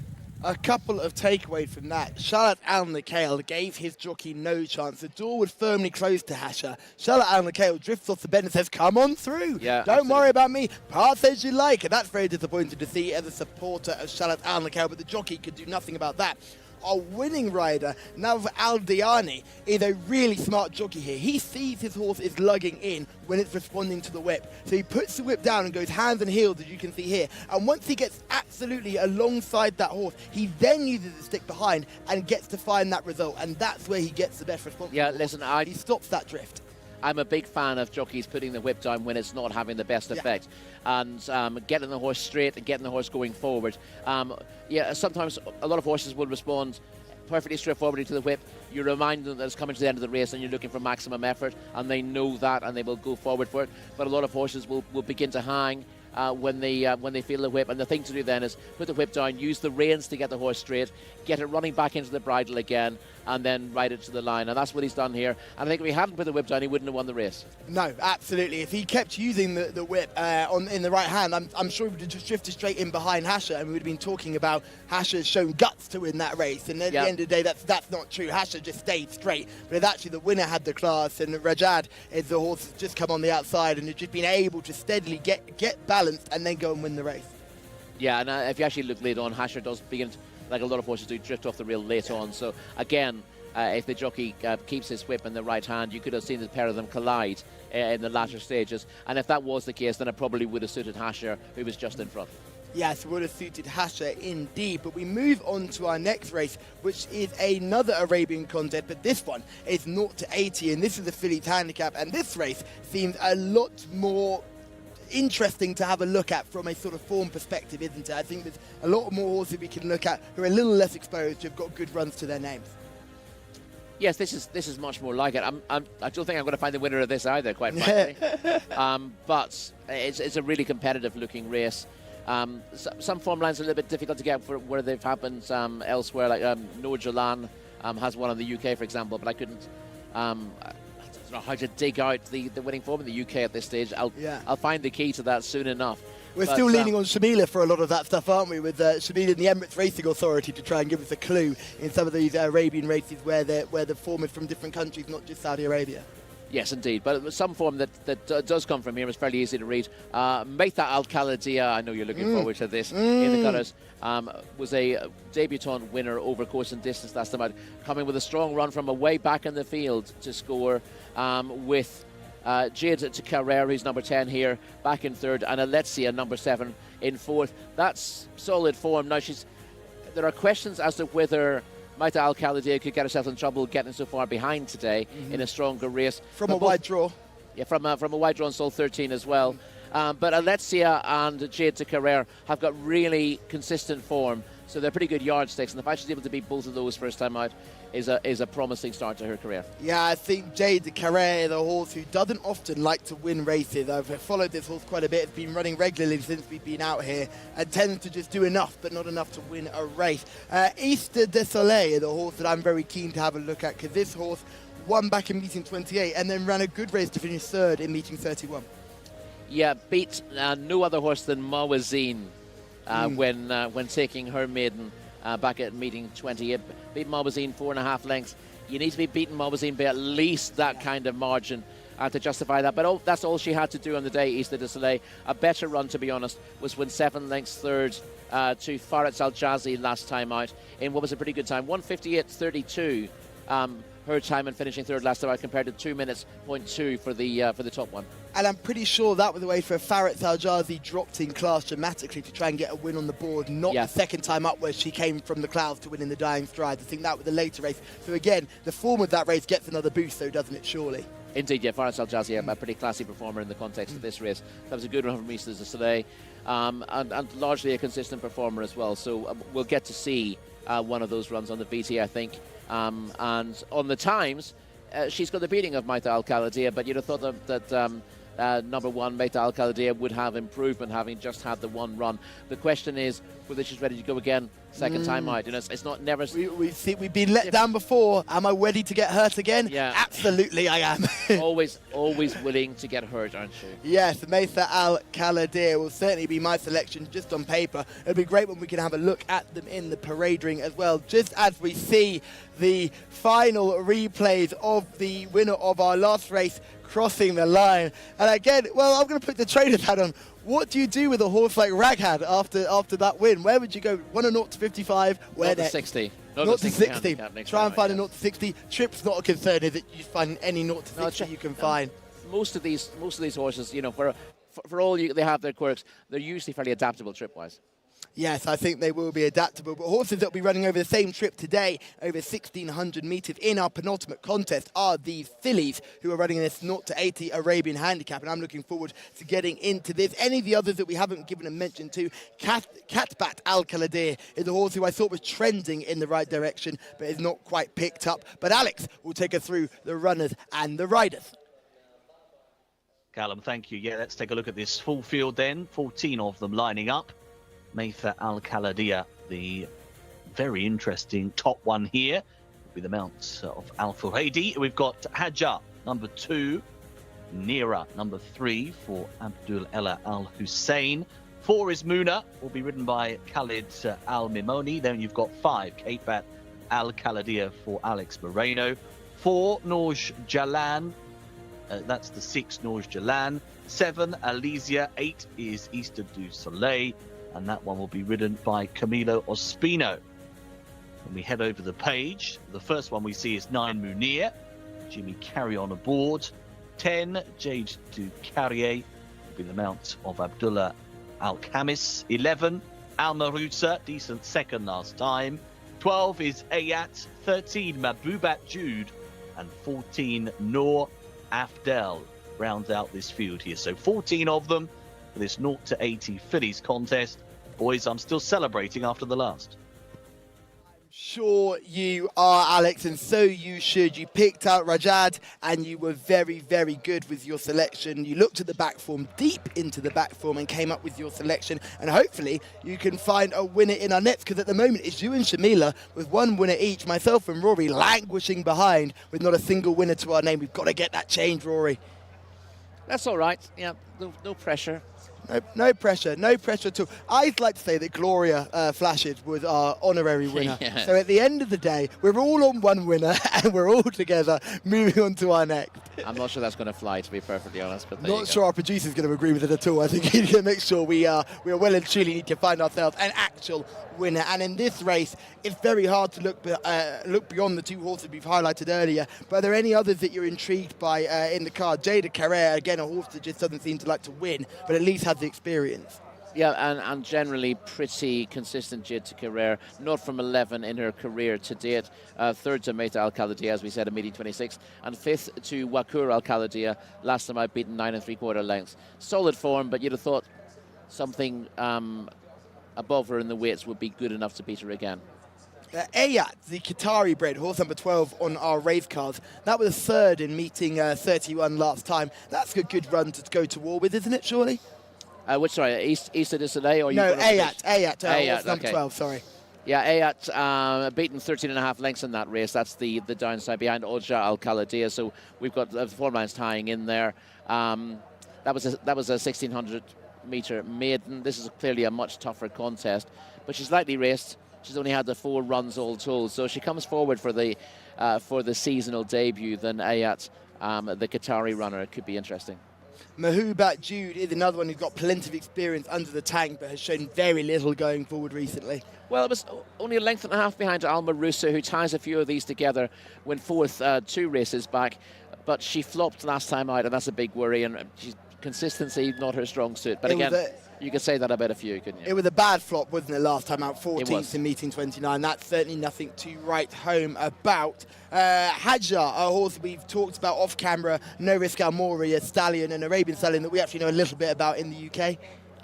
I'm familiar with the name of No Risk Al Mori. I remember No Risk Al Mori actually running around in Arabian races back home and being a high-class performer. Hadjar, we mentioned this when she ran last week. She's won 5 times, but those were all in Poland. I can't think that those are particularly competitive events, and she was tailed off behind Tendil Al Jazra last week, so she's not easy to fancy. Turned out pretty quickly after that. The same owners have Noor Jalan, horse number 6, rated 77 in this race, rated lower than Hadjar, which suggests that that's a concern if Hadjar's best form has been in Poland as well, surely. No, I think when you're dealing with form from a different jurisdiction, you've got to take a little bit of guess about the value of it. And it may well be that Hadjar's form's okay, and she just wasn't ready last time out. But that was her debut run, first run outside of Poland, as far as I can see, and may well have been needed. So the fact that she's rated 80 and Noor Jalan is rated 77 isn't something I would I would worry too much about. And Noor Jalan has won in the UK. Again, I haven't been able to test the value of that form, but at least she's proven that she is a winner when given the opportunities, and she should be effective around here.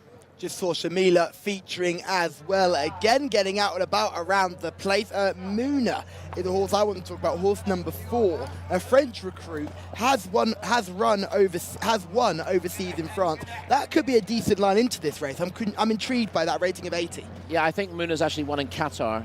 Oh, okay. One career win. I think I came in Qatar despite the French pedigree. Again, hard to weigh up here, but the pedigree's okay.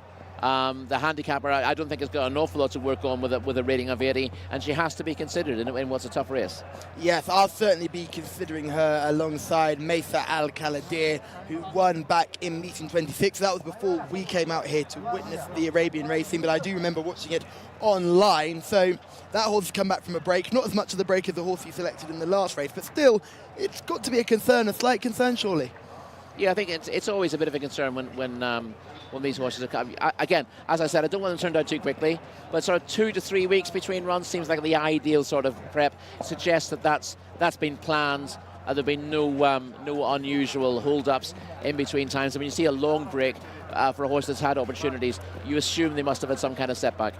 Yes, this is number 13 in shot now, Mahoubat Jude, who will certainly be race fit. Plenty of runs under the belt and a good fourth place on penultimate start, but wasn't able to build on that next time out.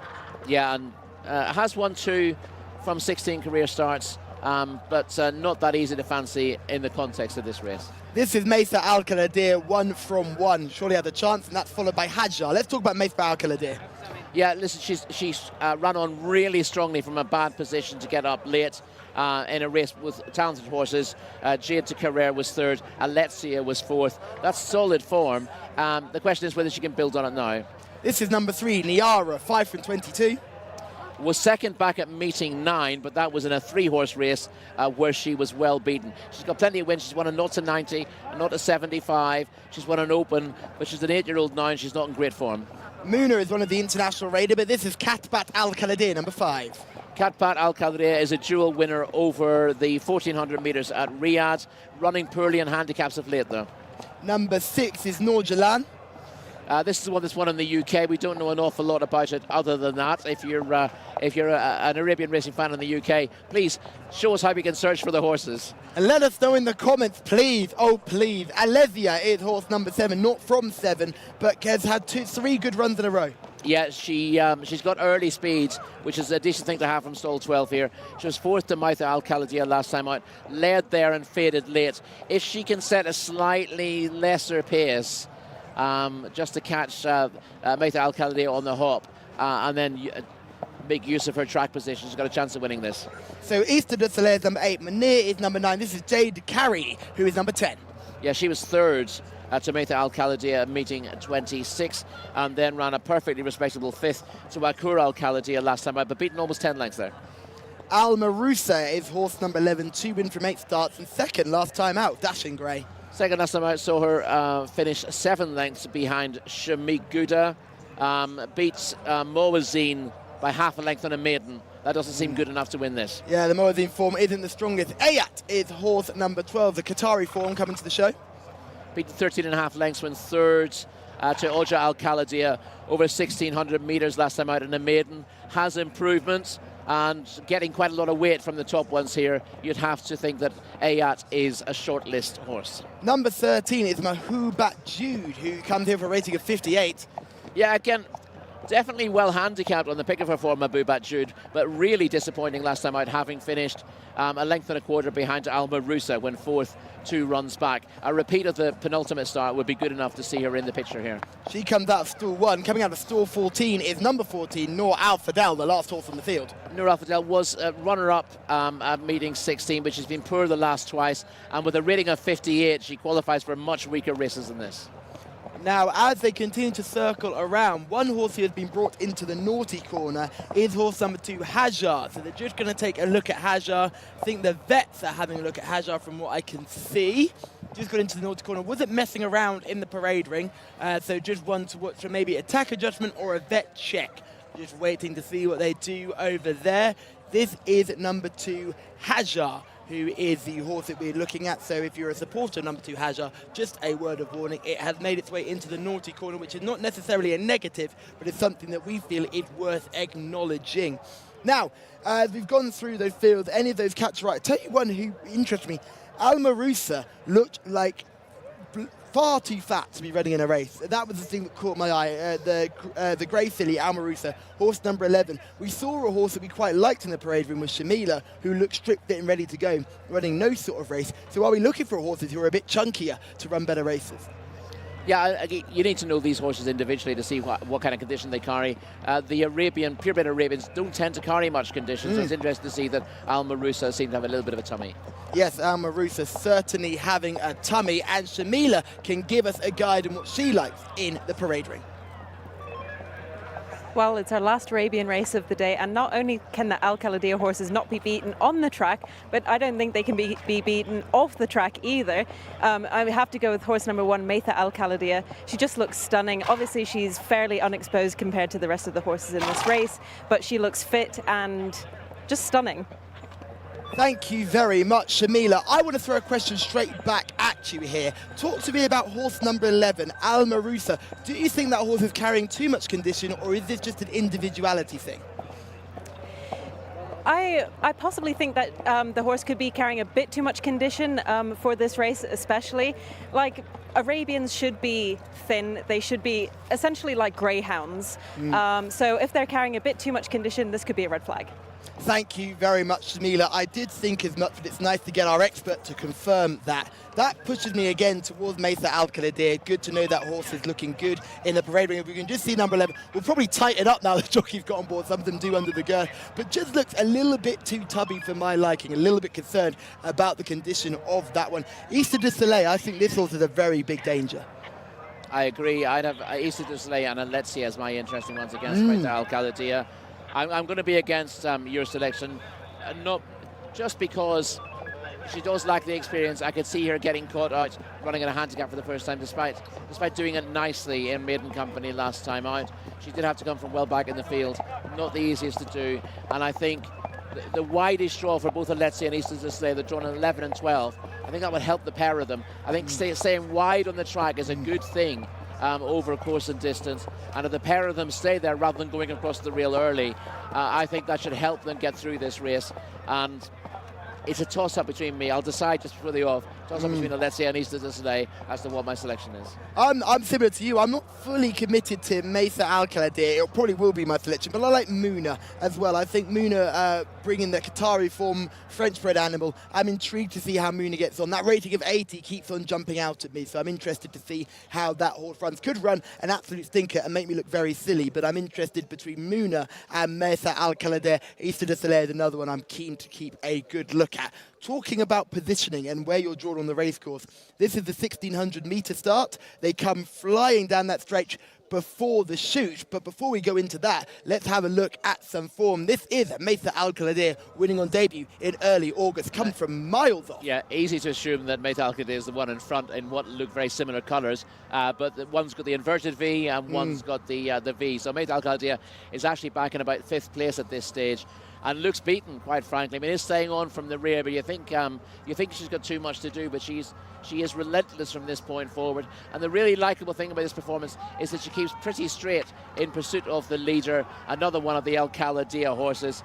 And I thought this was a really likeable performance. You see, back in 3rd there in the green colours was Jade Carey. Yeah. And Alessia was just fading into 4th, having made much of the running that day. And you get the impression, again, looking back on that they maybe went a little bit too hard to allow Maytha Al Khaladia to come further back. This is number 8, Easter de Soleil, with Camille Ospina on board looking for another win. And you can just see this horse is right on the rail, battling away down the stretch. Yeah, this is Easter de Soleil, as you said, on the inside, beating Wawazine 4.5 lengths in this maiden race over course and distance. 2 starts back, and she is. Oh, this is her finishing 3rd. I take that back to Faris Al Jazi on her most recent start. She fades late on here, having been up with quite a strong pace early on. But the winner's a better class animal than the one she's meeting here. I think it's actually a better run than the one where she won. She as I said, won her maiden, beating a regular horse who hits the frame but never wins races. Yes, I think for Faris Al Jazi, they went so fast early on, she couldn't go with that early tempo, so she had to come from well off the speed there. So they were clearly setting some good early fractions. For me, I'm probably going to be drawn towards Muna. Watching Maytha Al Khaladia, the concern is the lack of early speed. And in this sort of a field, which is a step up from maiden company, you'd be concerned that she could just get a little bit too far detached from the rest of the field and not be able to reel them in like she was able to do last time. Would you agree with me on that one? Yeah. The thing to bear in mind, though, because you've seen a filly not show an awful lot of early pace on her debut, that's no indications that she's not going to learn from the experience and have a lot more early pace second time. But we've seen 1 or 2 winners here at the last couple of meetings, horses who were slow away on debut, just learned from that.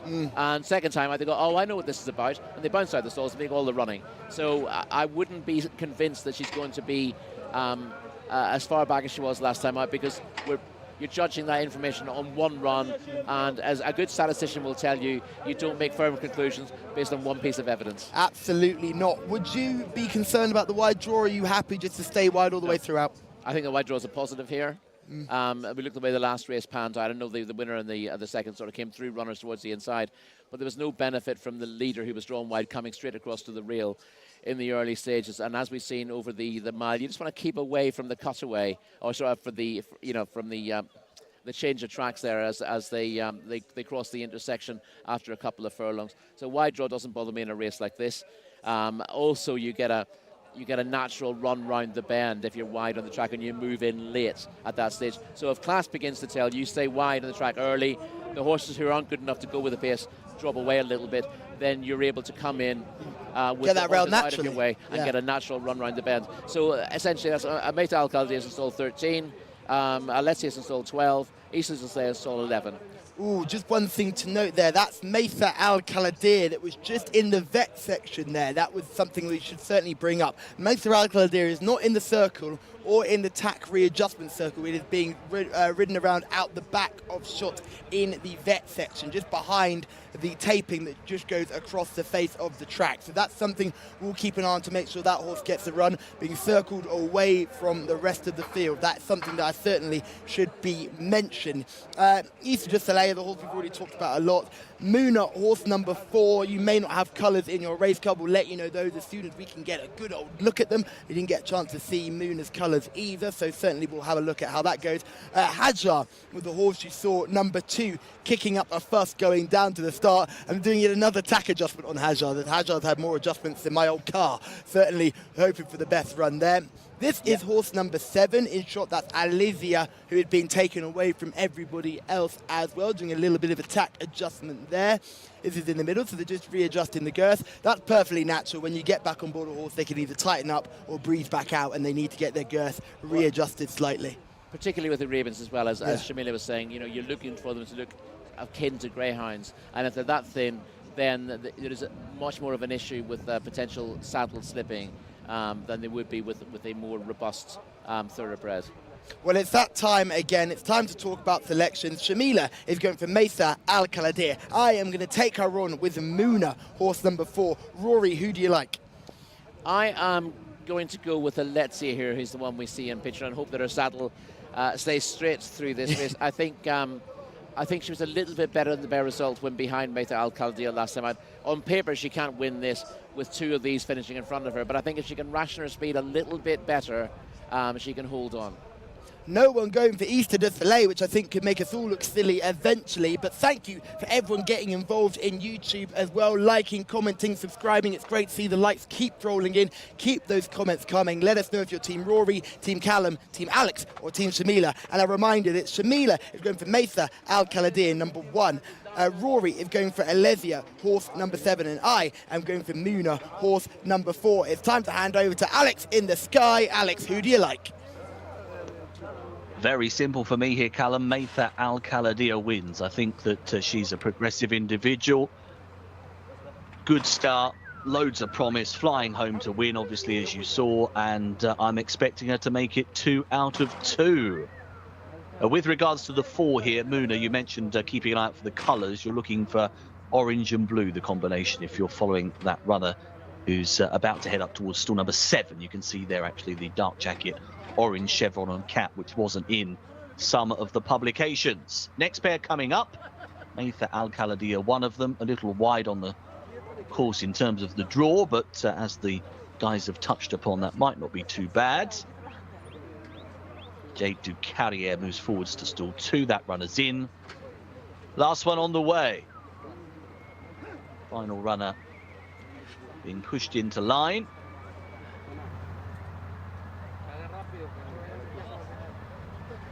It's a little bit of encouragement there from the back, but nearly ready to roll. Set. They're off. 1,600 meters once more. Arabian fillies this time. 0 to 80 is the grade.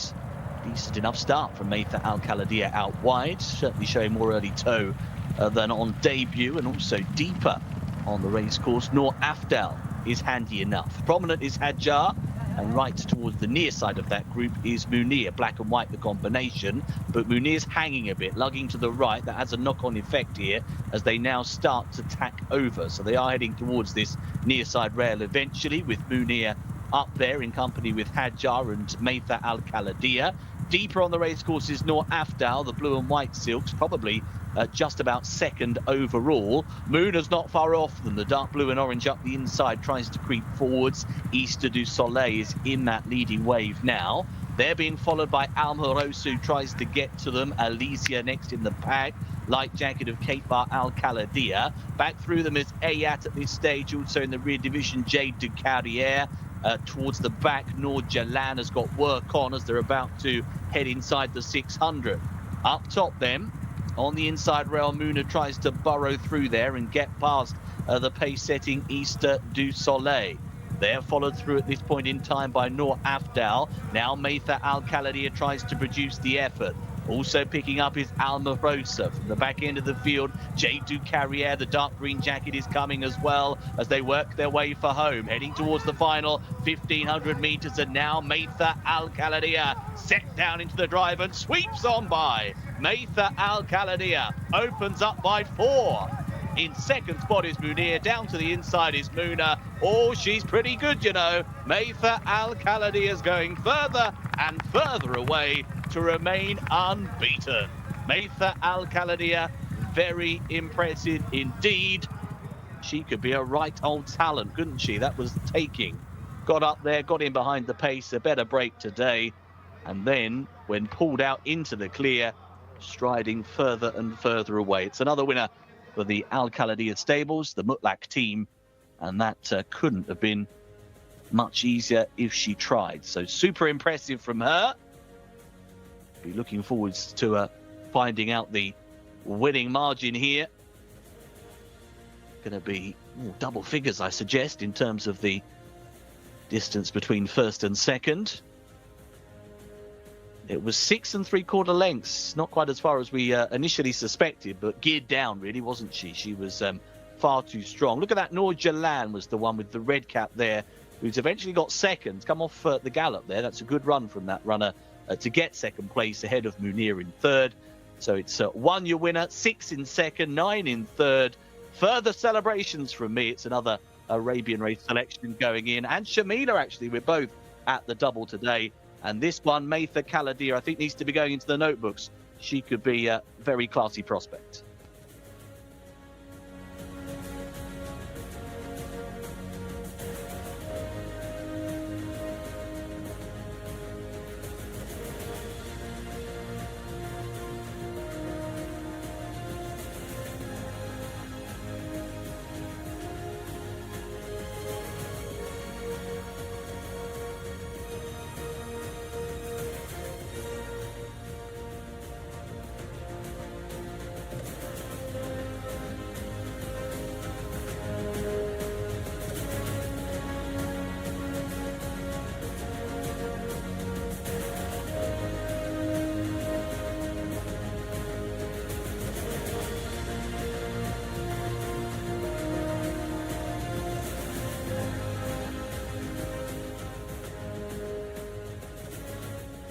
Well, sometimes this game is simple. If you follow the Al Khalidiyahs and follow Adel Al Faradi, you'll come out with winners. We didn't follow the Al Khalidiyahs, we didn't follow Adel Al Faradi, and now we are left with egg on our face. Unlike Shamila and Alex, who team up to do the double over us, we can't catch them now, Rory. No, need snookers now. Well, I went against Maytha Al Khalidiyah because I was convinced you were going to go for it. I was giving you the opportunity, and then you've gone elsewhere. Yeah, I've gone elsewhere. I wasn't given a bad run from Muna either. I thought Muna ran a really good race as well. Muna did run well. First time up here in Saudi Arabia, was right up there, got on the rail, just didn't see out the rest of the trip. But there was certainly not a bad performance at all from our winner, Maytha Al Khalidiyah, who, as Alex said in some excellent commentary, really, when let down and set away to do the business, was very impressive. she still showed her inexperience, having jumped really well. I mean, she almost led out of the stalls, and we said that just because she's took time to warm to task on debut doesn't mean she's going to do it a second time. But having raced very prominently for the first 2 or 3 furlongs, she just lost her place a little bit. He didn't panic. A very good jockey, Adele Alfaredi, didn't panic, just allowed her to find her stride again and then let her come through rather than trying to force her out of her rhythm. And that's a sign of a good jockey, really. With an inexperienced filly, you've got to let them find their own way, and then whenever they're on a good stride, then you go forward and you ask them for the effort. She's ended up being very, very impressive. She could have won by further, and I think if with the gun to her head, she would have won by further, but I think what he's done is he's benefited her long-term progression by giving her this kind of ride. And I think the reason why she had hit a little bit of a flat spot was because Munir, so not to get confused with Munir, horse number 9, who eventually came third, did not handle the opening couple of furlongs, was running around all over the place, ducks right, instead of ducking left like we often see, ducks right to the right and set off a concertina effect. Everyone ended up getting shuffled right, and I think Mesa Al-Khalidi was caught in that and probably got a little bit frightened about what was going on. But again, as you mentioned, the jockey didn't panic and allowed her to get back into her rhythm, and away she went, and she did the business very nicely. We thought she was in trouble turning in. Yeah, she looked, I mean, before she actually got halfway around the bend, we thought she might be in a little bit of bother. But then she suddenly appeared there again, hard on the bridle. And as you're right, she either got a little bit scared by what happened beforehand. She certainly lost her rhythm briefly. But the key in that scenario, if you think you're sitting on a good horse, you don't force them to try to refine that rhythm. You know you've got time. You just give them a little bit of time and say, come on, sweetheart. Find your stride again, absolutely. And when she does, then he's able to ask her to go forward. Lovely ride to watch. Yeah, lovely ride and a very, very talented rider. That's his first winner of the week. Didn't have a winner yesterday, but you can always tell Adele Alfaredi is going to come out with a winner at some point, and that puts him right back in to the Jockeys Championship mix, doesn't it? He is hammer and tongs with Camilo Ospina. It's either 29 or it's 30-29 to Camilo. I'll need to look at the table again, but it's very, very tight at the top. Yes, yeah, very tight at the top indeed. Camilo coming out with 3 winners in 2 days, isn't it, for him? Now he had a double yesterday and a winner today, so 3 winners in 2 days for Camilo. But Adele is saying, don't forget about me. I'm sure Farhad will be in the weighing room saying, hey, don't forget about me either. I'm the other Alfaredi brother. I can ride. You see Muna on the inside. Certainly hasn't run a poor race. Mania, the horse in the black and white silks in the noseband, runs well. Jade de Carrey runs a traditional, very good race, but is never going to threaten the winner. And our eventual second was Noor Jalan, who's a massive boost for British Arabian racing. Yeah, Noor Jalan, again, I'd love to be able to tell you about exactly where she has been running in the UK and how well she's been running. And I'm sure there are people I know back home who'd be screaming at the telly as they're watching this. But I haven't been able to dig that out. But she was a winner. She certainly won her maiden in the UK, and she's run very well here on her Saudi Arabian debut, and surely can only build on that. Yes, and we talk about horses coming over and taking some time to adapt. If she's run that well on first start, certainly will have a chance today. And she actually broke poorly. She was stone last at the start there. She's had to pass everything if they go early. Yeah, she's showing her inexperience of the conditions with that slow start. It just takes a couple of furlongs just to find her stride. You see her still in last place as the camera leaves her behind. And up front, briefly we saw Mesa Al-Khalidi showing just in front. She's now settled back in about 3rd place. Now you want to watch how they come around the bend, particularly looking at Munir, number 9. Yes, it's already happened. So Munir, as she starts, and you can just see she keeps drifting to the right. She did it right down that straightaway and ended up causing a little bit of a shove back all the way through. Easter de Soleil ended up falling into the lap of our eventual winner, Mesa Al-Khalidi, and Easter de Soleil is then sent on to go and win the race. You can just see this. Muna on the inside as well, the grey in the orange and black colours, is also given a positive move. But it's at this point where Easter de Soleil is sent in front and tried to go and win this race, but unfortunately can't get there. And it's Munir who's taken the lead here, and at this point Munir looks Winner's like back in 6th. Massive chance, and Winner is there scrubbed along on the rail. Doesn't look like it's going the best at this stage. No, but it's interesting what you said beforehand, because looking at the overhead shots, you could see that a gap disappeared in front of Mesa Al-Khalidi, forcing her to drop back on the rail, and then she kind of didn't know where to go for about a furlong. But pulled out wide again. She finds her stride very quickly. She sets off in pursuit of the leader here, of Munir, who's gone for home. And, well, the race is in the bag very quickly. Passes Munir with ease.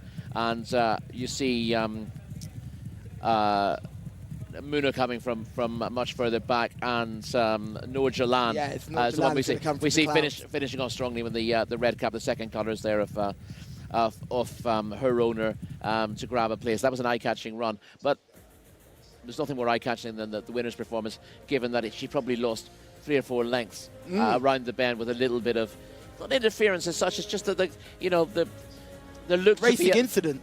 There looked to be a route for her, and then that route closed, and there was no point forcing her 5 wide.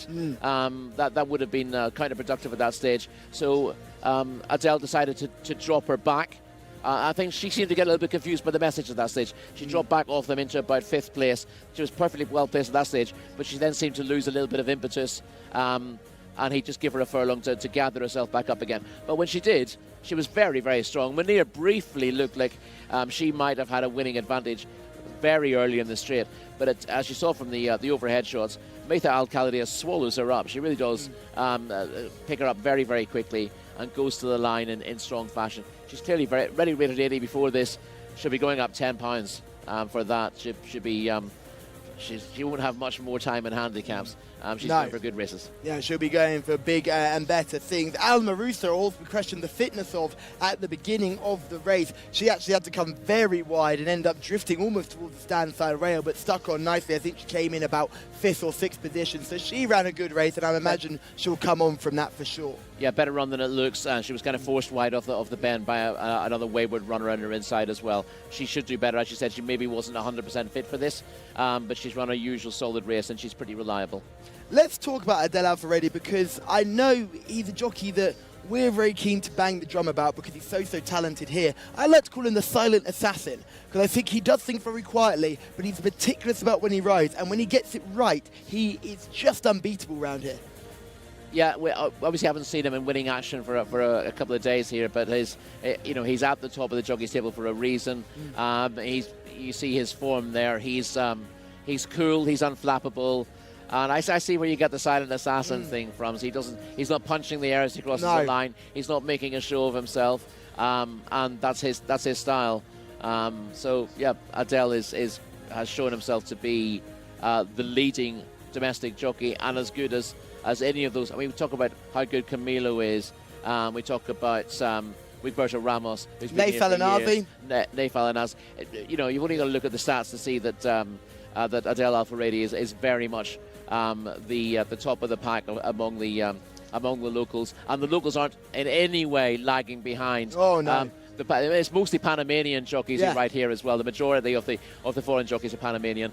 That is a country that's throwing up a frightening number of top-class jockeys given the population. And these guys, they give no quarter, but the locals are not fazed by them at all and are riding at the same sort of level. It's really good to see. Yes, and Adele is one of the best pace judges in this circuit as well. He just seems to know exactly where to be at the right time, and you can see with his ability to put the brakes on this horse before really going again and showing her supreme acceleration. And that was a much better performance than her debut. I know a lot of people will be thinking, why are you not going for the Al-Khalidiyah horse after a winning debut? But for me, I wasn't impressed by that debut. I was really impressed by that performance. Yeah, and she's still learning. Both times, things have gone wrong for her mid-race, and she's finished off very well. First time out, she was just sort of gradually reeling in one from in the similar colours. Another Al-Khalidiyah horse. Yeah. But it looked like hard work. She didn't look like she was getting there until the last 100 metres. It wasn't, wow, where did that turn of foot come from? Yeah. This was much more like that. She quickened very smartly off the bend to put the race to bed, and clearly any doubts you may have had about her beforehand were misguided. This gave us the wow factor for sure, this performance. This was a very big wow performance, and I think Alex put it great where he said just the idea of this way she's gone away and she's accelerated, and she will certainly be for bigger and better things. And I think Adele Al-Faredi will be licking his lips at the opportunity to get back on board her in the future. But they've just got so many good horses. The Al-Khalidiyah string. There are just so many of them. Asfan Al-Khalidiyah will be the superstar tomorrow. We've got so much to look forward to with these Arabian races tomorrow. And I think it'll be a real showcase for just how good the Al-Khalidiyah team is, because they'll be really, really into the big races as we move on tomorrow. Indeed. And yeah, this filly's on a sharp upper curve now on her second start winning. I mean, she's given the impression she's a different class to these, but these are not bad fillies. To be running in a not so 80 handicap, you've got to be pretty good. I know that we talked about Mobazine appearing in quite a lot of form lines, and Mobazine's a very hard filly to win with. He was well beaten yesterday. So is Jcsa as well. Yes, but there's solid Easters de Soleil, Jcsa, Almarusa, Alexia, genuinely consistent performers who have their limitations. But to beat them as easily as she has, Marcia Down is a very, very high-class filly. Easter de Soleil was quite a disappointing performance, I felt. With part of the leading group, but then never really got involved. Led through the first 50 metres, but then was overtaken, and I don't know whether she got a bit disappointed. I mean, she was beaten 7 lengths by Faris Al Jazzi last time out in a race where she rather got the run of things. Didn't get the run of things today, and maybe had a bit of a sulk as a result. Yes, wasn't able to dominate and lead the race that she probably would have hoped for, and didn't get home either. Lesia as well as another horse that struggled early. What did you make of that performance? Well, I don't think she struggled as much as this was a deliberate change of tactics. She wasn't asked to go forward. I was with her on the basis that if she could get to the front and set a reasonably easy tempo, she might be able to nick it off the front. I shouldn't be saying things like that here. You don't really steal races at this track, do you? But she wasn't ridden to go to the front. She did flatter briefly, but she got up. She didn't get a particularly good run off the bend. She was forced pretty wide. Although she looked to have half a chance of running into the frame, she's weakened late, and I'd rather be using her speed early in races. On this evidence, she wants a shorter trip anyway. Noor Jalan, the more I watch Noor Jalan's performance, you look how wide Noor Jalan has to go, end up in a bumping match with Neera coming off the turn. Noor Jalan isn't even in shot here. She's right out to the left of your screen, and she is a horse that's run on really nicely for second. First time up here in Saudi Arabia. Yeah, I think there's buckets loads to come from that one. Yeah, listen, to get the negatives out of the way first, she didn't go a yard in the first 2 furlongs and ended up getting well behind. And as we've seen here, because most races are run to benefit early speed, you can't maintain that speed all the way through, but you tend to get some sort of advantage in running by using your speed to get a good track position, and then it's a case of lasting home. Horses are always going slower in the last 2 furlongs than they are in furlongs 2 and 3 over whatever trip you're running over, and therefore horses who are left at the start often are able to work their way into contention because they're only beginning to do the running late in the day. So that's the negative, that these horses who flash home can flatter a little bit. But the positives are, we know she can win races. She was all at sea in the conditions early on. She was learning how to cope with the dirt, learning how to cope with the race, and she's run very well in the context of it. We move on to our final race of the day. This is over 2,000 metres. Here's Alex. Cheers, guys. Yeah, let's take a look at the runners and riders for this 9th and final race. Number 1 is Mathiel, the mountaineer of Eddie Castro. 2, Al Nasser Habner. 3, Yazid Al-Kir, the runner ridden by Alfa Radio on today's card. Bugatti is a likely player for Jimmy Carrion. 6, Yarka Al-Meli. 7, Kalab. 8 is Mosnesha. 9, Practical Mischief. That one will be steered here by Alex Moreno. Over the page to 10, Drawing Clocks, Ahmed Al-Azari. 11 is Mabruk Naj. Then we've got the 12, Amani Akil for Ali Al-Mimoni. 13, Stop. Then 14, Kerbash, Abdullah Al-Kredis. We've got Human Maker, number 15, Atta Al-Mala, number 16, and Busmat on the bottom there is number 17. 18 is Raji Al-Rahman, and the 19, Diray Al-Balad. That's our field then for the last 5 of the absentee, 20 and 21 the reserves not with them, so it leaves us with the 19 getting a run as the reserve.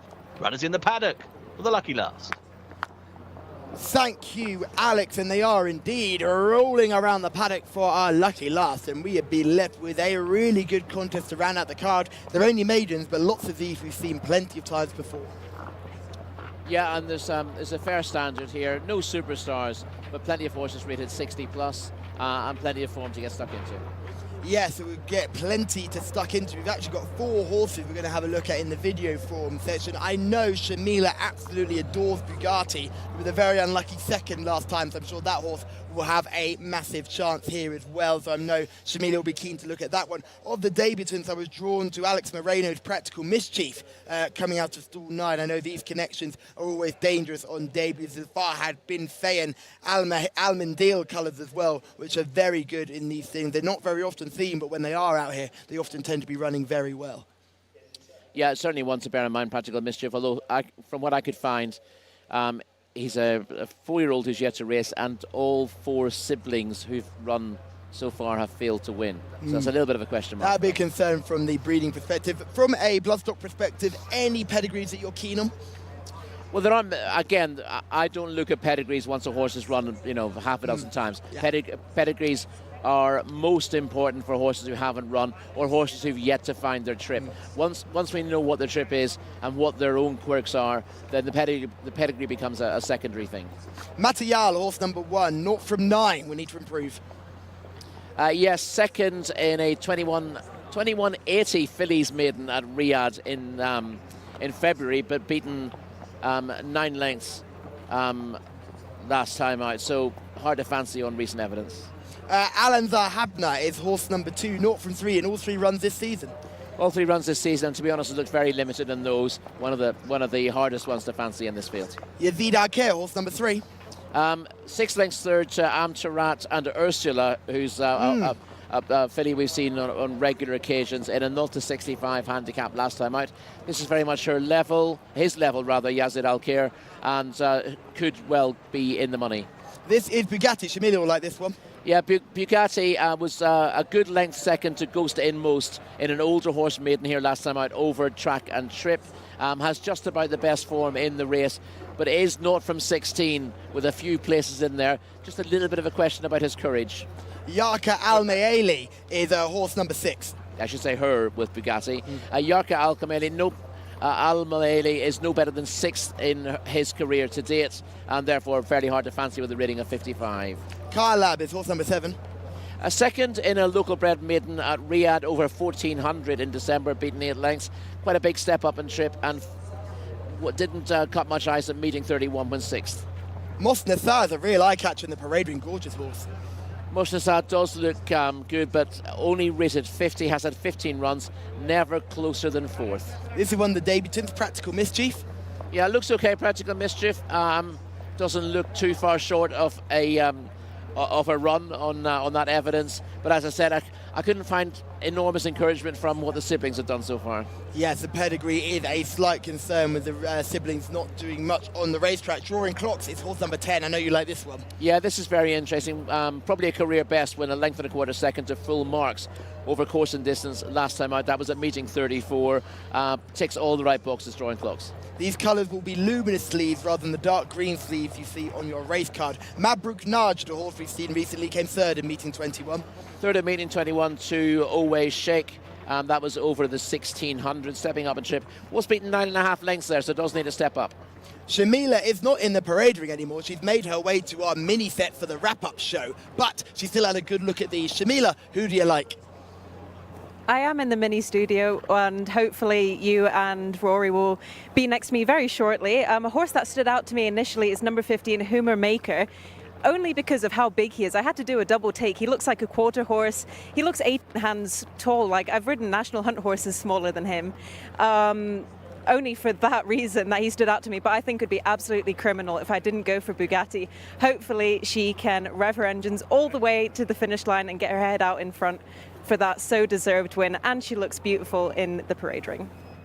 Shamila, not only are you going to be giving us all the puns to go with, you're also the best in the tipping. You selected 2 winners alongside Alex, and it is now impossible for myself and my expert analyst to pass you right now. I'm only here to take you through the show. Well, I'm glad I have some winners, because last week I had absolutely 0. I got every horse beat. I had a bad case of seconditis. You did indeed, and it's great to see you getting some horses in the winners' enclosure as well. I've just seen a child walk in front of our set as well, which is one of the most concerning things I've ever seen on set too. I'm sure he's having a great time enjoying his popcorn. That's lovely to see. Number 15 is the horse we're going to have a look at now. This is Humor Maker. Shamila liked this in the parade ring. Yeah, but just beginning to get a little bit warm. Humor Maker sweating a little bit. I like this horse enormously when I looked at the VT of its 3rd third on Soul Start at Riyadh. That was over 1,800 metres. Despite being a big model, looks like a National Hunt horse, moved really well. I really like the way this horse moved through the contest. Finished 3 1/4 lengths third to a horse called Wild Rhythm. Wild Rhythm has gone on to win 2 races since, I think, including the Jockey Club Cup. Oh, okay, so that's some strong form there, isn't it? That looks really hot form, and I will definitely be siding with Humour Maker here. Absolutely love that selection. Atta Al Mawla is horse number 16. Busmatter, the horse who's been running very well recently, is horse number 17. Horse number 18 in Raji Al Rahman. What do you make of this one? Not from 18, not from 16, sorry. Yeah, not from 16, but did run a decent third last time out, so you can give Raji Al Rahman a chance on that run. D-Ray Al-Balad is horse number 19. This horse will be jumping out of stall 5 due to sneaking into the reserve. Nice position of the draw and a lovely looking animal too. Yeah, not a particularly talented racehorse though, with a rating of 42. Not from 8, no closer than 8th this season, so really hard to fancy D-Ray Al-Balad. Yes, but you can see the form is improving as we make progress through this season, so hopefully that horse will continue trending in the right direction. This is Car Lab, who we didn't get a chance to talk about earlier on. What do you make of this run? 6th last time out on first start. Yeah, the sixth wasn't a particularly good run, but was second in a local bred maiden at Riyadh in December. That was over 1,400 though, so quite a big step up to the 2,000 here. If he can find that form, he'd have chances. Amani Al Kale, horse number 12. Not from 13, but second last time out. Yeah, is inconsistent though, so only beaten half a length on a local 0 to 60 handicap last time out, up to 64. On balance, I think Almani Al Kale is going to struggle, but if he could repeat the latest effort, would have chances. But the pattern of her career has been a little bit in and out. One of the best named horses in the field, Stob, is horse number 13. Unlucky for some, not from 8, but this is the first start this season. Twice third over 1,200 here last season. Ran poorly in Riyadh, and this trip is a bit of a question mark for a colt by Fast Company. Plenty of speed in the pedigree, and the results so far suggest that shorter trips suit. I've just seen the most confident child I've ever seen in my life. He's throwing a little bit of a gang sign there and then a kiss to the camera. We love to see it. Loving the confidence. Kerbash, horse number 14, the only one we haven't mentioned yet. Not from 30, and not running particularly well at the moment. 10th, 10th, and then an improvement to 7th last time. Oh, there we go. It'll be interesting to see that all for the rating of 59. There was clearly a sprinkling of form somewhere along the lines, because there's certainly been lower rated horses today. Going back, Kerbash has been better and is dropping in the weights, but recent evidence suggests that the son of due diligence is not going the right way. Humour Maker coming out of stall 15 is your selection, isn't it, Rory? You're definitely sticking with Humour Maker, and it'll be great when we can get a chance to have a look at the video of Humour Maker as well, because you'll get to explain to the viewers how good a mover he is despite his size. This first horse we're going to have a look at is Amni Al Kale, horse number 12, second in mid-August. This was not a bad effort, but this could be a tougher task. Yes, this is the filly coming round the outside of the field in the yellow cap, moving into third now. Keeps on very well. Actually looks like winning briefly when the camera angle changes, and is never able to go past. This is just a 0 to 60 handicap last time out, so well, it's a similar sort of contest, but you've got to be aware of what sort of company they're up against. Just doesn't look looks a bit reluctant to throw down a sterner challenge, having moved up very strongly. Has place claims on that, but I'm against it. Shamila's choice is Bugatti on your screens now, and we'll see this horse finish second in August the 10th. This was a really nice run, and Shamila was very unlucky when she tipped this up last time. Yes, this is Bugatti in the black colours with a white cap, finishing a length second to Ghost Inmost in an older horse maiden over this course and distance last time out.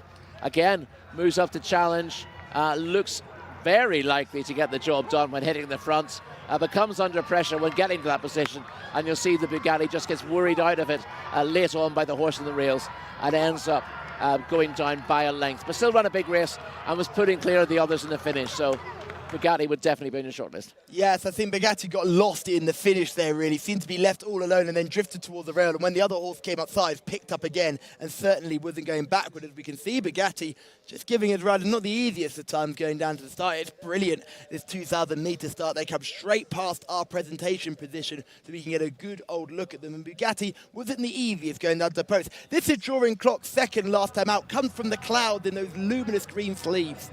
yeah, at the moment sitting only in 5th place and with about 12 lengths to make up on the leaders.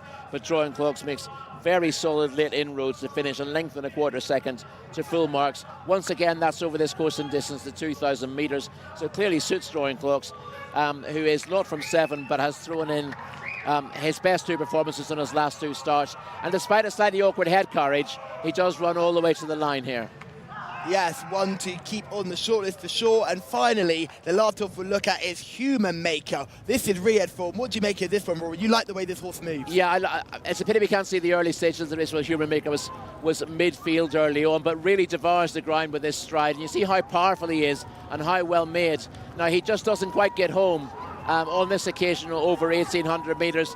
You could say that's trip related, and it may well be, but I think for a horse as big as him, the chances are he wasn't 100% fit for this debut, and he expended quite a lot of energy. I hope this is his trip. It may well be that he ends up being better over further, but on pedigree, this is his trip, and he's just an absolutely my kind of horse. I mean, I like a good jumps horse. Yeah, I'm about to say he's a hurdler, isn't he? So your selection is number 15, Human Maker. Shamila will be sticking with number 4, Bugatti. I am going to go for number 10, Drawing Clocks, because he's by the mighty time test. A stallion I love, and I think he's got a massive chance today. Alex, over to you. Who do you like in our lucky last? Thanks, Callum. Yeah, I'm with Shamila again here. I fancy Bugatti to gain a first success. Maybe should be going for something else, trying to see who can tip the most winners. But I do fancy this filly, actually. I think she has done very well, stepped up to 2,000. The bad run, the 14th placed effort, was over a shorter trip. So I think that's possibly why she didn't fare so well 3 starts ago. And over the 2,000 metre trip, she's been showing up much better, as you see in that galloping clue a short time ago. Pip last time with the runner closing in up the inside rail, and that winner could be quite useful because that was just the winner's second start, having shown promise to finish 5th on debut. So I think Bugatti ran into one last time around at meeting 28. Human Maker, of course, is a danger based on that Riyadh form as we saw, but trip a bit of a question mark coming back here today. I thought there was enough to look elsewhere with regards to Human Maker in this lineup. 10 Drawing Clocks is the pick, obviously, for Callum. Was second at meeting 34. Ahmed Al-Azhari will be on board that runner. 0 from 7 so far. The only newcomer in the race is number 9, Practical Mischief, for Alex Moreno. And Practical Mischief, again, not the flashiest of pedigrees, and with that in mind, I was happy to side with Bugatti, albeit one of the more exposed runners in the race. She's certainly shown herself up well on several occasions, so hoping Jimmy Carry On can guide this filly home in front from stall 4. In terms of the draw here, we are down the card in race card order when they load up into the starting stalls.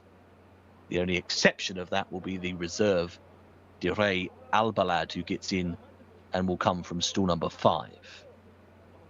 There's Bugatti just going through the back of shot, the combination of black and white colours. White jacket and blue sash in our shot there is Mosh Nessa. The back of the picture there, the blue and white colours just going through Human Maker. In terms of other runners to keep an eye out for, well, Amani Al-Keel, that second last time was pretty good, wasn't it? At meeting 32. Ali Al-Mimoni will take the ride here, stall 12 for that runner. Red jacket, black sash, yellow sleeves and cap, and right on cue, there she is, about to go forwards into the starting stalls. So we are loading up now. Good luck with any fancies in this final race. Bugatti here coming forwards to stall 4. Looked a really nice, imposing filly, actually. She really caught the eye in the prelims. Getting a little bit restless, actually. She's just being backed away and taking a turn. Next run on the way forwards is Yaka Al-Maili. Osma Al-Sharani on board. Or 6 who's just gone in. That's History Maker, the royal blue white disc. Yazed Al-Kir is not entirely without a chance, actually, from stall 3. 0 from 25, quite exposed, but has placed on a couple of occasions this campaign. Meeting 6 was second, and meeting 35 a third placed effort last time round. Blindfolds going on Bugatti. Calab has just gone forwards. There's your reserve. Dire Albalad just gone in. Light blue, the colours to follow there, so light blue jacket. Not too many more left to go. Yazad Al-Kir is just a little side on, will need to be straightened up. Been another very enjoyable afternoon of action with 1 or 2 very takey winners actually on today's card. 3 back. There's Yazid Al-Kir gone forwards. Still waiting for Bugatti. And it's going to be the last. So Bugatti will be the last. Having a little bit fractious at one point. Hopefully all will go okay for Bugatti and she will slide in. She's had plenty of goes before. She knows all about it. Being edgy and on the side. Hopefully she gets a chance. She does not. They're going without Bugatti, I think. Oh no, gate's back open. She's having another go. Oh, the tease of the last. Hopefully she consents to go in. They can get her in the right direction. Would be a shame to lose one of the main players in the lineup. We're nearly there now. She's in the right direction. Needs straightening up. No, they're going without her. No Bugatti. That's a shame. Stand by.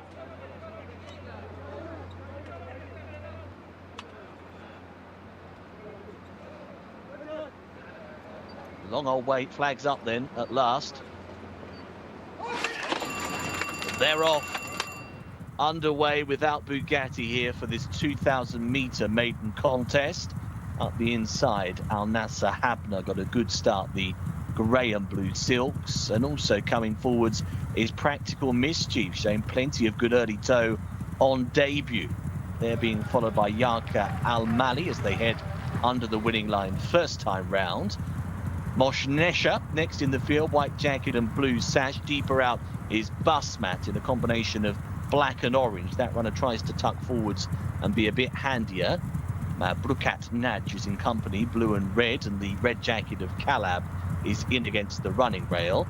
Next in the field is Drawing Clocks. That's centre back, the green sleeve jacket, quite vibrant colours in midfield. History Maker, that's deep.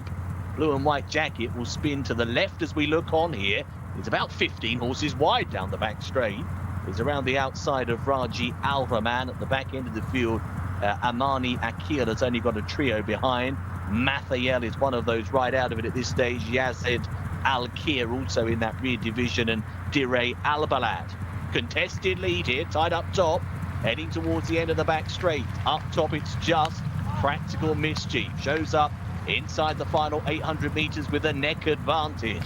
Busmat on the outside, comes there with a good-looking effort. Right behind them, Drawing Clocks has got a chance. Still in there pitching as well. Al Nasser Habna looks for a bit of racing room, and here also is Yarka Al Maili as they take the turn for home. Heading towards the top of the stretch, final time round today. And here goes Drawing Clocks. Drawing Clocks goes to try and draw away. Goes to the lead by 2.5 lengths over Busmat in second place. Mabrukat Nadj to the outside of rivals. Still there on the inner is Yarka Al Maili and might get a place, but Drawing Clocks is out in front, and it's a 6 or 7 lengths lead. Drawing Clocks over Busmat, and today is going to be the day for Drawing Clocks. He will get his evening in the limelight. It's going to be 8th time lucky. Drawing Clocks is an easy winner of our final race. Going to be close for the placings in the end. We've got some fast closers. Was that Yazid Al-Kir right down the outside getting second place? Come from miles off the speed, that runner. Close for second and third, then we'll get the full confirmation on the places. But a nice effort from Drawing Clocks. And a winner for Callum. It's about time. Takes out the ninth race on the card here, Drawing Clocks, who was poised well and kicked for home around the outside. His Human Maker had a weird old passage. That runner was very deep, actually, wasn't he?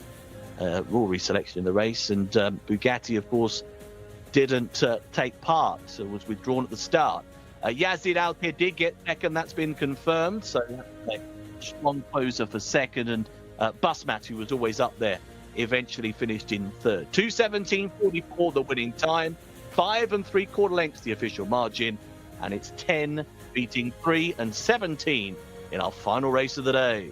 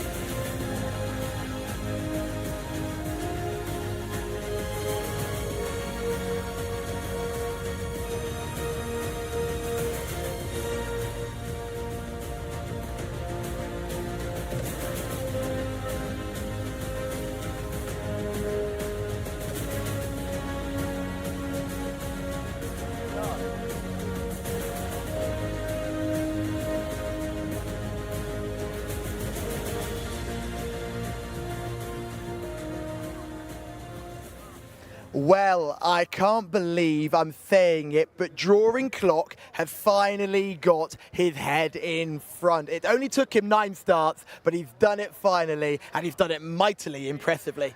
You could say it was his time to shine. Oh, she's been waiting for it. She's been waiting for it. Oh, send her home, ladies and gentlemen, send her home. That was awful. Rory, what did you make of that performance, and no puns?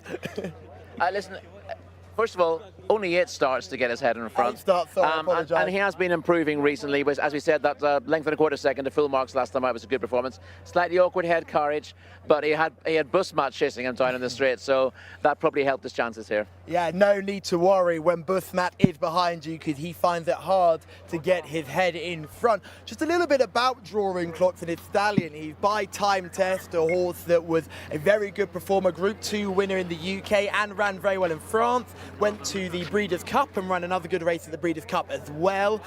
He was a super horse. He's been at the National Stud now for about 4 years, I want to say. He also shuttles between there and Little Avondale Stud in New Zealand. That's a place that's very close to my own heart. I worked there just before COVID. I was there for 6 months doing yearling prep. Absolutely adore the place and everyone involved. He's back out there. He starts covering today, September 1st. He's a very happy chappy today. There's lots of videos on social media, him strutting his stuff, and he'll be happy as a pig in poo today because he'll be able to be covering plenty of mares. He usually does about 3 a day. He's a very busy stallion out there doing a good job. So it's great to see him having winners all the way here in Saudi Arabia. Absolutely, and I love to see it. I love to see international horses coming here and proving themselves, and it just means that the quality of racing here just goes up and up. Yes, it does. Rory, what did you make of the race as a whole? Because it sort of fell apart at the top of the straight. Yeah, there seems to be an awful lot of horses pushing forward, looking for a good position early on. And unfortunately for myself and Shamila, the one who suffered there was Human Maker. Jordan Stall 15 was trapped very, very wide throughout. Probably needed the run anyway. We saw him sweating up late on. I wonder whether his best trip might be slightly shorter than this in time anyway, given he weakened over 1800 on debut. But he's such a good looker and such a good mover that I'd want to give him another chance on the back of that. Yes, he is a gorgeous type. And I know, Rory, you want to take him home with you and send him off to the Supreme. We can live and dream, can't we? Well, this race fell apart for me when Bugatti would not load. I mean, she's so experienced, and today she just said no. We've had some dangers from the stalls all the way through. We've had plenty of stalls drama, but Bugatti stalled. Yeah, you're welcome. You're welcome. Here for another couple of months. You've got a couple more months of this. But Bugatti was unfortunate not able to load. But what was great to see is how quickly they recovered from the stalls incident in race 2, which led to a void race. It's amazing. We were 3 minutes late for race 3, which I think is just unreal in the way that the situation was sorted and we were racing as quickly as possible. It's unheard of, especially like we have issues like this in racing all over the world. You know, horses try to get out under the stalls, and you can be running like half an hour late into the next race. Never mind 3 minutes. Yes, you can be running late, but they got everything sorted. Rory, you were very keen to express how quickly things were sorted. Yeah, we were still waiting, but the stalls had to be tested before race 3, and we still thought we might have something like a 25-minute delay. But once the OK was given for racing to go ahead, we didn't keep them walking around the paddock for 10 minutes. Once we got the OK, they were straight down to the start, and we made up an awful lot of time. And there's something that British administrators, British racecourses can learn from that. It was very impressive. Yes, and it was key that they spent all their time in the pre-parade ring. They weren't brought to the parade ring. They were allowed an opportunity to circle, circle, circle in a calming environment that didn't lead them to get too revved up. Indeed, and that's again really good to see. We didn't have anyone making rash decisions to send them back again, so they were just allowed to walk around in a relaxed state. It meant that no one got above themselves. There were no dramas, and once, as I said, once the signal was given for racing to go ahead, we were straight back into schedule. Rory, we've had a fantastic day racing today, but give us your highlight. Who's shone for you? We saw, I'm not sure whether it was the best performance of the day on the figures, but I thought a really promising performance in the maiden race over the 1,400 metres from Nonsense, the 2-year-old newcomer. Really well bred, a son of a Street Sense out of a Ghost Zapper mare who was a winner herself. Lovely US pedigree, and I thought he did it really nicely today and promised a lot for the future. We're watching this race now and we're seeing how well the horse broke, and the jockey made a very key decision to go forward but not to the front. Sat in behind the lead and then just had that perfect toe into the race, and it's a gorgeous looking animal too.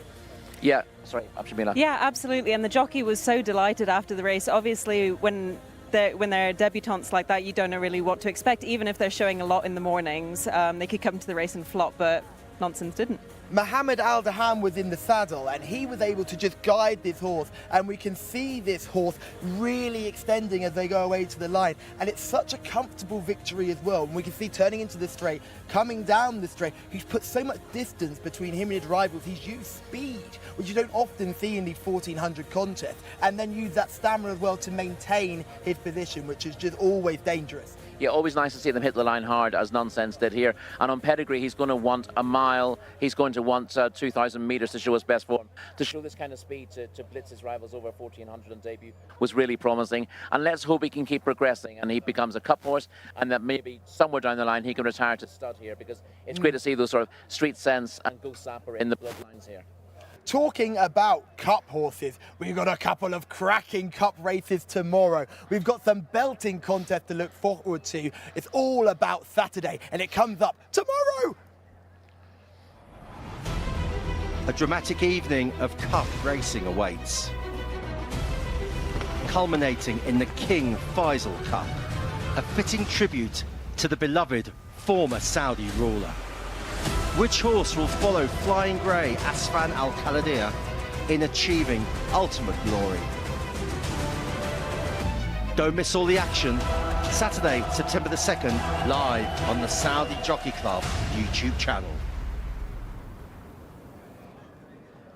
Oh, it just gets more exciting the more I see it. And the key thing to talk about is Asfan Al Khalidiyah. That horse is running in the penultimate race, and then you've got Food de Pine running in the 1 million Riyal King Faisal Cup. 1 million Riyal. What would you do with all that money, Shamila?